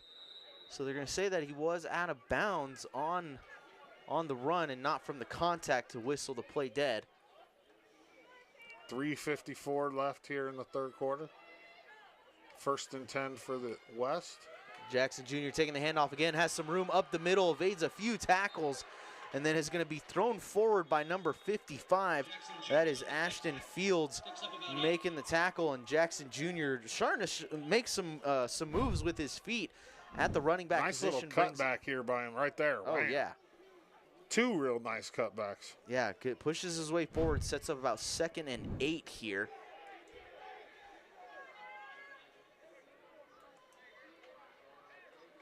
Second and 2, check that.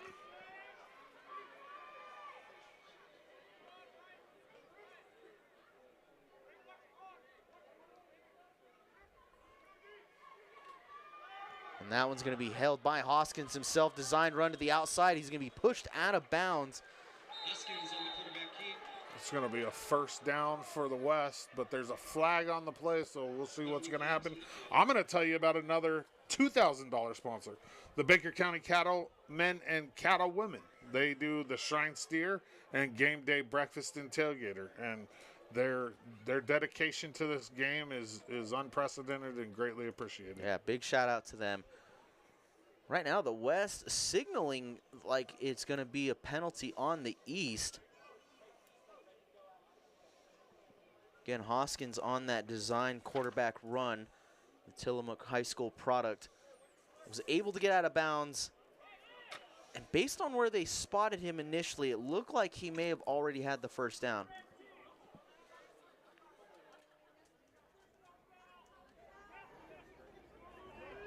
So personal foul against the defense, and it's going to be half the distance to the goal.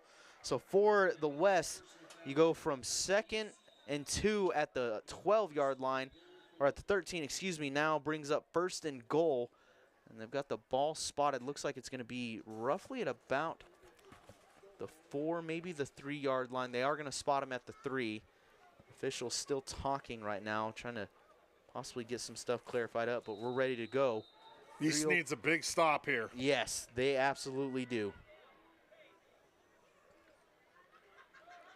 Hoskins looking to pass, is going to have to evade a few tackles, keeps it himself and dives in, and he's going to get the touchdown. The West extends their lead. Great reaction there from Hoskins. Saw the pocket collapsing, just a little, shake and bake move there and dived in. Easy score for him.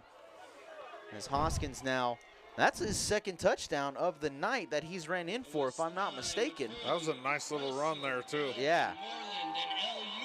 Good recognition from him, so it brings up 24-14 now as our score. 2:54 left here to go in the third quarter. I mean, defensively, that's what you're taught to do. Absolutely. Keep the ball in the middle, and they just didn't step up and make the play there. The West opting to go for 2 here. They're going to get it this time around. And so with the 2-point conversion, it goes to a 26-14 game. And so for the East now, back down by 2 scores. And they get that interception that was late there into the end zone, throw one, and set themselves up in a really bad spot. They're going to have to clean it up on the offensive side of the ball and really rely on Logan, I feel like. Just let him ground and pound the way he's been doing and get that ball down the field. But yeah, for the West, I mean, everything's in their control, and they look good up to this point. Going to take a quick commercial break. We'll be back right after this. People sometimes ask, what is there to see? Well,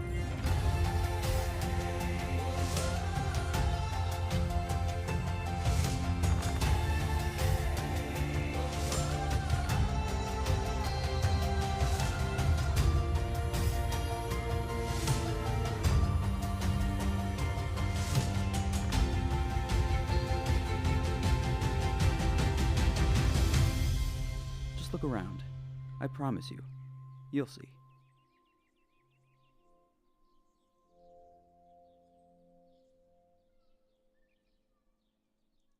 Time to get up, sweetie. Most people might not think much about all the little things they do every day. But for me, just being able to do those little things is the best part of my day. Ready, Mom? And it's all because of my amazing friends at the Shriners Hospitals for Children and people like you. Please call or go online right now to give. Back here at Baker Bulldog Memorial Stadium, it is a 26-14 game after the Hoskins touchdown run and a 2-point conversion. This is a 12-point advantage for the West as Hoskins kicks it off to the right. It's going to roll out of bounds for the penalty. So we'll see if they accept it here or if they're going to make them re-kick. Good question. I'll mention another one of the sponsors of this game. Blue Mountain Lodge number 34, $2,000 sponsor. Big thank you to them. Absolutely. A big thank you to all the sponsors and everything that they do. So they're going to take it at the 35. All right, yeah, not going to let them re-kick here. So 2:54 remaining until the end of the third quarter here on EO Live TV. The Oregon East-West Shrine All-Star football game. East back on the field, down by 2 scores here.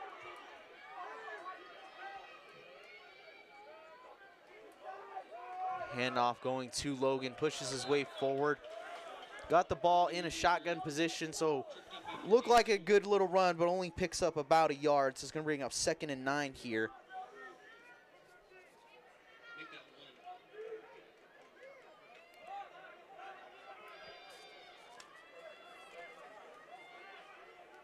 .230 left in the third quarter, 26-14 West.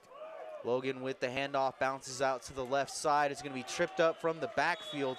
That's going to be number 44, Ashton Crossan, the linebacker coming from the other side. Good heads-up play by him to get over, make that tackle, but not until after he picks up a chunky yard. So it's going to bring up 3rd and 5.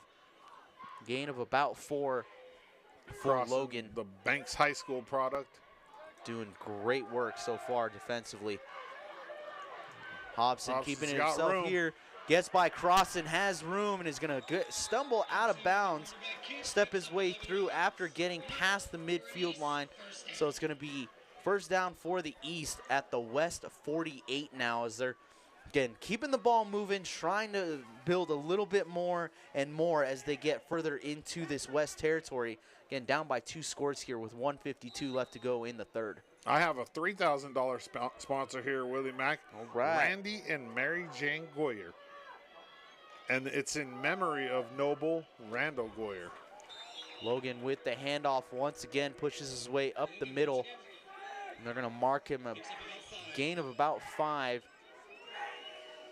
2nd and 5 now for the East offense. And Logan and Hobson trying to get a lot of the work done with their legs.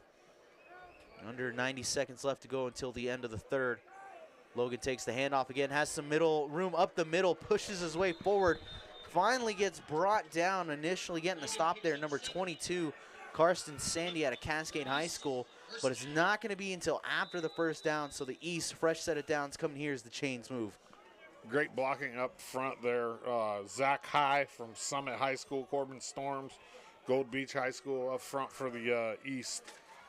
Created a nice hole there for Logan to run through. Yeah, these old linemen are getting a lot of work in tonight as the pass is made there. Brought in. Good catch there by number 37, Adrian Stubbs. A high floater from Hobson.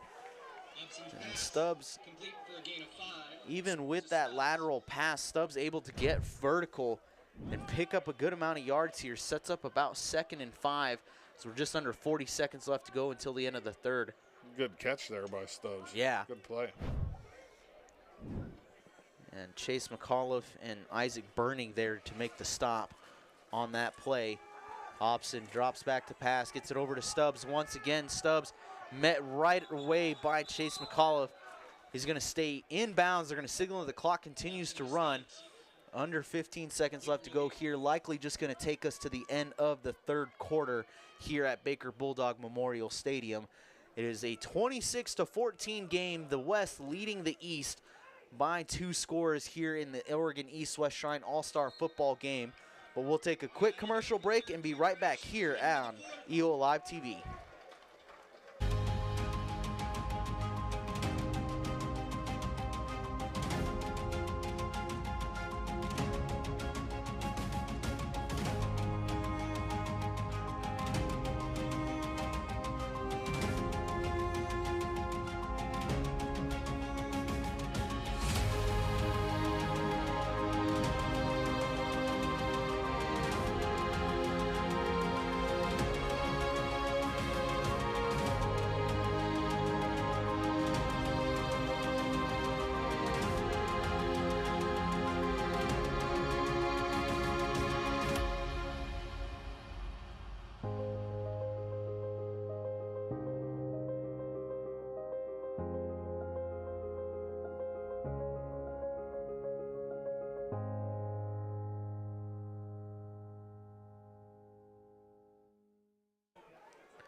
Back here at Baker Bulldog Memorial Stadium, it is a 26-14 game. If you're just joining us here on UO Live TV, the annual Oregon East-West All-Star Football game has lived up to the bill of scoring, that's for sure. Absolutely. And a lot of good defense, too. I mean, a handful of interceptions, a couple of fumbles, great tackles being made as Logan takes the handoff here to start the fourth for the East, and he's got plenty for the first down.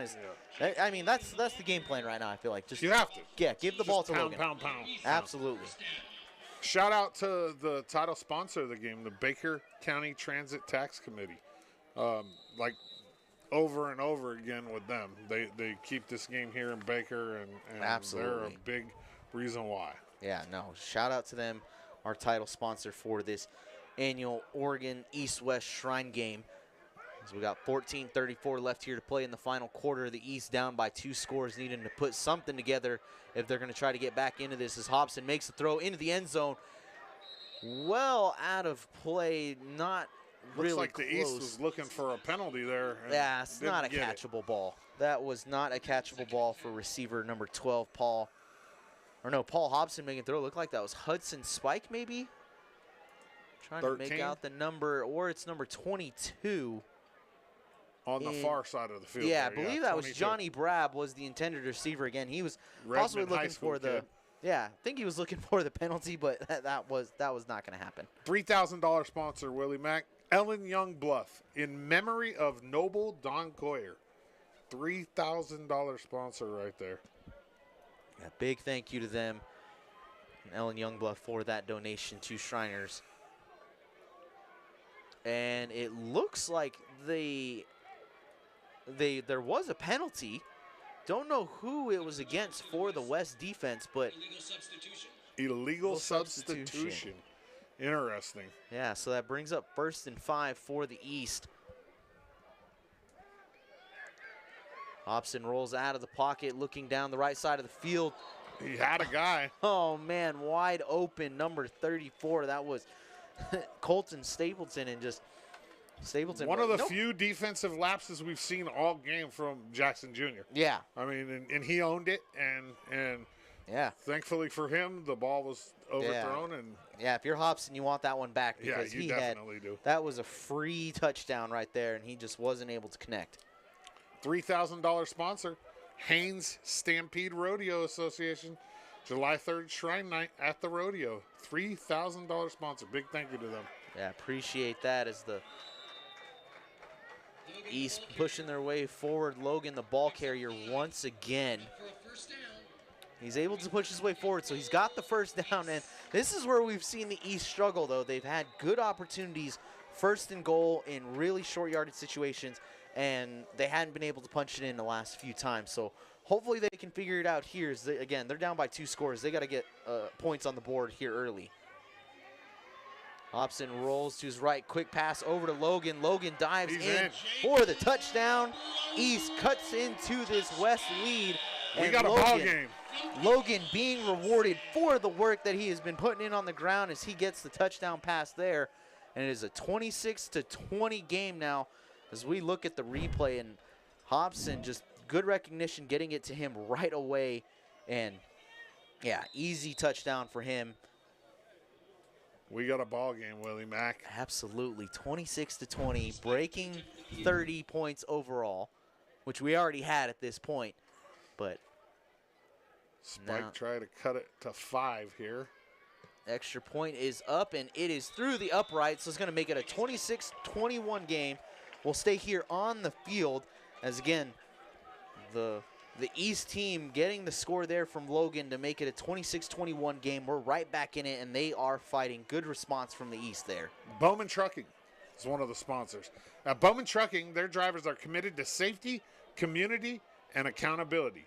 They know that they share the road with other drivers. That's why Bowman is committed to doing their part to keep the roads safe, their community safe, and in case of an accident, accountable to what needs to be done. Bowman Trucking, a better trucking company. Yeah, big thank you to them. Yeah, absolutely. And again, to all the sponsors that we've named off through the night, including again our title sponsor in Baker County Transit Tax Committee and the Shrine East-West Football Association. Those two, they play a huge part in not only keeping the game here in Baker County and Baker City, but they also there's a lot of behind the scenes on what they do. So again, thank you to both of those sponsors and what they do for Shriners and making this game happen every year. Yeah, and big ups to all the guys at EO Live TV and our crew. I'll name them later on, but I mean, we're able to bring this to you in a situation where there's not as many people here as there normally is because of the smoke and because of the fires, and at least there's a place to watch it, and that's thanks to the EO Live and Brent Clapp, Tanya Clapp, and the team. Yeah, absolutely. Big shout out to all of them. And of course, a big thank you to you, the fans watching at home, letting us know where you're watching the game from, who you're cheering for. It's always a blast when we get to hop on these broadcasts and do these games. I look forward to it. Oh, yeah. And it's like you and I said at the beginning, this is kind of our big unofficial kickoff to football season starting this next year. So it's always a pleasure. As that kickoff, again, is just earlier, went into the end zone for the touchback. So 13:56 left here to go in this game. The West leading the East by 5 points, and it has been an absolute shootout. We finally got what we had been waiting for the last 4 years, Put some points on the board. Let's go. And what's crazy? It's a high-scoring game for an all-star game, but there's still been some really good defensive plays by both teams in this contest. Yeah, absolutely. Hobson with the quick bullet pass there to his receiver, and Cade Long. Long, who had been in at quarterback a handful of times, brings in the deep slant there. Good catch from Long, the Banks High School product. And that was from Hoskins. That was Hoskins, yes. Yeah. Excuse me. Their names are very similar. It is, yeah. Like Hobson, Hoskins, I get it 100%. And it's when they're that close. Dennis Jackson Jr. here on the handoff. Yeah, he pushes his way forward, gonna get a short gain of about maybe 2-3 yards. So if you're the West here, though, you're running the ball. You're taking time off the clock. Yeah, right, and you're trying to get down the field. Yeah, and if you are gonna make throws, you got to make sure they're on-time bullets like that one. Don't play around. Do not play around. Do not leave clock time up for this East defense or for this East offense to get back on the field.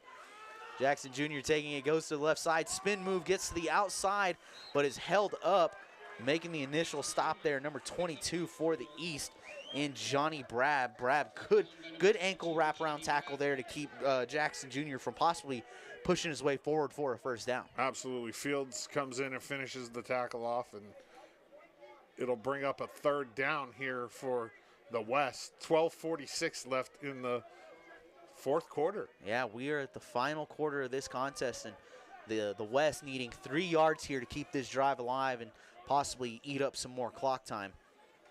Hoskins with the handoff once again to Jackson Jr. And Jr. a little slow going through the hole there and is immediately met by the defense. Brab again. Brab reading that really well, and Jackson Jr. actually having to be held back by his teammate there for a second. A little bit of chirping going on. Great play there by Brab. Yeah, and he got some Redmond help. High School product. Yeah, and he got some help by Ashton Fields right there at the end. Same two from the play before. Exactly. Another one of the sponsors, Baker City Chevrolet. No, proud sponsor of the Oregon East to West Shrine All-Star Football Game 2024. This has been an awesome game so far. Oh, yeah. A lot of turnovers, but still good football. Yeah, and the West opting to go for it here at 4th and 5. Nah, they're hard counting. Yeah, he's looking they're at hard possibly. counting them. There's no way they're going for this. There's no way they're going to go for this. They're going to punt. So that will lead to go ahead and punt. Yeah, so 11:37 left here to go. We'll take a quick commercial break and be right back here at Baker Bulldog Memorial Stadium.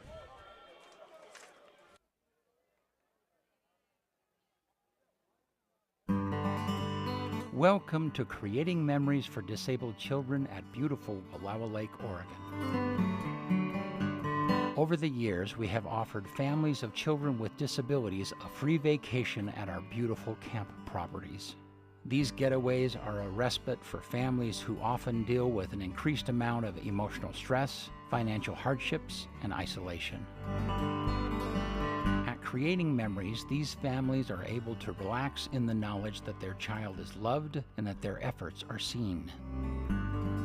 Since 2018, we have completed a cabin renovation every 2 years, continually increasing our capacity to serve.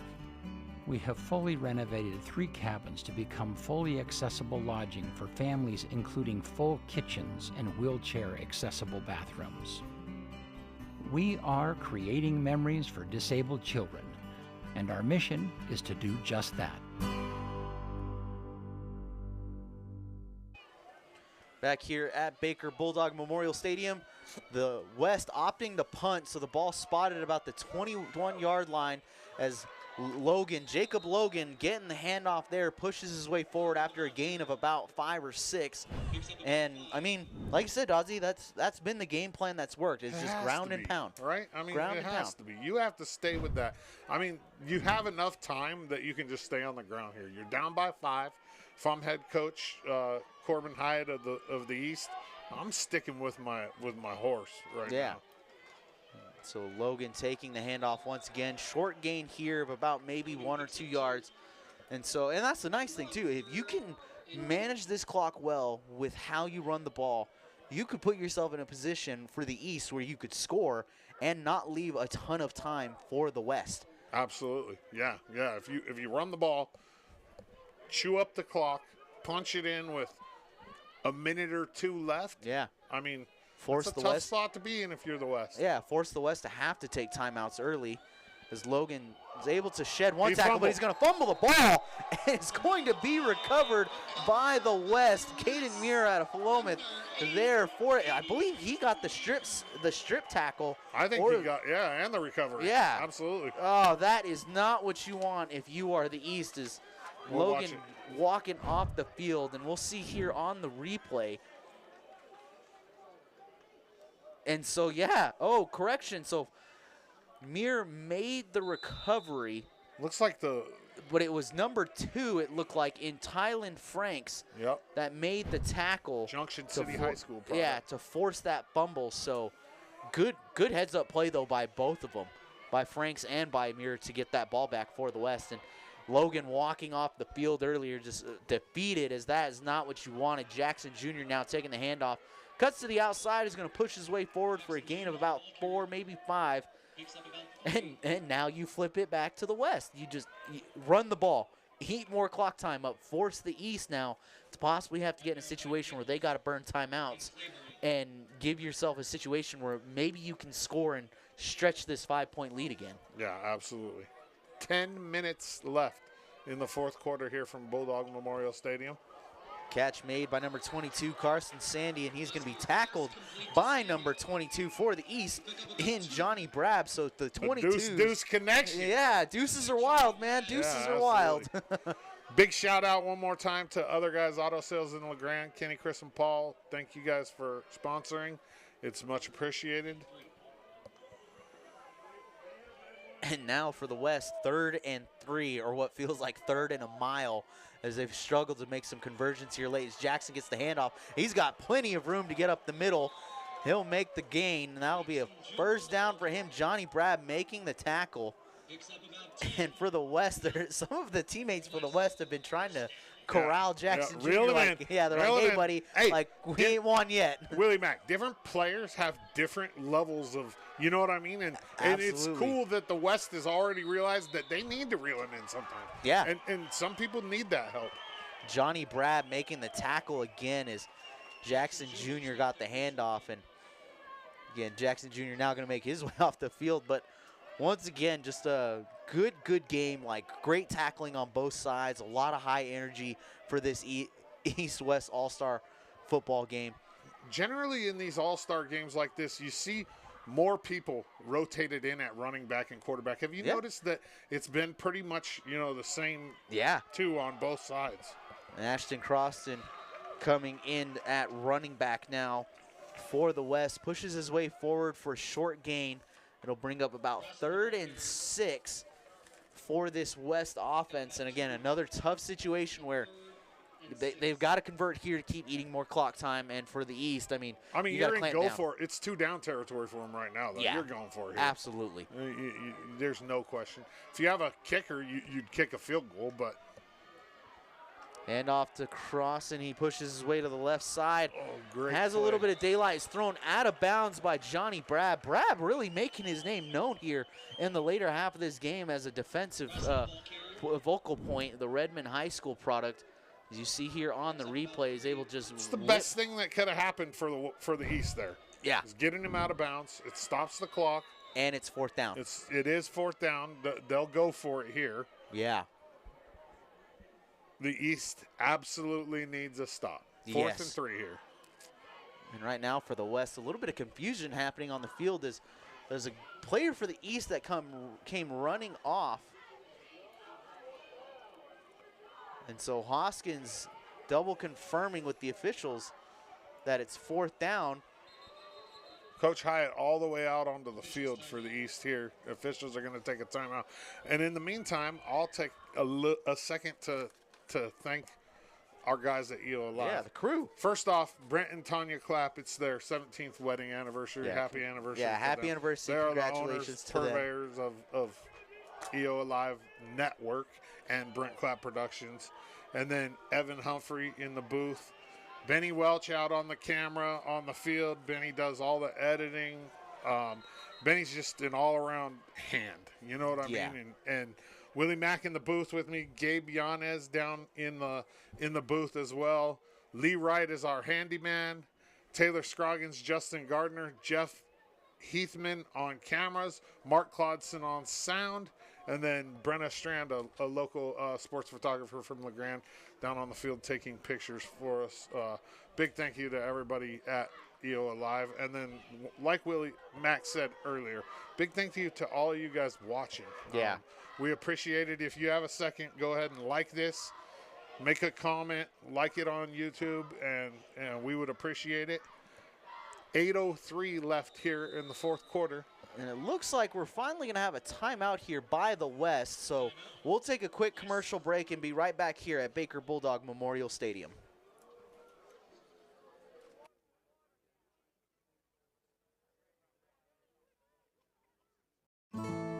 When you donate, we notice. We live it. We appreciate it. When you donate, we keep playing. We keep going. Because you keep giving. So, what are you waiting for? When you go online to loveshriners.org or call this special number with your monthly gift, you'll make a difference too. And help kids like us do things we never thought we could do. Plus, with your monthly gift of $19 or more, we'll send you your very own Love to the Rescue blanket to remind you that we notice all that you're doing for kids like us. Because when you donate to Shriners Children's, it's music to our ears. Back out of the commercial break, the West trying to get the first down, and Hoskins is going to run out of bounds on the 4th down attempt. There is a flag on the play. It looks like right where a holding flag would come out, Willie Mack. Yeah, there's a good chance of it. See if we can see what happened on this play here. Yeah, you look, and it's in the vicinity of holding, and it looks like it's possibly right there when number 75 for the East has a chance to possibly make a play. I think 55 might have got held there. Fields. Yeah. We'll see. If it goes against the East, which I don't know if it would, holding? It is going to be on the West. So we'll replay 4th down, but it'll be 4th and 8 now. Yeah, you go from a possible 1st down to now it's a 10-yard penalty. So it's going to be 4th and 13.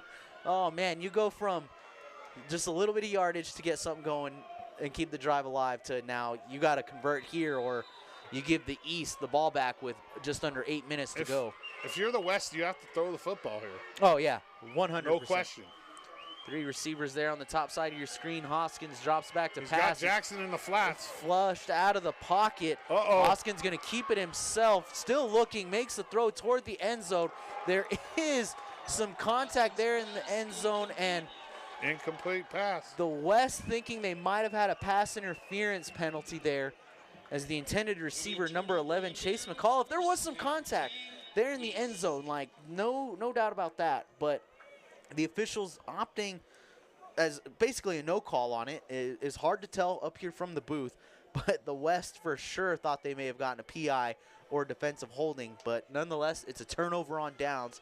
Becomes 1st and 10 for the East on their own 22-yard line, so just under 80 yards to clear here in this field if they want to try to potentially win this.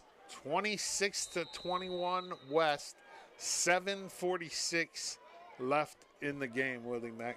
This is going to be a fun 5-point game. This is going to be a fun ending. I can feel it. I love it.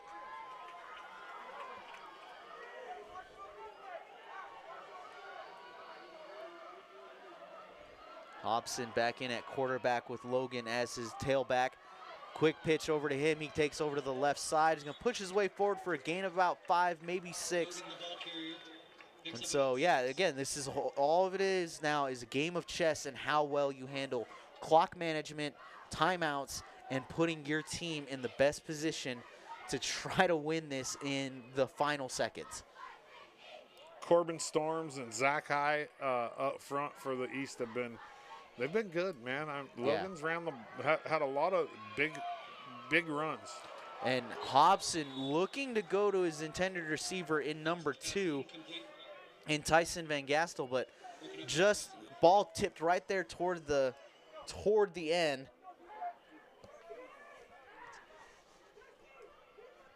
And so that one, well,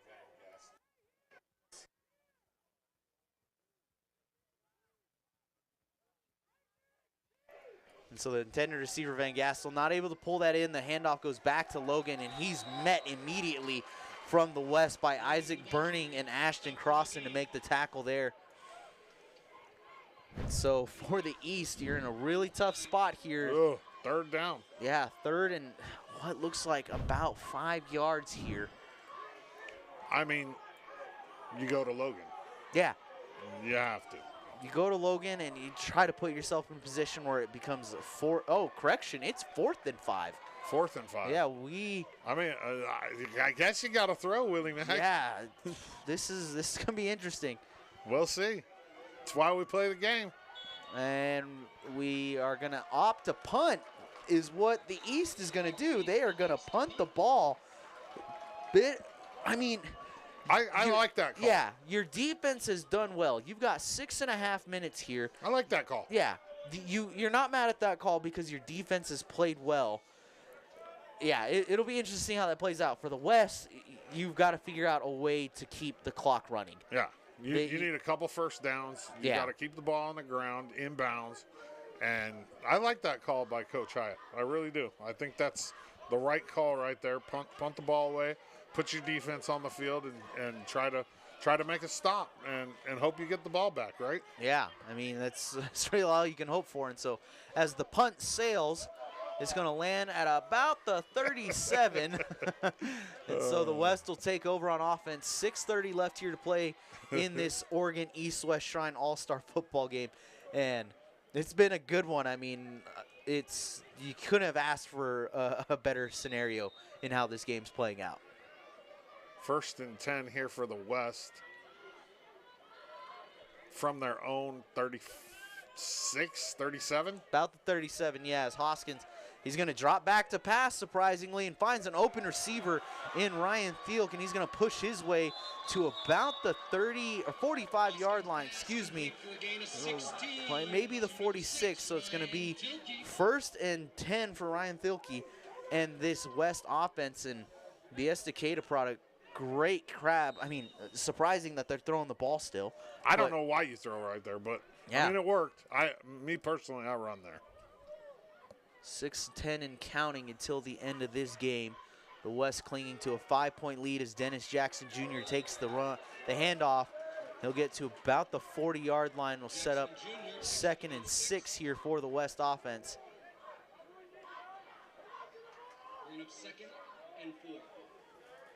Under 6 minutes left here to go now. And so if you're the East, that clock just seems to be running faster and faster. Yeah, every minute that ticks off, it gets quicker and quicker, Willie Mag. You are correct. Hoskins on the design run. Yeah, designs to keep that, and that one's going to be enough for the first down. Be interesting if they mark him out of bounds here. I thought he was stayed in. Clock will stop regardless because he got the first down. We'll see if they keep the clock alive, or if it's going to be whistled dead because he was potentially out of bounds. Shout out to the Baker County Transit Tax Committee and their sponsorship of this game and everything that they do for Shriners Children's Hospital in Portland. Jackson Jr. on the carry. Pushes his way forward for a short gain, and now you're in the position where it's just good positive runs, keep the drive alive, milk the clock, and force the East to have to take timeouts. Yeah, you have to, right?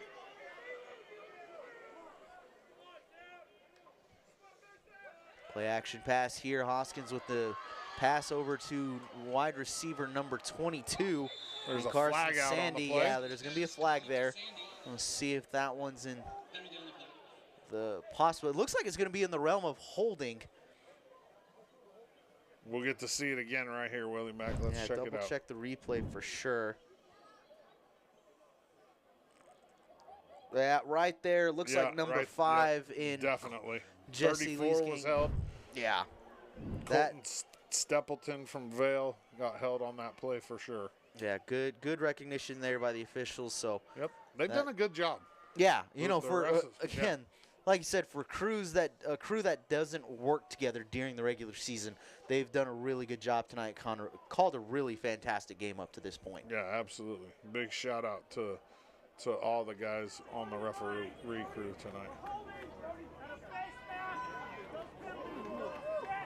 Oh, offsetting penalties. I didn't see the face. Yeah, on that replay, it didn't look like there was one there. It might have been on the tackle maybe, but, I mean, nonetheless, you're going to sit there. It's still 2nd and 8.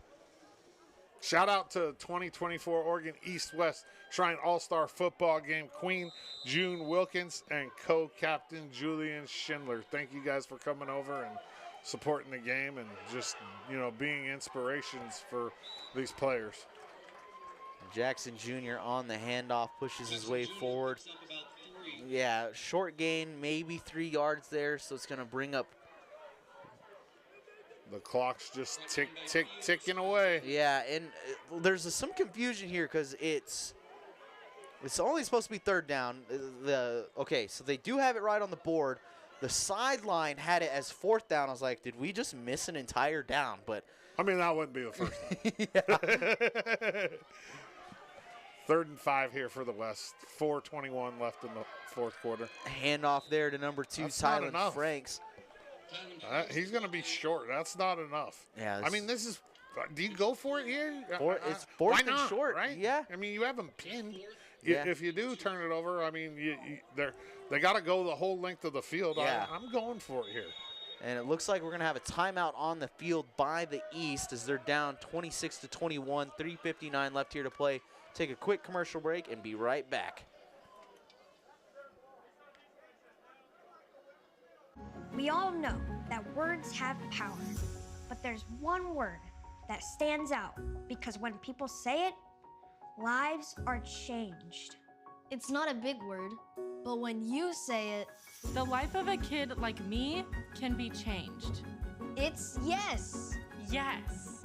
Yes. Yes to becoming a monthly supporter of Shriners Hospitals for Children. Please call or go online now to say yes right away. Back here at Baker Bulldog Memorial Stadium, if you're just joining us or if you've been in tune, we're going to set the scene for you here really quick. 3 minutes, 59 seconds left to go. It is 4th down and 2 for the West offense. They hold a 26-21 lead. They need this first down conversion, or this 4th down conversion, to, one, likely seal this game if they can and put them in a good spot.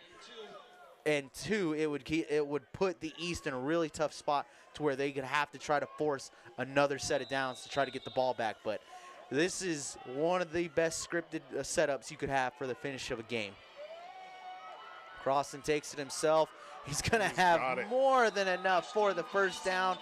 A great direct snap to him, and they just kind of, that was a heavy package right there. Yeah. They just threw the bodies, heavy boys in, said like, all right, let's get this first down. Yeah, get these 2 yards. And I don't think that they can run the clock out yet, though. We still got plenty of time for the East to possibly get the ball back, but it's an uphill battle here for the East. Yeah, especially because of the fact that you've already burned one timeout in this second half, maybe 2, I believe. I can't remember if the East had called one prior, but you're in a tough spot where the clock continues to run against you. It's not your friend right now. Yeah, and you've already used a timeout, and you've got to try to get another set of stops rather than that possible 4th down stop. Right here, they're going to eat as much clock as possible. They're gonna take it all the way down. I don't see a play clock. Yeah, I was gonna say I haven't seen a play clock, so I don't know if the refs on the field have the play clock, and they're keeping the players informed. And that's going to be a timeout on the field by the West. Yeah, that's 3:04 left in the 4th quarter. 26-21 West. We're going to keep it right here, and Willie and I are going to just have a little talk about the game. I'm surprised here that they're burning a timeout, like, for the West. I think they wanted to take it all the way to the last second. And then, I guess avoid not seeing the play clock in front of us. It's tough, right? Yeah. Because usually you'll have a play clock on the scoreboard or on the goalposts or somewhere in that general vicinity, but there's no play clock. So I mean, that's tough as the coach. You don't know. I'm sure he's got the linesman down here has probably got the clock right there telling him, hey, you got 15 seconds left. Yeah. But that makes for a tough situation. 3:04 left in the game here. It's 1st and 10 for the West. They have a 5-point lead. The timeout, I guess, running the clock down, but nonetheless, you know what your play call is going to be as Hoskin makes the throw down the left sideline. And why do you throw there? Catch not made, intended receiver, Cade Long. See, again, and that's here's the thing now. You burn a timeout, you wasted the timeout. And then you throw it, and you only killed 2 seconds? 2 seconds. 5 seconds? Yeah, maybe 5 seconds off the clock. And you give the East a free timeout. Essentially, yeah, absolutely. And you keep yourself in a second and long. I mean, who knows the ways of coaches sometimes. So do you throw again here? I mean, I go to the ground game. I give it to Jackson, which they're doing right now. Yeah, And he'll cut up and absolutely stopped as that tackle is made by the East in number 70. Number 75, I believe that was Cade. 78. Check that. Corbin Storns Yep. making the tackle, and Jackson Jr. is going to make his way off the field. And he's had a lot of high energy tonight, but there have been times where his energy's gotten the best of him. They've done a good job. His teammates have done a good job of keeping him. Yeah, and now the East is going to burn another timeout, which I believe is just their second one here. So we'll take a commercial break on this one and be right back here at Baker Bulldog Memorial Stadium.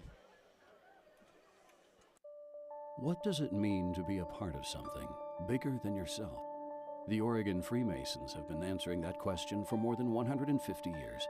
Through brotherly love, relief, and truth, we strive for community growth, a better world for our children, and lifelong friendships. Get to know the Freemasons and our centuries-old tradition of uplifting, enriching, and empowering our local communities. Learn more at OregonFreemasonry.com. How does a good man become even better? By changing his body or his style? By traveling the world or staying perfectly still? For 300 years, we've helped good men become the best versions of themselves through an oath to live a life of integrity, service, and brotherly love. We don't just make men better. How does a good man... And out of the commercial break with a quick timeout there as the officials just kind of got things going, and Hoskins throwing the ball again. Why? Like throwing the ball on a... I don't understand. You can run some time off the clock at least. Yeah. Now you're 4th and 10, 2 minutes and 48 seconds left. They're going to go for it. Yeah, you have no choice. Do you throw it again? I mean, you have to here, right? Yeah, at this point you do. And on top of that, yeah, because regardless, it's going to be a turnover on downs if you don't get the first. So the clock's going to stop anyway. So Hoskins drops back to pass, looks to his left, is going to be flushed out of the pocket. Storn's going after him. Good hit there, and the catch is made by number 2, Tylen Franks. This is all going to depend on a spot here. Yeah, and it looks like the blindside hit by the West is likely going to lead into the penalties. Storns, he took a blindside shot there, as you see on the replay, right as Hoskins is pulling up to make that release, just out of frame. Coach Hyatt's all the way out on the field here, and he's not happy. Yeah, you hate to see that in an all-star game like this. That was a tough one because Storns, it was a blindside hit. I mean, that's one of those rules, and that's a newer one that's been adopted in recent years, if I'm not mistaken. But yeah, Storns did not see the offensive lineman for the West, and I want to say it was number 75, Tegan Allen, who made the block. But yeah, Storns didn't see it coming at all, and it's hard hit. So we'll take a quick commercial break, and we'll be right back.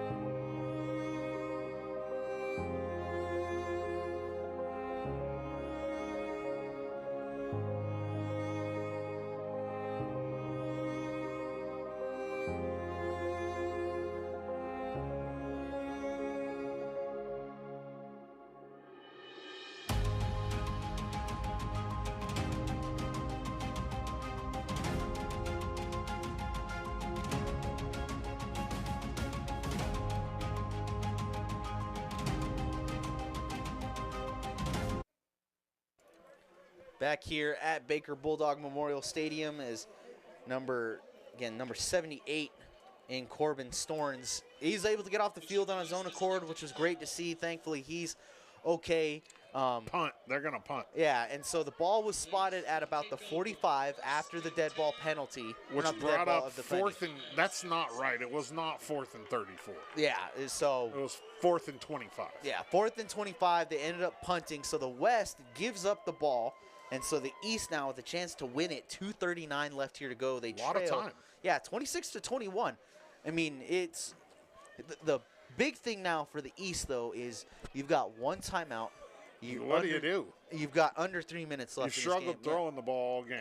Yeah, it's going to be interesting to see how this offensive series plays out. Yeah, we shall see. I don't like the time management towards the end of the game here by the West. I would have rather not seen that timeout. I would have rather seen the ball on the ground. But hey, every coach is different, and they do their own thing, and they do it for a reason. a lot of these kids, it's their last high school football game ever, right? Yeah. Last football game ever in pads. Big shout out to the players who came over for the week and worked their butts off to prepare for this game. A great group of kids. I got to spend some time with them this week. We shot player intros, and they were all really good kids, and they you can tell that they all love football. Yeah, you know what I mean? Absolutely. It's awesome. Yeah, and at the end of the day, too, this all goes to a great cause in, the number one reason why we're here. Yeah, donating all the money that's made and everything to Shriners Hospital in Portland. So great weekend, great week of stuff. As we're underway here, as pass is made by Hobson, looking to go to Spike and his intended receiver. Nothing there. Is Spike, I believe, just out of frame, may have slipped in the grass. He did slip. Yeah, it was a slip. Yep. Yeah, you can see it right there. 2:35 now left here to play, 2nd and 10. And, yeah, if you're the East, you know they're going to have to, or the West, you know that the East is going to have to throw here. Yeah, absolutely. I'm backing my safeties up a little bit. Playing off. Hobson flushed out of the pocket, drops it off to Logan, and an incomplete pass there. So now it becomes 3rd and 10. 2:30 left in the fourth quarter, Willie Mack. Man, West up by 5. This has been an absolute back-and-forth game. The West had that commanding 18-7 lead earlier. They've been able to hold on to a 26-14 lead there for a while. And then with the East coming back and scoring, it looked like they had a chance to possibly tie this game or, go ahead. But clock management and penalties have not been great for either team, as Hobson there keeps it himself, runs out of bounds. Which is good. Smart move by him, recognizing getting the clock stopped without having to burn a timeout. But that's going to bring up 4th and about 5 here. And so, this is go time now. Most important 5 yards of the game for the East. Yeah. Possibly the last 5 yards of some of these kids' careers in football if they can't get this first down. And a false start by the East. That is not what you want here. All of the discipline they've had, and that is the first false start of the game. Yeah. Which, if you remember a couple years ago, there was a lot of false starts. I mean, which is kind of understandable because, different quarterback, different cadence, different, players around you.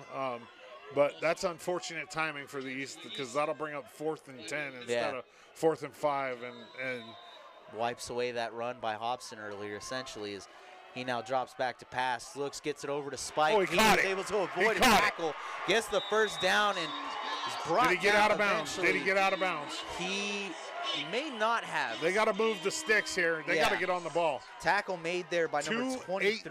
2:18 left. The clock is currently stopped because of the first down. Soon as the ball's set, the refs will crank this thing up again, and here we go. Making the tackle on that last play, Connor Dunley able to bring Spike down before he got out of bounds. So good recognition by him defensively as the ball is lost. It's going to be a fumble, miss snap there, and it is recovered by the East. Landing on it was the lineman number 55 in Ashton Fields. And so now the East obviously going to take a timeout here. 2:09 left to play. We'll take a quick commercial break and be right back. People sometimes ask, what is there to see? Well,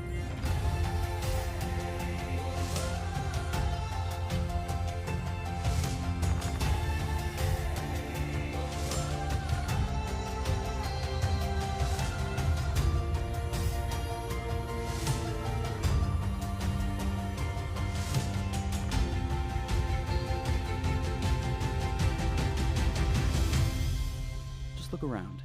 I promise you, you'll see.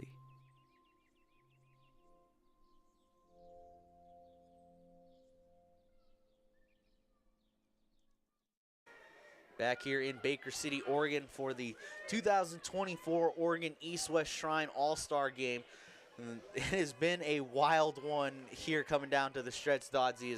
A lot of turnovers, just kind of a weird game. Not great clock management is the best way you can really just kind of line that up to. Just very unusual clock management, to say the least. Hey, it all boils down to the last 2 minutes here. Yep. East down by 5. Hobson drops back to pass on the 2nd and 15, and it's almost picked off.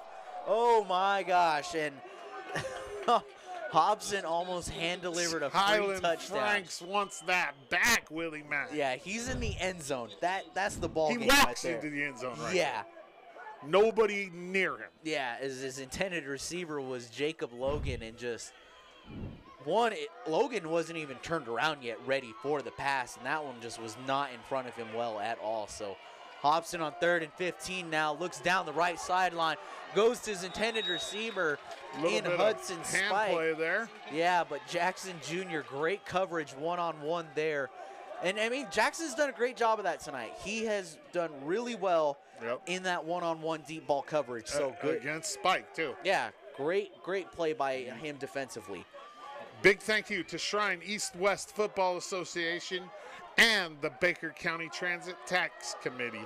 They're what brings this game to you. The Baker County Transit Tax Committee is the title sponsor, and the East-West Shrine Committee, those guys bring it. And that is your ball game, essentially, as Hobson on the snap is sacked by number 44, Ashton Croston. And for the East, that is definitely heartbreaking, because you were in a position to do something really well and possibly make the final win. But shout out to the West. Their defense did a fantastic job getting that stop there and forcing the turnover on downs.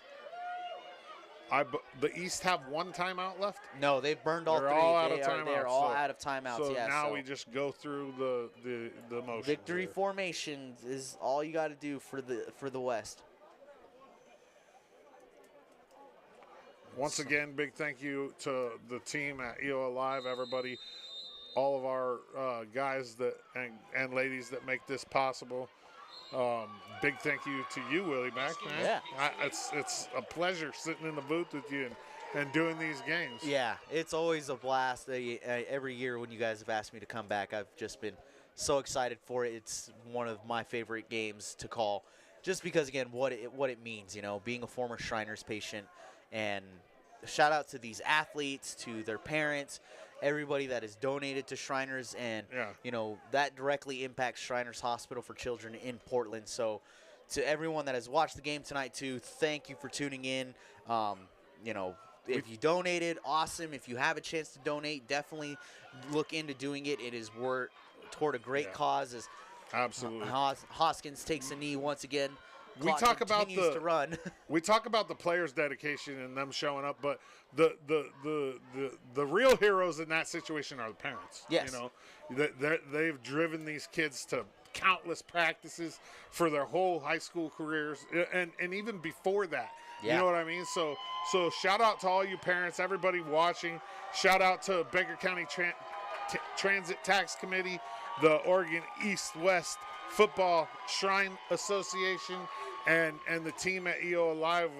Benny, I just called you Benny. See, I had Benny on the mind. But who you got for player of the game on the East? Let's start with the East. The East, oh man, player of the game for them, I'm gonna have to say is Jacob Logan. Guy was a workhorse. I mean, he really put the team on his back there late, getting that touchdown to get them within that 5-point game. But yeah, for sure, Jacob Logan for the East. The South Umpqua product, great game by him, and he's going to Feather River College. Yep, so in California. So yeah, and then what about the West, Willie Mack? Man, the West, that's a tough one, because I mean, Ashton Croston was everywhere defensively. It felt like he had a great game, but Dennis Jackson Jr. He was great in great in defensive coverage in those one-on-one deep ball situations, and he had a couple of great runs on the offensive side as a running back. So I would have to say my player of the game is going to have to go to Dennis Jackson Jr. He had a great game. I can't really disagree. Yeah. Defensively, he had some nice runs. He had a nice catch. Yeah. Oh my gosh. Yeah. And the West prevails 26-21. Yeah. Here at Baker Bulldog Memorial Stadium in Baker City. For Willie Mack, I appreciate you, Willie Yeah, Mack. thank you for having me And again. for EO Alive TV, the EO Alive Network, Brent Clapp Productions, our team, we thank you all for tuning in. And big thank you to Shriners Hospital for Children in Portland and the Shrine Association for this. And yes. We'll see you next year. Yeah, it was a great night. See you, folks.